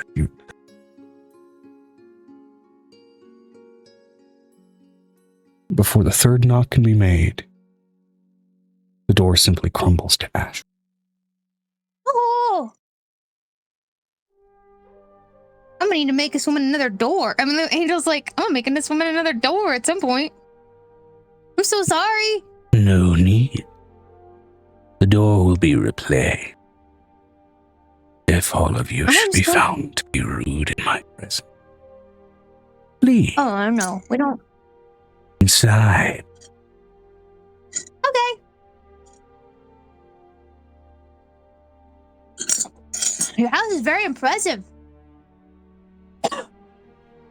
Venturing in, you are immediately met with, of course, a heavy aroma of soot, as if you're stepping into a house that was in the process of being burnt down, but of course had naturally been saved from it. You can see where there would be windows, there are instead just present fireplaces that are kind of burnt up and burning through leftover bits of stone, allowing access and entry into the rest of the house in this disconnected, disconcerting series of architectural nonsense. But nonetheless, venture in as if you're venturing into, of course, naturally a baron's keep. You are approaching through and over burnt carpet, which itself seems conjoined of knotted and definitely smells of burnt hair. Until you approach what looks to be made of scorched driftwood, throne that any baron, or in this case, as it's and of course baroness, would sit upon. And you can see, sitting upon the throne, looking herself almost like a scorched bin, with her elongated and stretched features, her own hair sticking up in places, and it seems like scorched and buffeting with smoke, and burning out actively, alight and on fire behind her, so soft, like coals.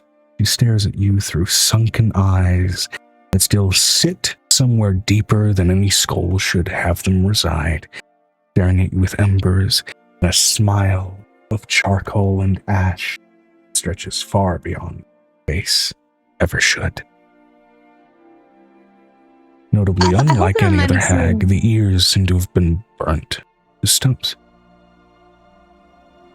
I hope you don't mind me saying this, but you are beautifully terrifying. But that and better, as well as that and worse, from the few visitors I do manage to forget. You must be expert at your hospitality. The hearths are beautiful. Oh, He looks back at the wood. oh, I try, and I do have to refuel them on occasion. You look back, it's not wood, it's bones. It's all bones. We get that, Joe. I'm letting you know. This is Angel in the den of a dragon or den of a monster, being as cute and as bubbly as she is. Even kind of unfurling and folding her fingers together to rest her chin upon them. Her fingers look almost like stilted kindling with sort of misshapen knots where her knuckles ought to be. Nah. What do I owe? One of you stinks quite greatly of... Joe, we broke up at that last part. One of you stinks quite greatly of kin. I do say so myself. Technically, two would stink greatly of kin, because Violet's friend with one. Right? Violet looks at her as just gives her a sideways glance, like, yes. I do still mean Vinestra one. said, King. As the pair Kin. kill one.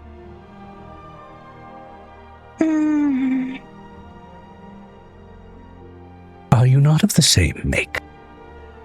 In person, but of different mind and distinction? She looks over at Cassie. So that one of you do reek of kin. Though definitely varying stages between the pair of you one.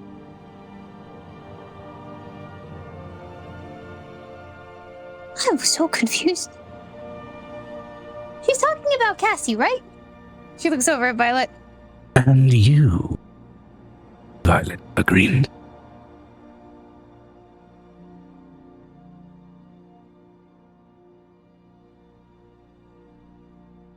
Was ink, by the way? Ink is alive. Good. Ashamed to wait. Faithful soul.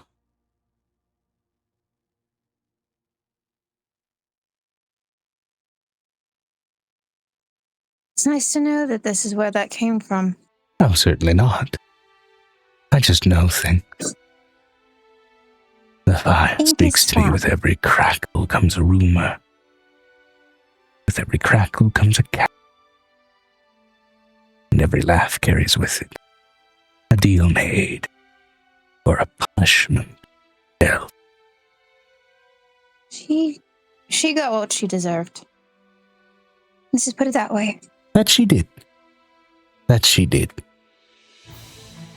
Justice and recompense isn't really what we deal in. We have our own brand. It is what it is. Now, to understand, I am to understand greatly indeed. Justice and recompense. Why you're here. Like,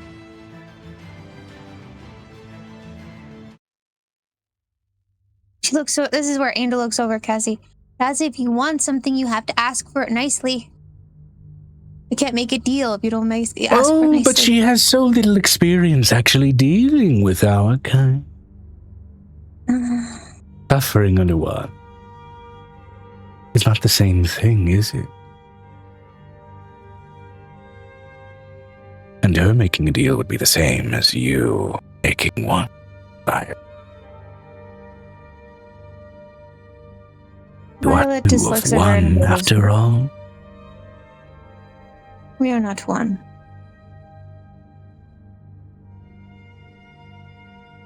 But that's how she was trying to make us one. And you want my help, Angel's just like, willing or otherwise, to burn that connection away. that would be most helpful. So what have you settled on? We don't know what you would make a deal for. different What hags would like you different offer? things. Just like different dragons. I always prefer to see what you're willing to give and ask what I can take.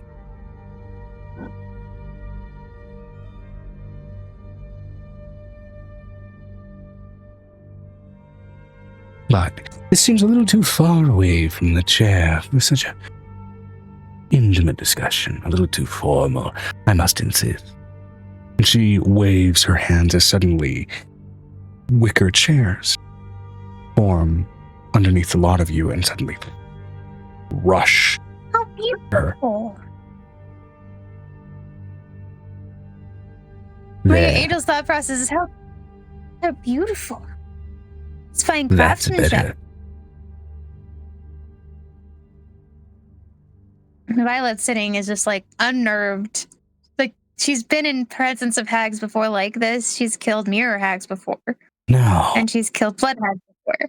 So the problem is that right now Violet's like, ugh, this is a what can completely dear different breed. Auntie Azalea do for you? Your name is Azalea? What a beautiful name. Do you want to make a deal, little godling? Do you? And there's a head quirk's basically the dragon's head quirk. I'm willing to do many things for the right thing offered. But not here for you just yet, are we? I do appreciate the flattery, though. I'm supposed to help with negotiation. Your hair is quite pretty.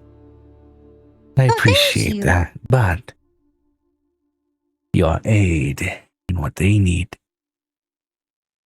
I think, would strip some of the interest away from this exchange. I would ask you not. I found myself to be in quite the warming mood indeed. I would rather not burn a bridge that's only starting to get built. Violet looks over at her and she looks over at Angel like in the most desperate way of please fucking help us. And is like, I can't do nothing. She looks at her, she thinks at her, I can't do anything. She wants to talk to you, not to me.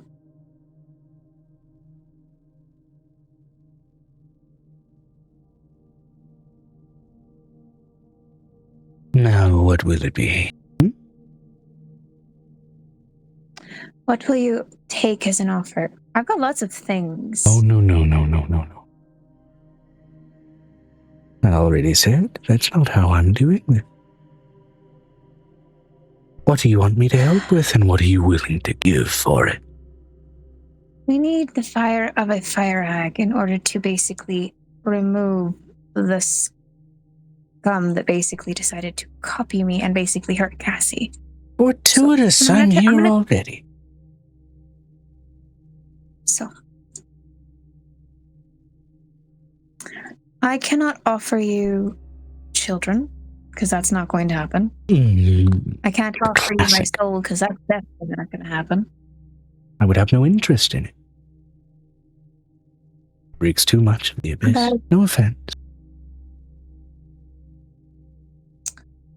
None taken. She smiles as she pulls the cracklins out of her bag and starts to munch a little bit because she's nervous. Would you like some? Vinestra said, OOC and aid in killing said time hag.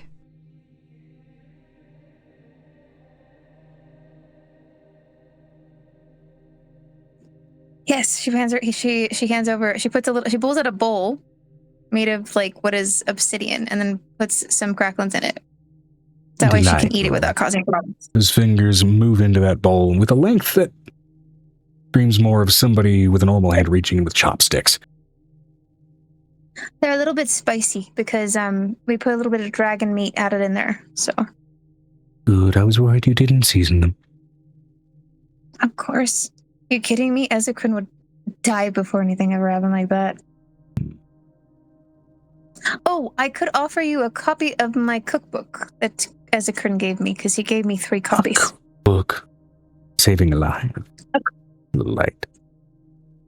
It's not just any cookbook. It cooks long pork, if you catch my drift. Oh, I understand, sweetheart. But I think I'm quite experienced in that realm of cuisine. Oh, of course.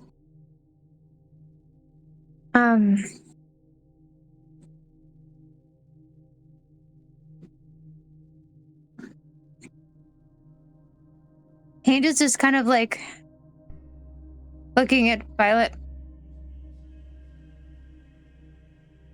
I don't know what I could offer. I've got so many things. I don't know what you necessarily like. You want me to free a life? Giving me something of similar value for that service. That I would be comfortable with. What about freeing your life? I'm not restrained, darling. You are, technically. By what you are. That's what the sad part is about your existence. But I'm quite comfortable with what I am. It's good to know that you found peace with it. Some people don't. Some don't. Some women beg. Some of the hags I've had have begged to die. I have no such burden on my spirit. Good. But you know, Violet is a little perturbed when she goes into a hag's house and the first thing they do is beg to die. It's like one of those moments of like... Fucking finally! Right here. Here's the heart. Here, right here, in the middle, right there. That's where it's going. Wait, sorry, I offered that for my transition. Lungs, those will do.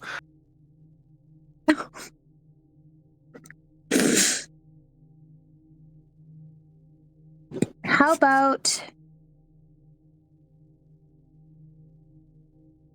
you're not offering, she's not, it's freedom that you're offering.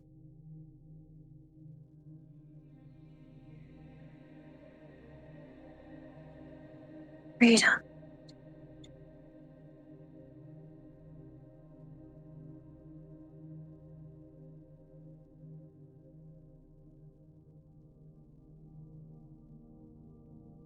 You can give me a freedom of equal value, or bondage to match it.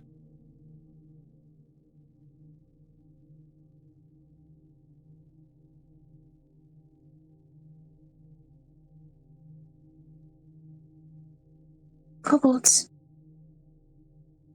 Angel, the kobolds are red. No. No kobolds? No. I don't think that would be a very good idea. I like the a little more personal.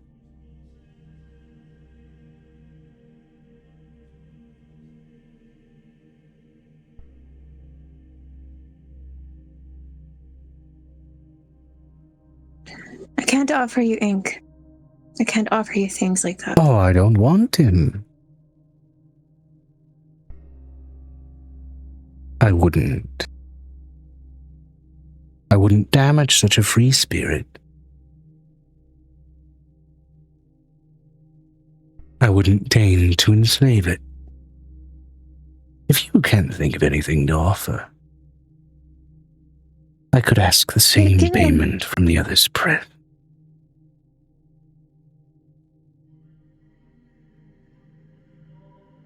Though if not from you, I need one of each from the other. I have something.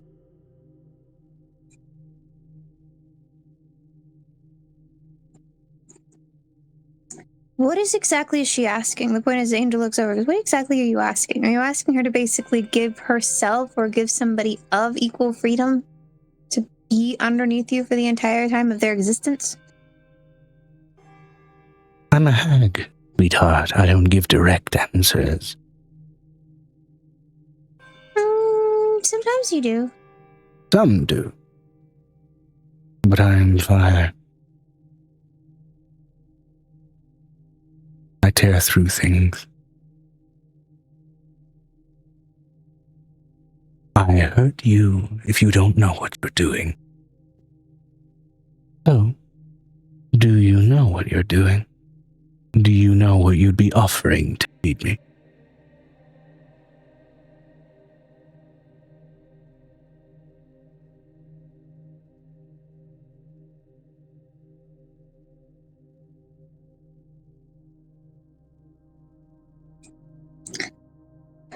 And Violet looks over at Angel, and Angel looks back at Violet. Violet, if you want me to try something abstract, I'm willing to try something abstract, but... Ooh, abstraction. I do love when people get clever. Grants me a touch of respect for them.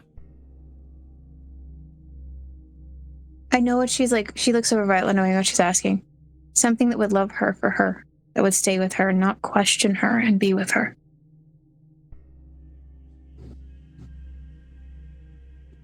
You're asking for love connection.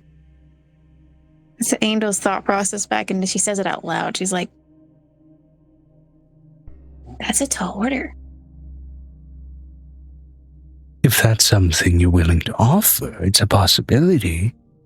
No, I won't say that that's what I'm asking for. Or that it isn't. Love consumes just like fire does. Love So is can enemy, rage. balance, wide. Rage destroys it completely. The type of ruining that fire does is deeper, and love that does is deeper and longer, and when it's lost, when the fire goes out, there's nothing left. It goes cold. Like your Now doorknob. again, no helping Violet from the Peanut Gallery. That No was her helping question Cassie. meant to be. If you want to offer something in her stead for what you came here for, then it will have to be offered from each of you.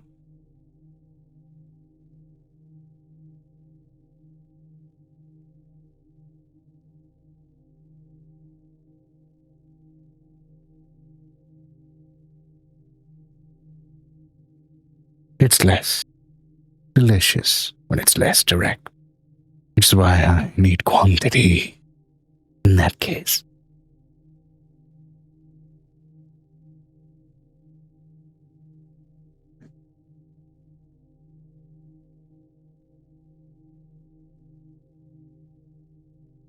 I have a question. Violet's ability to see what the hags were before they turned. What does Violet see?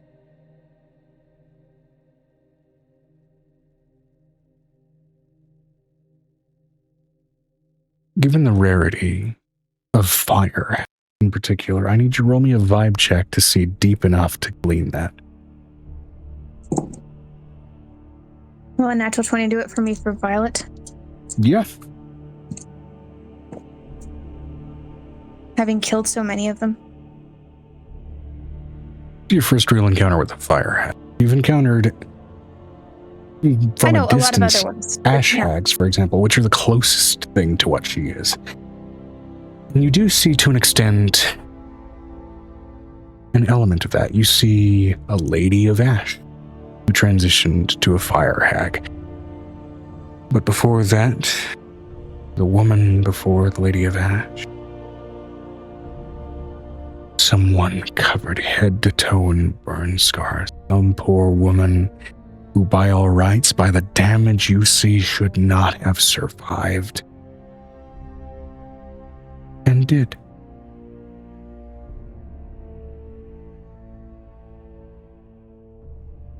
There's no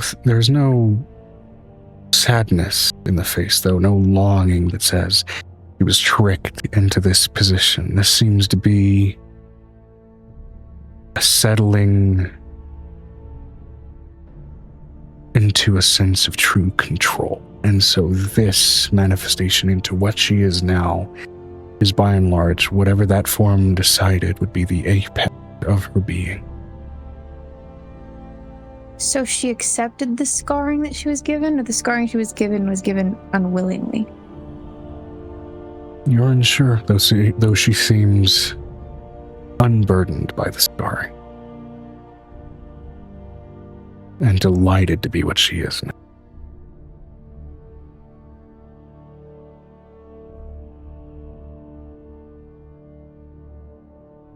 She won't give us what we want. No, It's not an insult. She still may.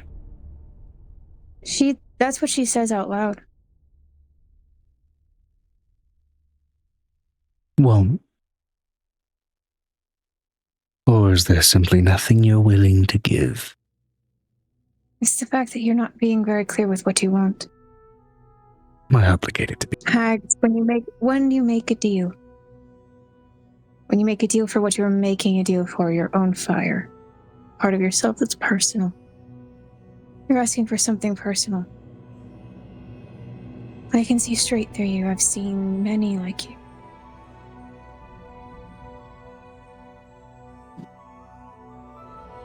I don't like what I have to do. I do it because of what happened to me. And I see the same scars in you that I see on myself. So it wouldn't be fair for you to cause me. In her right eye.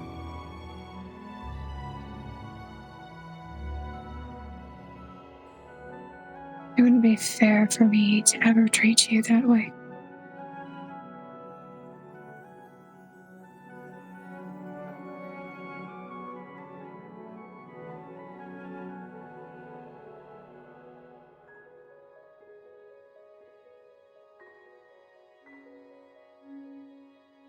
I can offer you the fire that I was given that got me out of the darkness. I can offer you my friendship. Show me that fire. Will not say yes without seeing it first.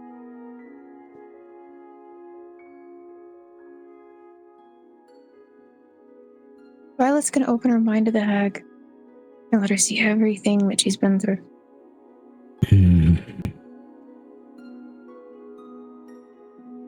I don't give up on people.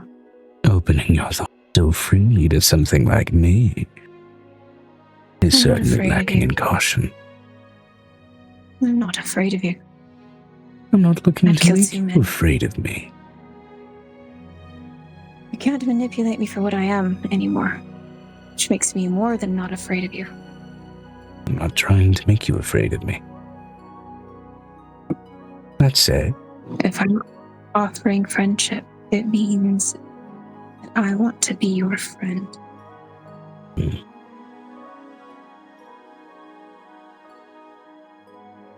in a certain respect, you are surrendering some of your freedom of time.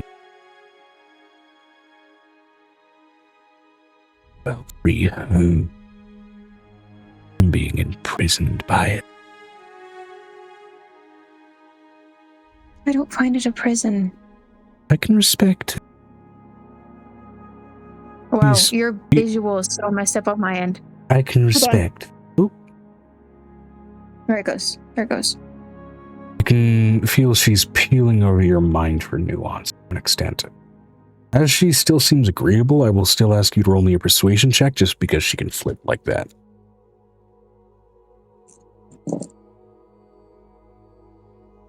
It's a 19 for Violet. Plus A anything? 19 plus. Hers is a plus 12 from her sheet. It's now like a plus 16 now. 35.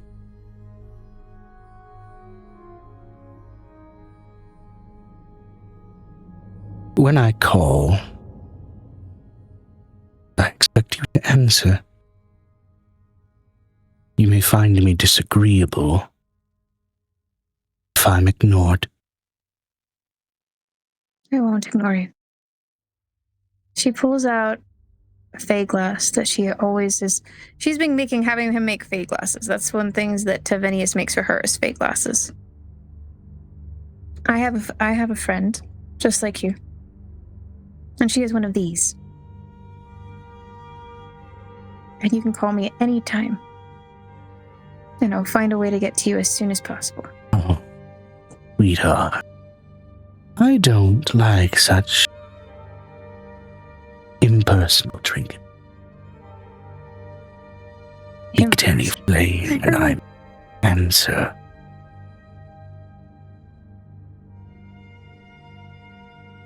I like that. Now, do we have a deal? Sending forth those spindly, gnarled, burnt wood-looking fingers. She has the same deal with the other lady, that's why. She's not against making this deal. But her friendship also is conflicted with her killing the hags that are so evil. Mm-hmm. The other one has a vendetta. And I will say on immediate read, this one doesn't strike you as evil or good. Just temperamental as shit. Basically a woman. Puts her hand out and shakes her hand.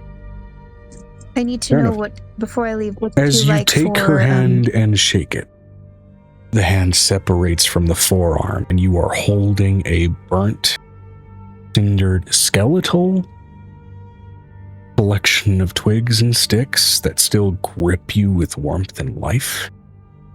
As then a full flesh but burnt to shit hand pushes forth from the sleeve. Still gnarled, What do you know? twisted and extended in the fingers. You'll need that. This is the first. You will need that. Need the hand? Yes. You need something of me to turn the sands of time to that. Okay. So I'm offering a helping hand. Thank you. Violet also asks, before I leave, because we're friends, I know what my other friend likes. What's your favorite snack before you passed?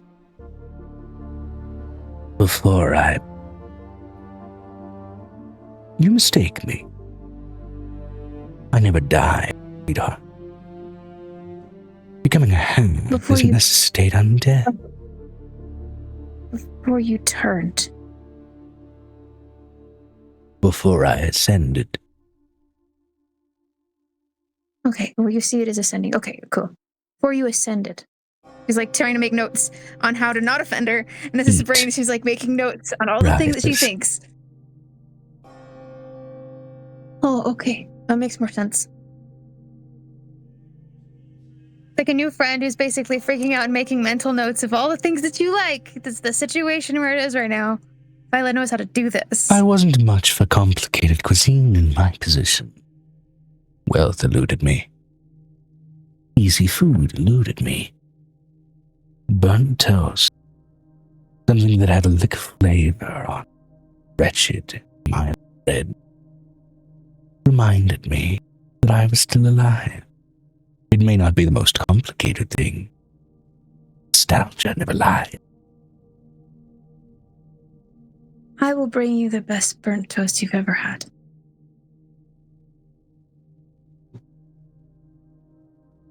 Now what of the rest of you? Oh.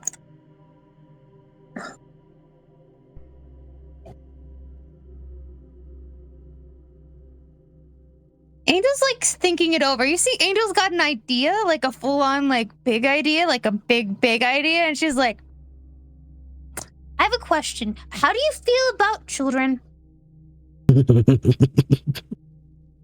I'm a hack, darling. I love children. Not to eat. There's a single bone in this entire place. Looks like it Not belongs children, to a child. No. No.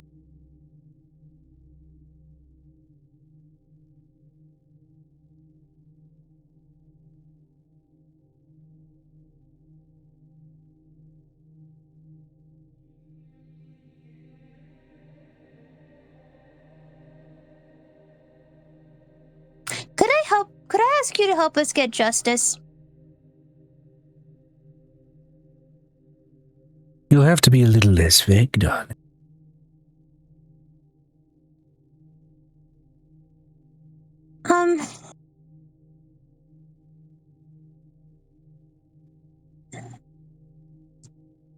She puts out the dead worm on the table.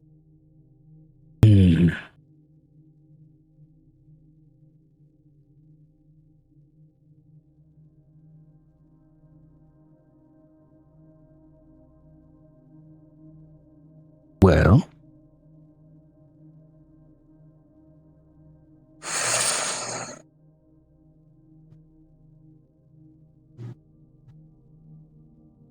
I don't know if touching you will hurt you.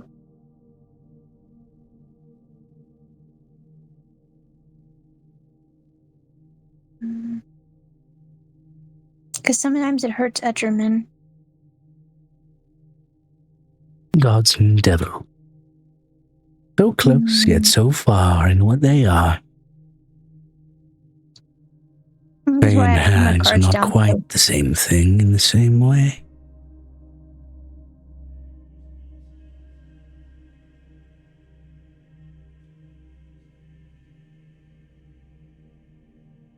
I'm gonna open my mind and give you a memory. I need you to tell me what you would do in my stead to these creatures. Burn them all. Right crisp.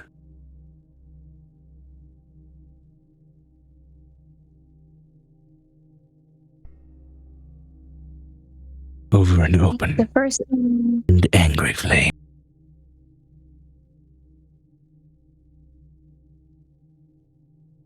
your answer is the same as my brother's.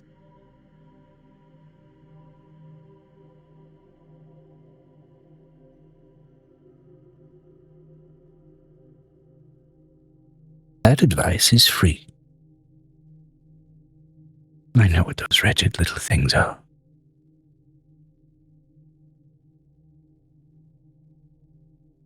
I wouldn't ask you to go to the swamps, but for the second part of my advice, I will give you something. She rustles into her bag. And she pulls out some of that eternal flame sand that she found, just a handful of it. I can offer you this. It burns forever. Glorious.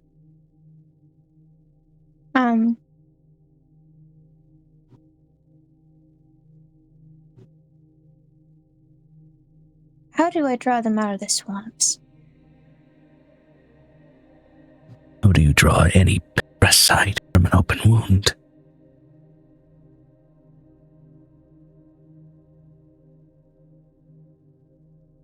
The right pressure, right poison, or the right.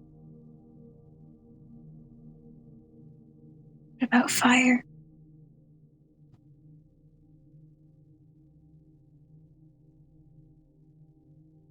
She hadn't considered fire as an option in a swamp.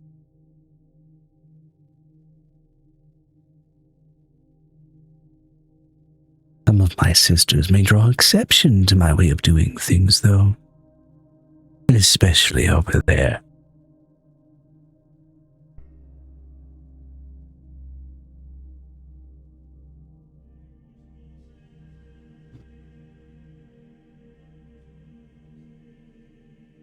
There's so much death. Well, of course.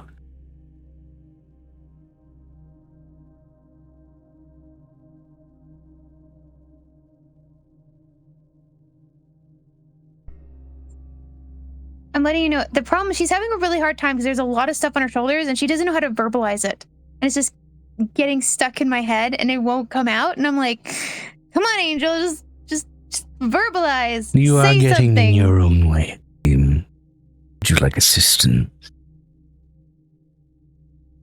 Yes. Roll a wisdom save. Oh my god. Or you can choose to fail. That's I can choose to fail? I'm gonna go ahead and choose to fail and let her pull in. Cool. Just spill it. No pretense, no politeness. Let it all spill out. I'm scared because I don't know how to fight these things. They're bigger than me, and I'm not equipped. The monster that they've summoned, whatever they have, and then these things that are trying to drag us into the dark and take away the light. I can't fight both. I'm scared to fight both. And Ninna being turned into almost a puddle was terrifying because it didn't make any sense with all of the rules that I'd learned and all the things that I had grown up with and everything that had happened. He was vast and endless, and his voice went on for miles. And have that reduced to the whispers of a puddle. I don't know how to deal with something so big, but it reduces something so vast to something so minuscule. How do you level a mountain? With dynamite? Is dynamite the size of a mountain? No. It's like me compared to a mountain. And as you blow pieces away, you must clear away the rubble. Or in this case, clear away the rabble. Focus on one thing at a time, and the big thing will fall with it.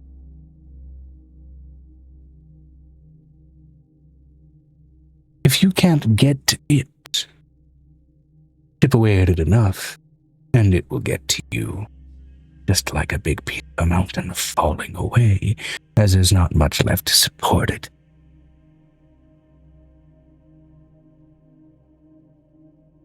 Make your problems smaller. Focus on the small. The problem And that the she's big having will right now, follow. she's like, even if the further I dig, the more there is. It always looks like there's more. And then you get to the other side.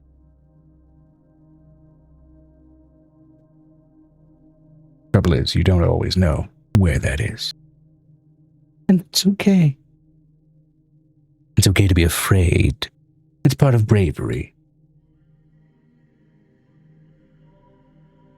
Make your problems smaller. And the big, fall right into it.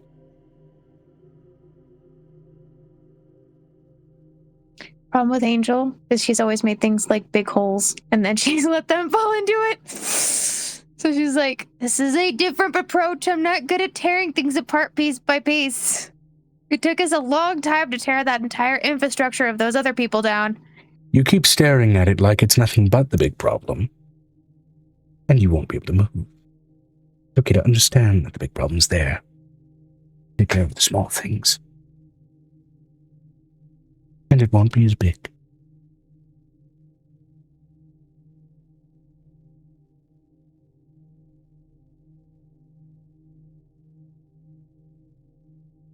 I'm letting you know there's like a light bulb going off in Angel's head right now. A little bit of advice from someone who's lived a little too long. And we'll keep living.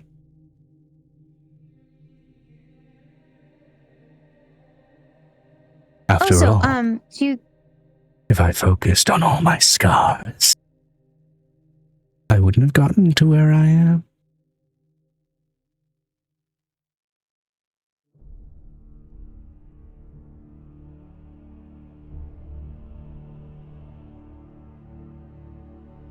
do you like flowers? Like fire flowers, like flowers that bloom fire? Oh, of course. The most beautiful ever things committed- grow under a forest fire. No, like these flowers like they're almost like phoenixes where they like bloom and then there's fire and then they regrow. Have you ever seen them before? Yes. Now I've given you some sagely advice. What will you give me for it? Oh, no.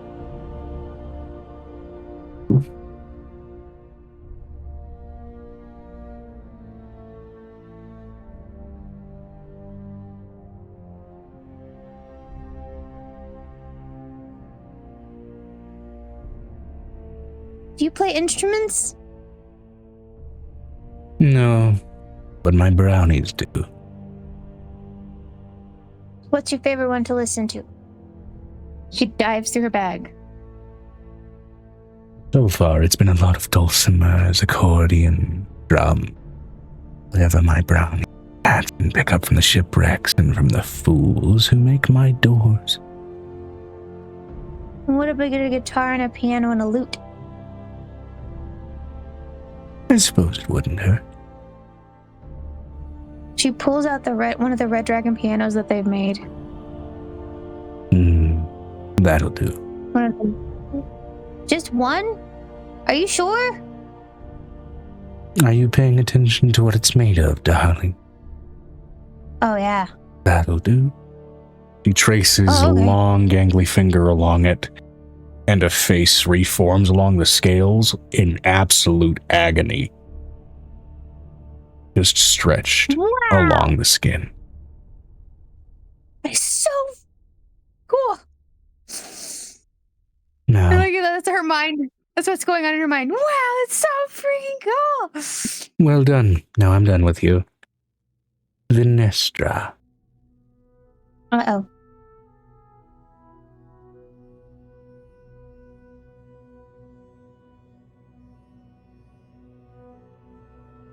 What would you want? And offer me in kind. Get it?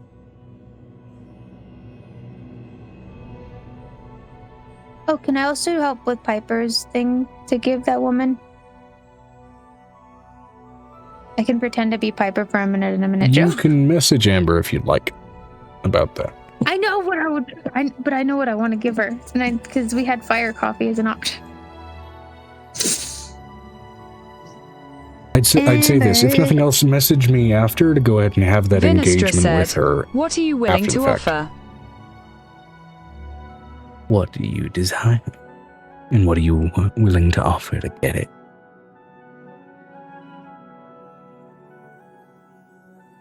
I can grant a lot of things.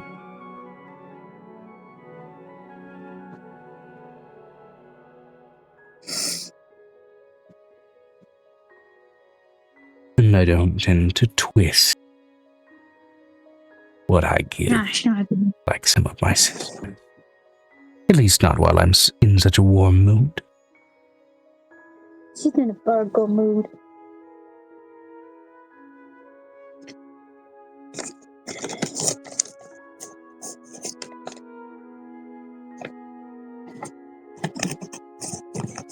What? What does it look for, little lady? I know you're a social animal. I know you want to spend time with people.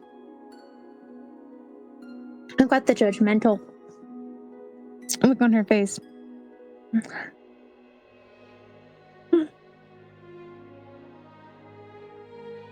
Dulce. What's the matter, little lady? Dulce. Vinestra said, "OOC, only thing I could think of would be a hag essence of fire to make something with." You can still offer that.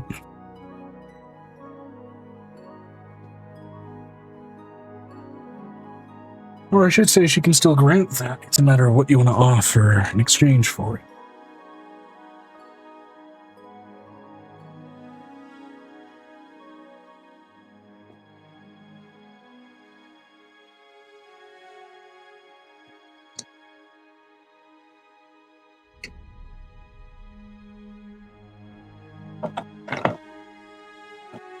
I just love Angel's reactions half of the time. She's like, wow, it's so freaking cool.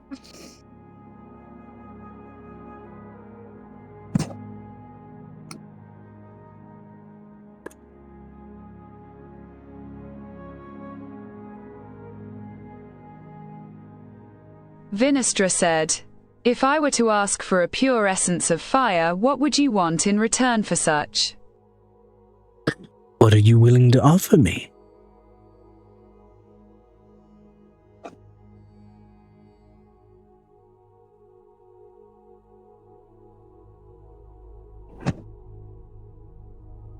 What's the matter? Oh, do that. I mean, Amira does have a catalogue of fireproof items. OOC. Actually, I do have a thought. pure essence of fire from me, say, what would you consider pure essence of you? You.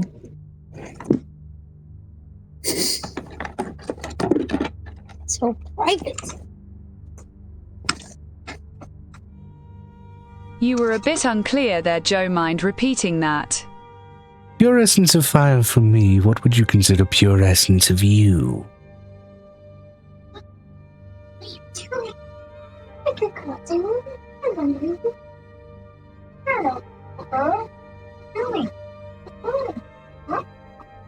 Oh, she went to pick up. Come here, me.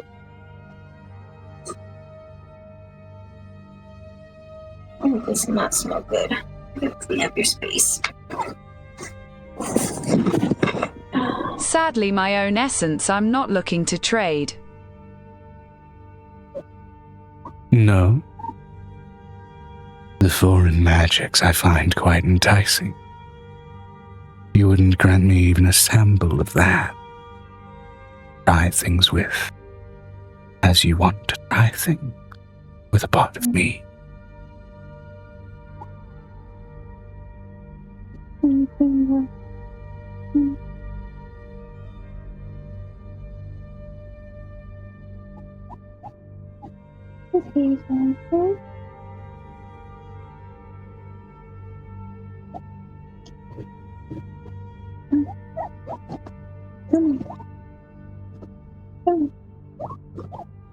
I certainly could teach you how to use such magics. Would you like me to change it back? Teaching, is it?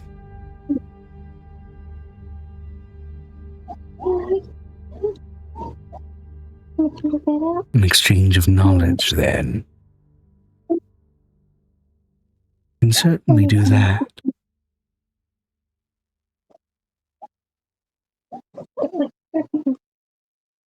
Like that. I'm cleaning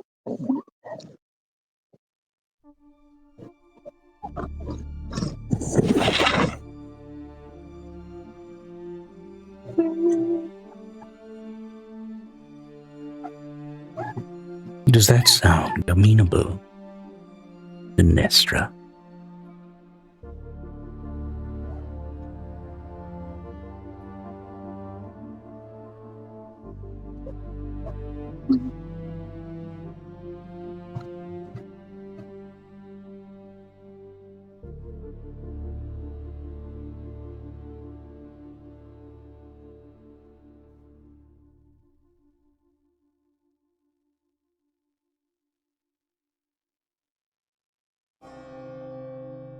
Vinestra said, as long as it doesn't involve stealing said knowledge, sure. I'm never a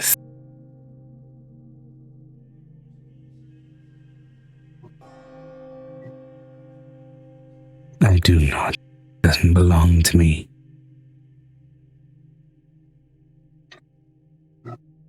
Oh, my girl.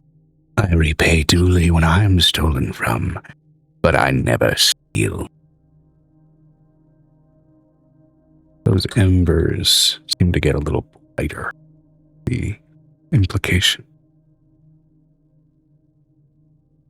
Smoke starts to rise from those sockets where eyes reside.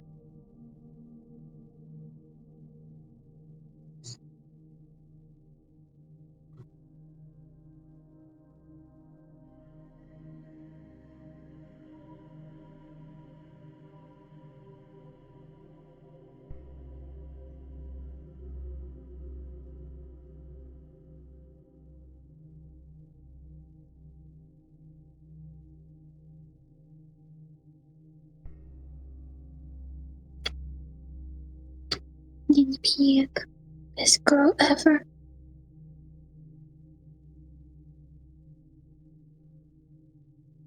Clean up today.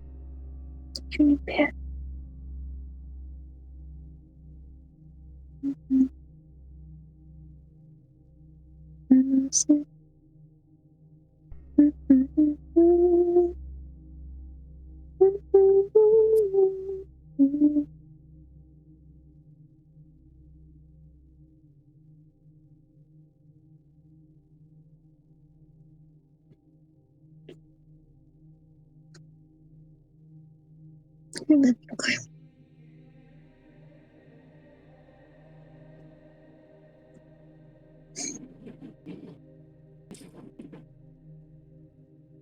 Vinestra said. Vi would nod in agreement. That is gladdening to hear. An exchange of knowledge it is.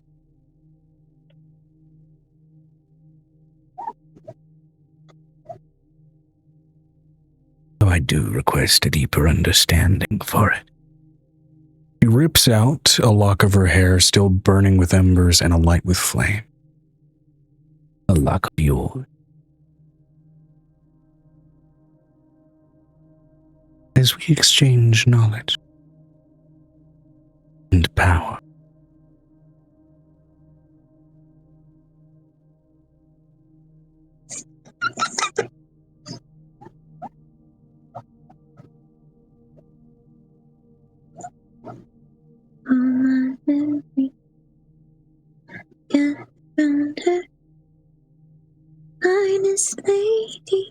Stranger to I promise and swear to any gods that witness and any sisters that hear me.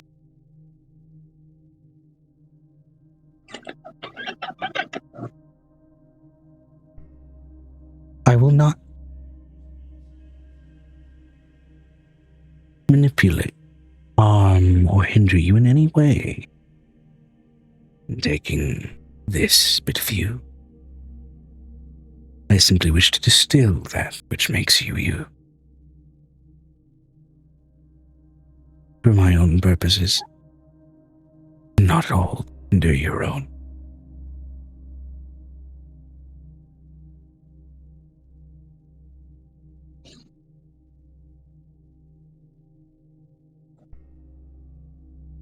when I get you cleaned up, okay? Vinestra said. Just sent you something. Joe. Cool. Do you offer her a crystal then instead of a lock of hair? I. That will do. Takes the crystal, places the lock of hair in your hand. And you feel that hair burn into your hand for a moment as your veins trace up with burning heat. You may choose a fire spell of 9th level or lower and add it to your spell list to be cast as if it were a warlock spell.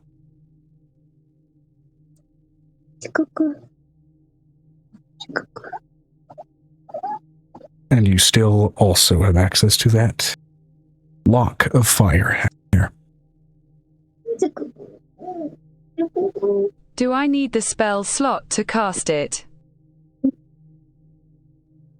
You may cast it once a day for free, and then any point past that you will need to use your warlock spell slots to cast it. Smell good?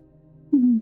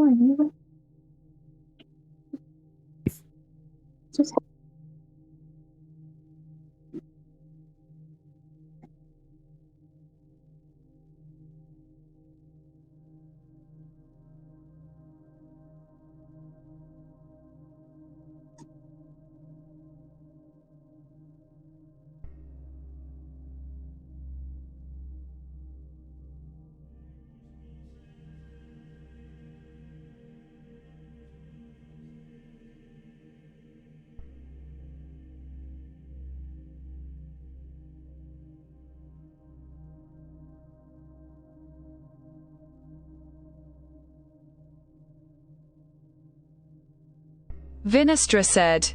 They would give the hag a civil bow of her form. Much appreciated. If you would like any other items from my familiar's catalogue as just a gift of friendship, feel free to ask.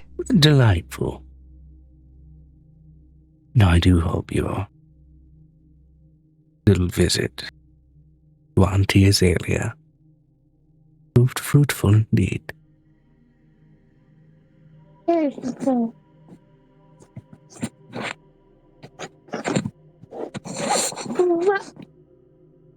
He does gonna pull out one of those burning flowers that she was talking about that's in an azalea shape and then hands it to her. She happily takes it and sniffs it as you watch as flames move up her sinuses, and she seems unbothered. Yay!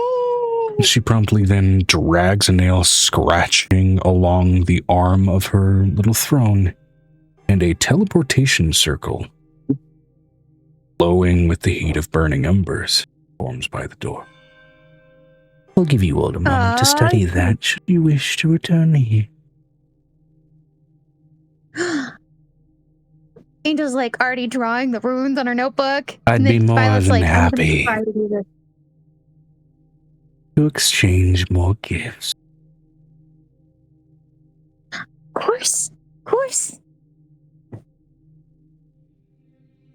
I'm letting you know, Angel loves being friends with big, scary monsters, apparently. Now, there is a chance that you go through the teleportation circle, catch her on a bad day, and have to roll initiative. I'm just saying. I know that, but Violet is Violet. Violet's going to bring her the best burnt toast ever. She's had a bad day. That's going to be like the highlight of the week.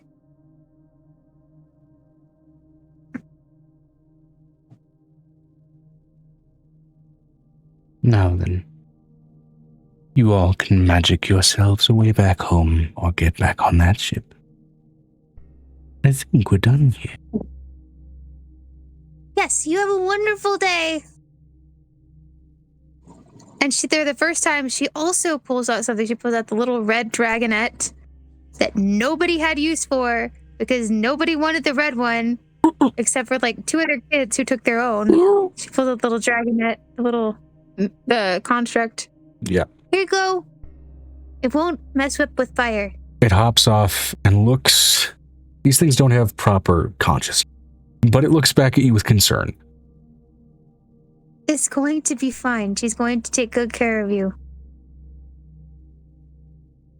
Its eyes only widen with further concern. Again, these things don't have proper consciousness, but it seems like it has at least some level of programmed instinct of that's a hag. We don't fuck with that. She looks at him. She's like, trust me. She's a nice lady who just needs somebody to love her.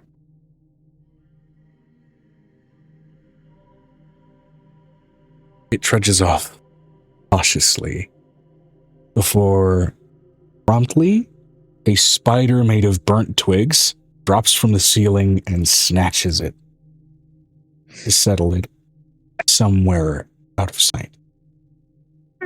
I feel guilty. And then she's like, walks out. She's like, I had 4 of them and now I have none.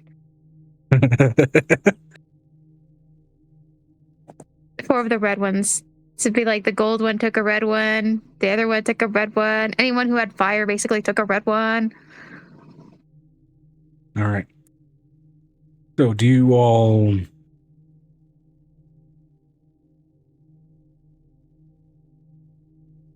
What's the word I'm looking for? I mean, well, She's Angel's just gonna Vinestra like. said, Amira would perk up noting down the rune work while a mage hand pulled out the catalogue of options. Oh, spicy options. Forgot those existed. while much of this doesn't intrigue me, the candles.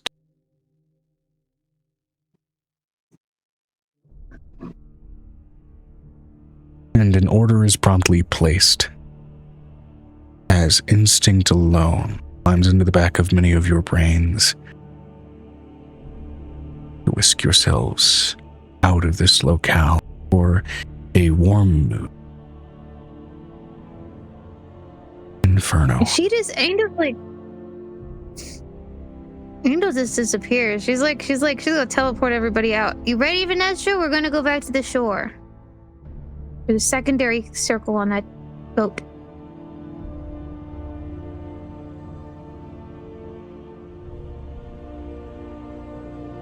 Vinestra said, aye.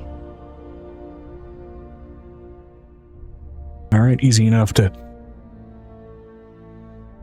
all warp back onto the shoreline. For now, you're back on the small crag of an island. She's like, getting back to the ship. We're getting And in you the ship. see no burnt hut in sight. Just an empty pile of rock. That is terrifying! And It you also all is hear so cool. echoing in your minds for a brief moment as you teleport back onto the ship.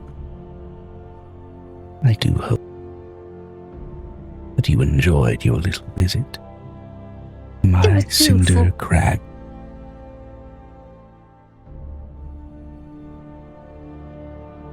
It's beautiful.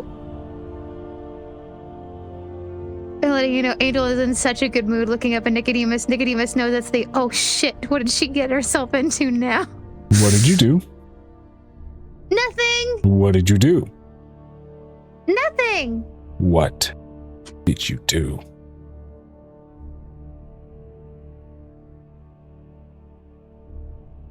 Why do I have to have done something? You always do something when you're smiling like that. She was so cool! Letting you know, this is the first time, the second time. The first time was the first time she met her parent, was like the same reaction. It's An like, exhausted as he grabs you by your scalp and gently just kind of drags you away. no, we have to get back to the ship. That's where we're going. Row my dinghy back to the ship. She looks over at Navarre, knowing that if she puts him to work, he'll get tired, and then Nicodemus will be tired, and then they can basically pass out on Navarre top of her settles instead of himself behind the dinghy and starts just swinging his tail, acting as a motor on this boat. What's my question? My question here is, do I exhaust them enough before we get back to the ship before I get questioned? That was so cool. Not enough distance to cover to properly exhaust him, unfortunately.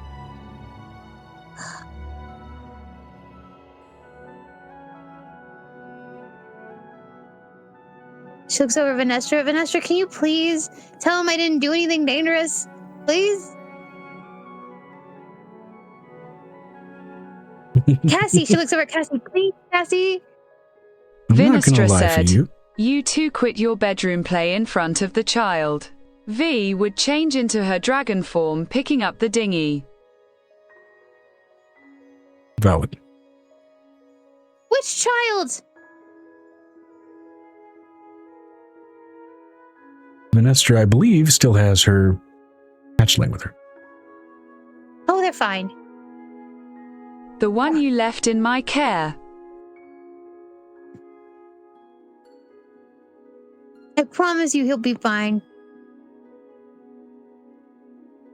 The boat is promptly flown back to the ship.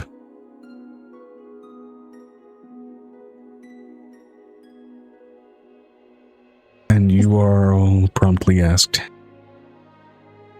Ragra, whom we sue there. So lately I heard that you were going to give me another dollhouse. Yes. Great, when are you going to get started? My question is, what kind of dollhouse do you want? Well, you're going to make something more expensive now, aren't you? Yes. She's like, there's a moment of like, please be more clear because I have so many options. Make it pretty, make it habitable, make it comfortable. Whatever dolls might be having their temporary stay.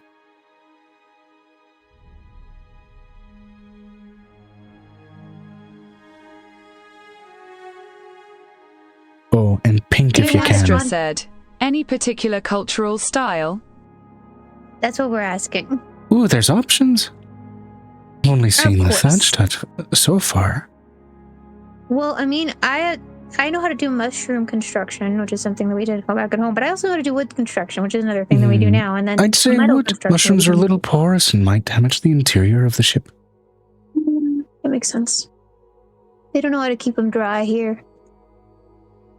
There's nothing if not humid. That makes point. Do you want like a colonial home from like the 1800s? Do you want something like whatever that is? pulling Yes. out all these options? As this discussion occurs and you set sail, You don't want a castle? Like a mini castle? if you're keen on it, then yes. As this discussion occurs and you set sail, whether it's the week's journey back or teleportation after a discussion about construction is done, Yeah, it's smooth sailing definitely. for the Fildo's scream and the priest vessel that follows. As eventually, you all either make your way back, finally to Lilu, you choose to go that route, or have safely teleported back to Akala in Kirin. I have a question. Can we take a side thing and basically get rid of the gnolls that are basically causing the issue for the two people that are basically related to Avery, and then continue, considering they're in the same locale?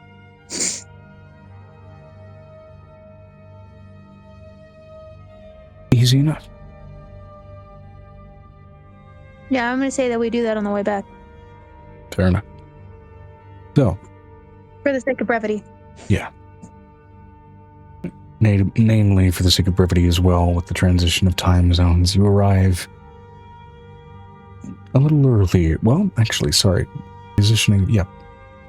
Yes. You arrive a little earlier in the day than from the place where you'd left, but are allowed definitely some time to relax and finally settle in to rest with a number of new things in your collection, some new insights, some new worries, and maybe some new ways of dealing with them. So, You're definitely gonna take a night off and basically use it to go and finish off that tunnel that we had, because we still had one more place to go in the tunnel. certainly. Now, I think that is going to be a good spot to end the session. What do we want to name the session? And I'm going to see if I can find somebody to raid at 12:40 a.m. Standard time. I don't care. You don't care what we name the session?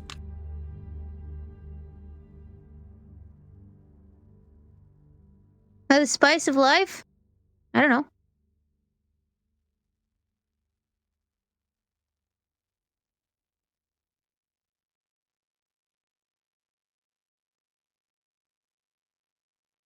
Spice of life is one option. You guys finally dealt with the fire hag.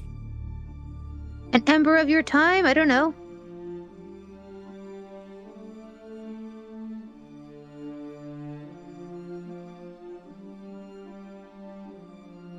Vinestra said, Cracklins over a Hagfire? Oh, hell yeah, Cracklins! Sure.